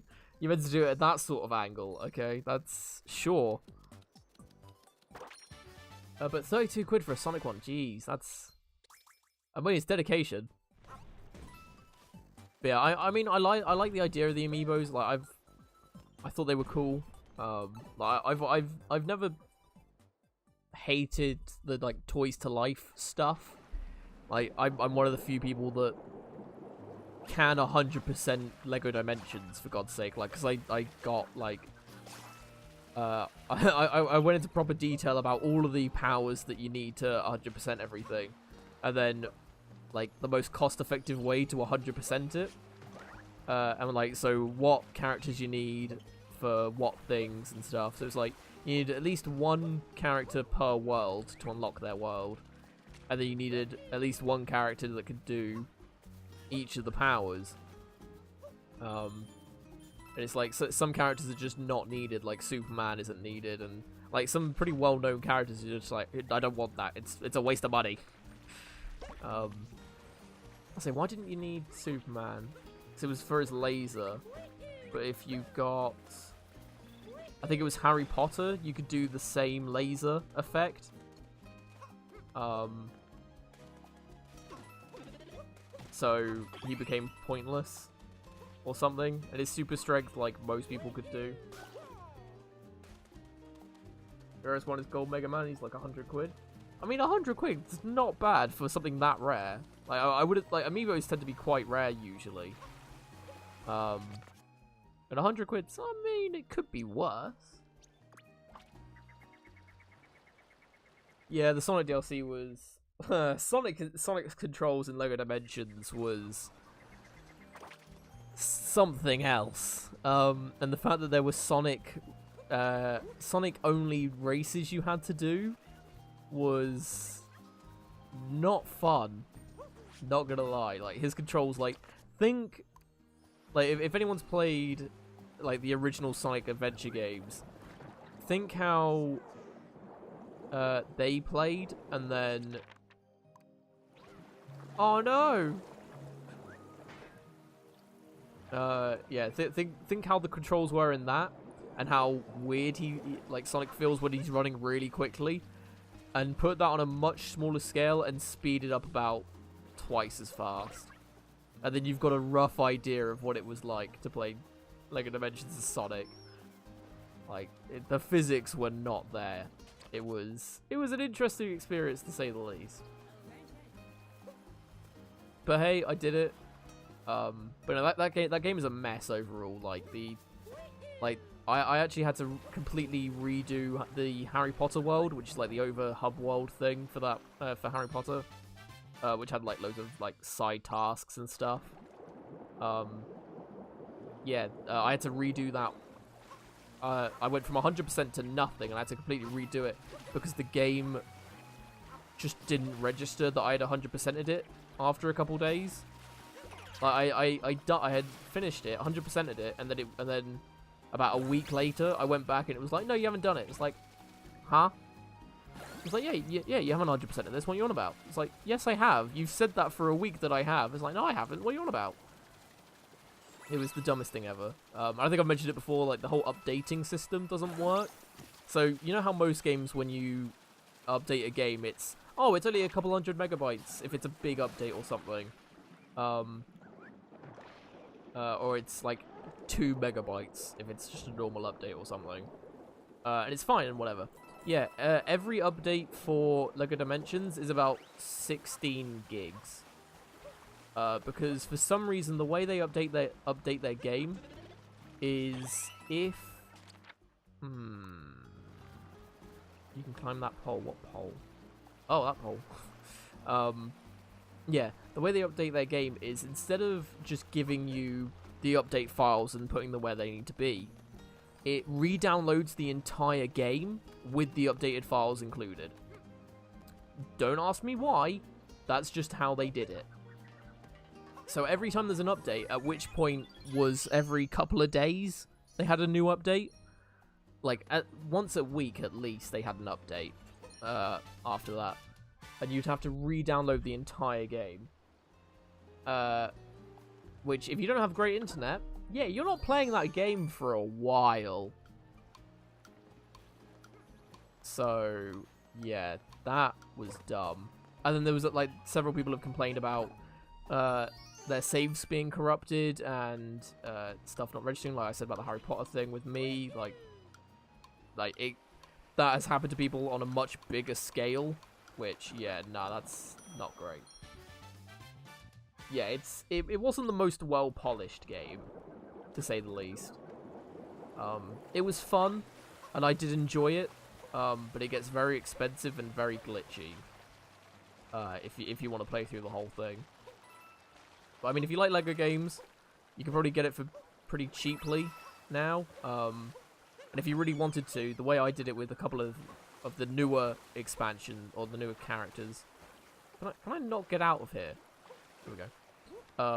Was if you look at some second-hand places, like in the UK we've got CEX, or Sex, which is what it's meant to be called, but you can't call a shop that, it's disgraceful. So CEX, I got like the character bases, which is technically all you need. Like, you don't need the figures or anything, you just need the bases for it to work. I bought like a couple of bases for like £2 each or something, which just to unlock the worlds isn't bad. Like, I got the Knight Rider one and the Gremlins one like that, because it's like I wasn't bothered about having the figurines. So it's like, if you like LEGO games and you like certain franchises that they've teamed up with LEGO Dimensions, I mean, the starter kit you can probably get for a tenner, maybe £20-ish, and then a couple of quid per thing that you want to do. Like, if you just get second-hand versions, then it's not terrible.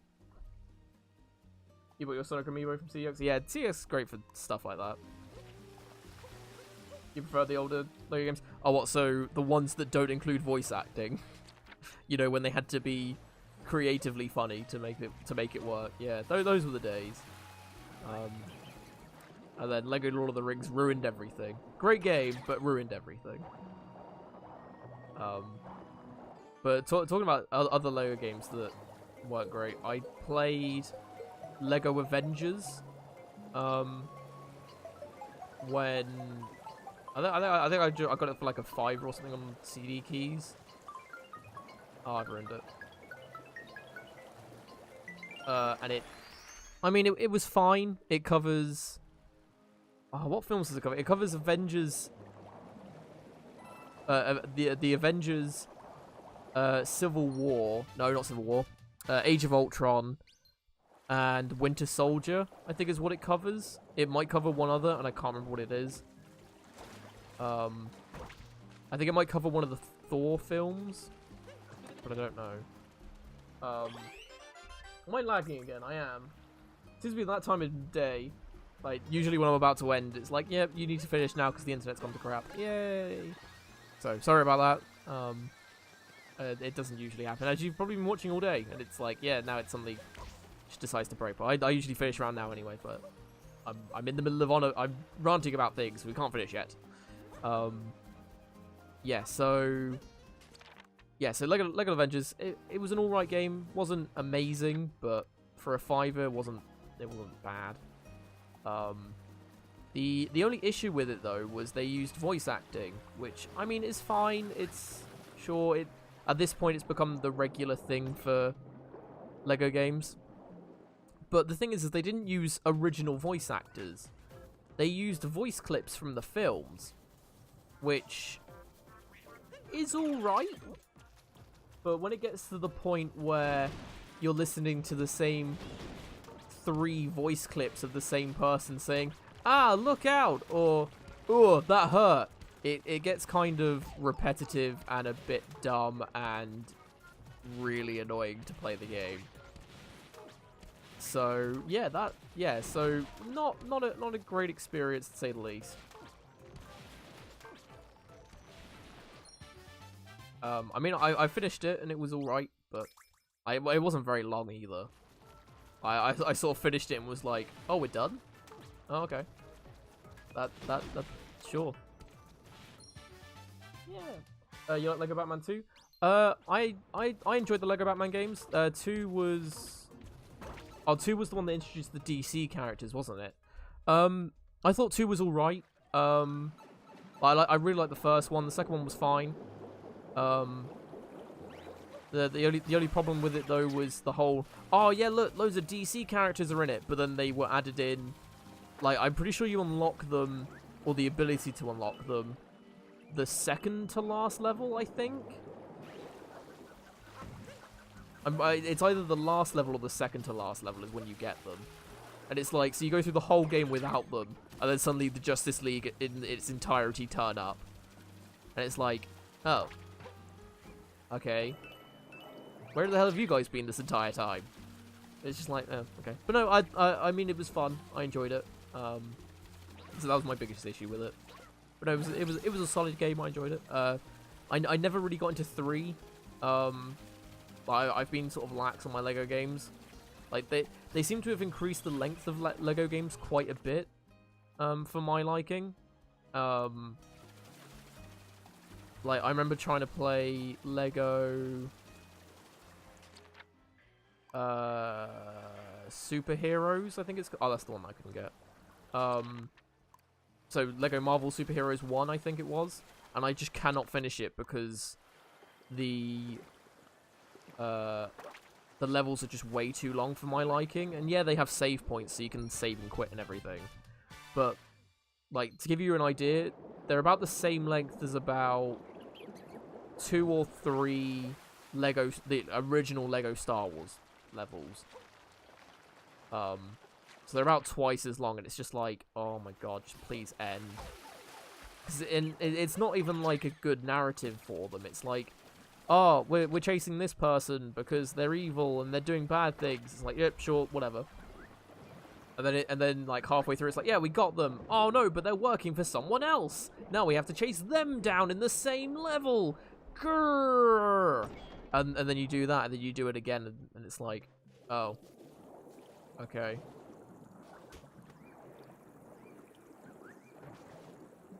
What? Cheeky moo. Am I hitting it or am I missing slightly? Yeah, and then so yeah, well, with the the Marvel superheroes thing, I think the third one had the same issue where the levels were long as well, and I just couldn't be arsed, so I think I did like the first level of the third one, maybe the second, and then just never played it again.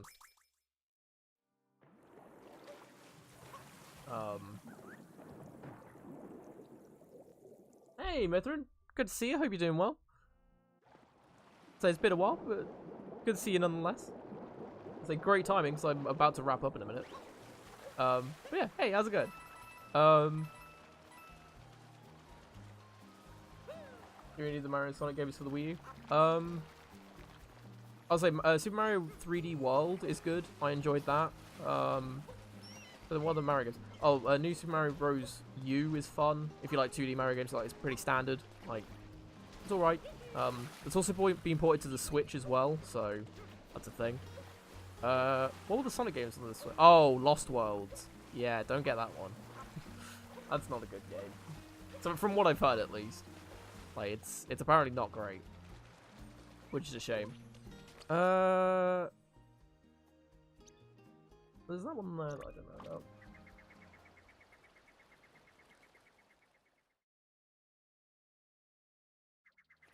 But yeah,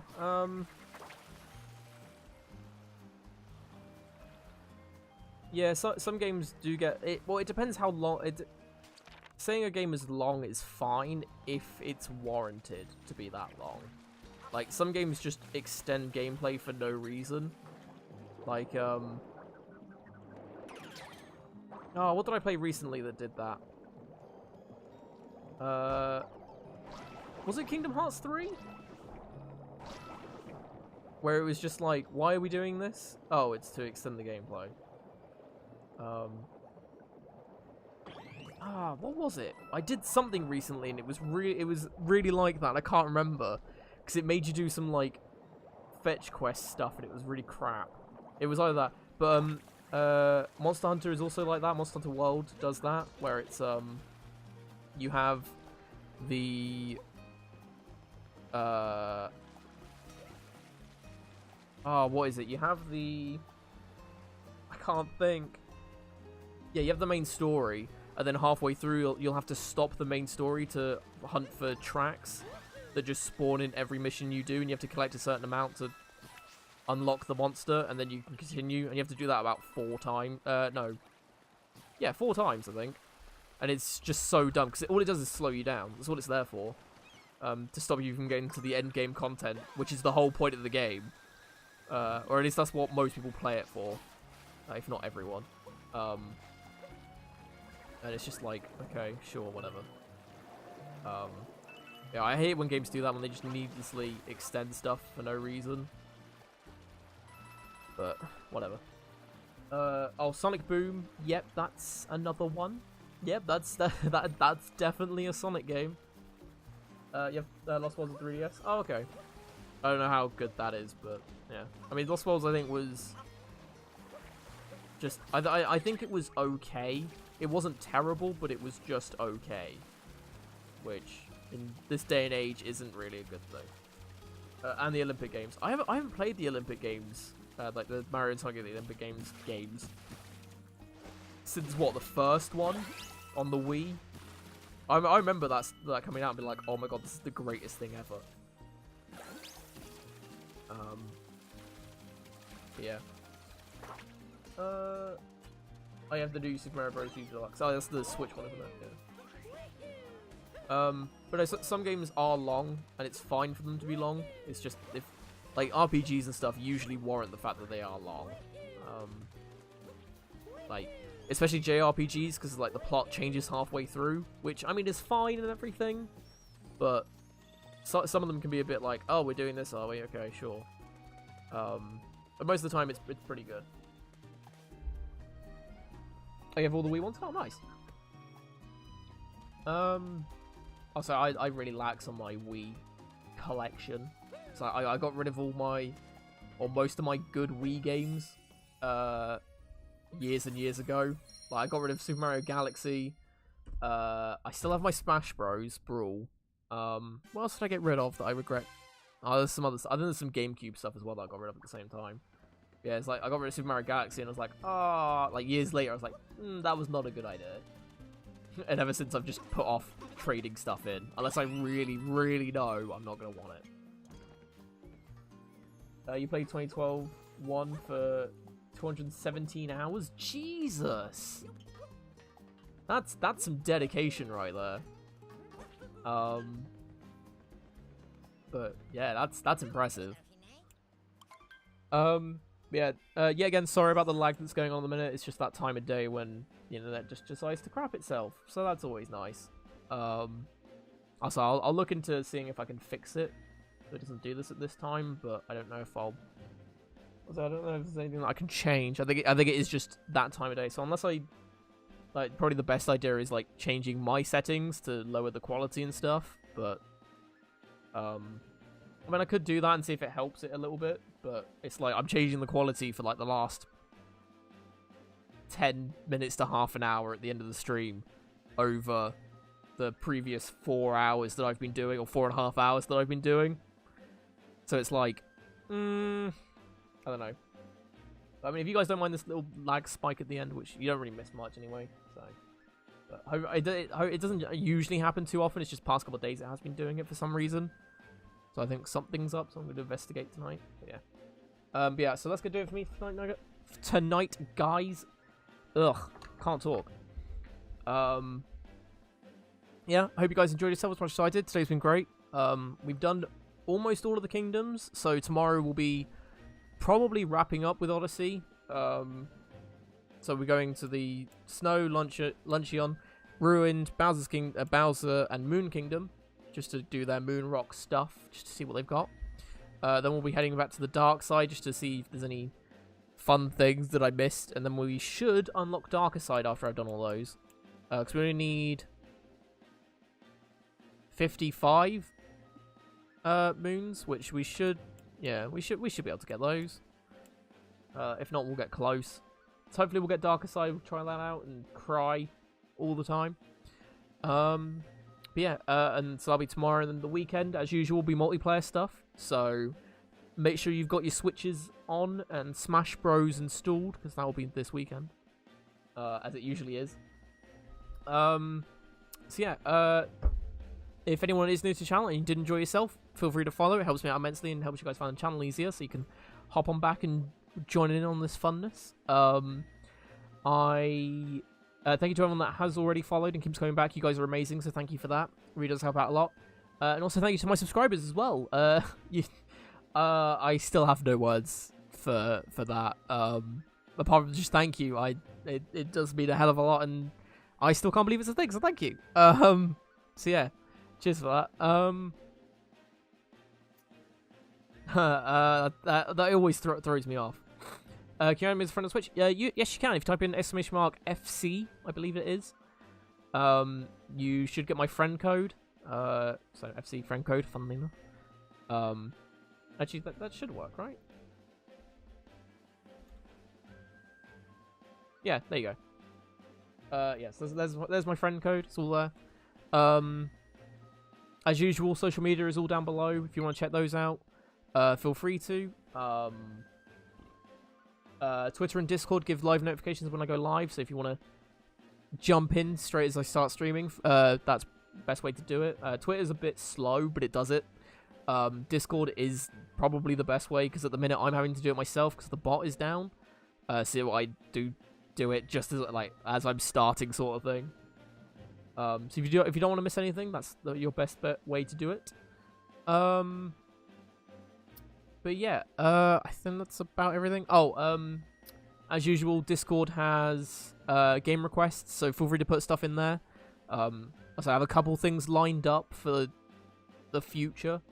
So after we finish this, it will be Spyro Reignited Trilogy, which I'm really looking forward to.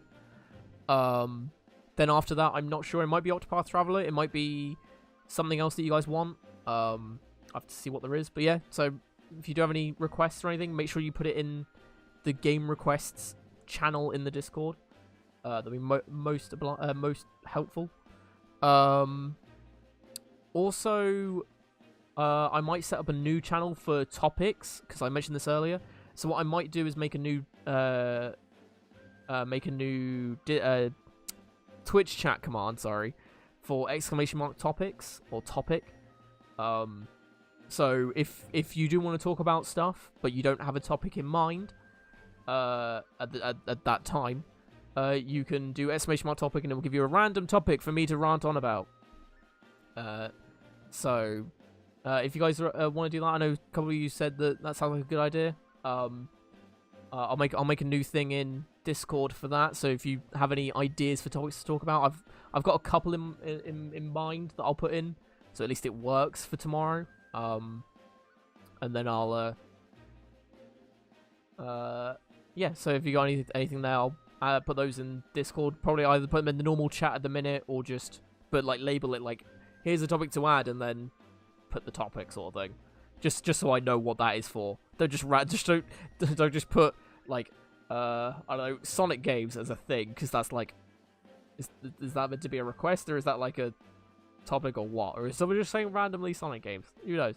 But yes, feel free to let me know those. I say the more topics we get, the better, because then it's like loads to talk about, sort of thing. Yeah. That's everything. Oh, also YouTube. I do have a YouTube channel which I upload all of my streams to. Sorry, all my single player streams to. So if you want to watch my Odyssey playthrough, that is all currently up there, apart from today, funnily enough. All of that is up there. Both, yeah. Sonic games, it's a request and it's a topic. Go! Do a Sonic marathon. Ooh, that, I wouldn't be opposed to that.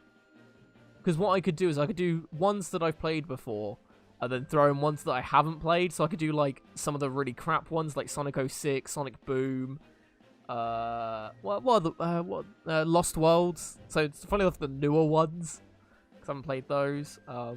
Throw Sonic Mania in there. I mean, there's a good amount of stuff in there, so that's not a terrible idea. So I'll put that on the ideas list. See, this is what happens. This is why you don't make jokes, because then I take them seriously and think, actually, that's a great idea. You try to collect Sonic games at the minute, it's taking forever. Oh, really? I have all games except all games post 06, except for the Wii U ones. Oh, okay. I'll say the older ones are going to be awkward to get. I'll say eBay's probably the best place, but even then, it's like, you have to get the console for it, and it's like, oh, mission. Yeah, so YouTube, if you want to check all my playthroughs and that, I've got all of this up there at the minute, and this session will be up later today, or, well, for me, it'll be early tomorrow mornings. I think last one went up at like 4 in the morning or something, because these recording file sizes are stupidly big for this game, for some reason. Yeah. So yeah, I've got a bunch of other stuff on there, so if you want to check out my other single player stuff, like Kingdom Hearts, Pokemon, Let's Go Pikachu, there's a couple of other bits on there as well. Feel free to check those out. I think that's everything. So yeah, so more Super Mario Odyssey tomorrow. Yeah, and then Smash Bros at the weekend, which I'm super excited for. So thank you everyone for watching. Hope you guys enjoyed yourselves, and I'll see you guys. And I hope you guys have a great day, evening, night, whatever time it is for you, because time zones are a thing, and it's great. Yeah. Hope you have a nice time, whatever it is for you, and I'll see you guys tomorrow at the usual time, hopefully. Bye. Oh, I'm getting the Mega Drive ones for old games. Oh, really? Okay, that's fair enough. I'll say, but you're missing out on like the best ones, which are Sonic Adventure 1 and 2. Just saying. Yeah. So yeah. After being I'm gonna keep getting sidetracked. So I'm gonna have to finish up before I collapse from lack of food. So yeah. See you guys tomorrow. Bye.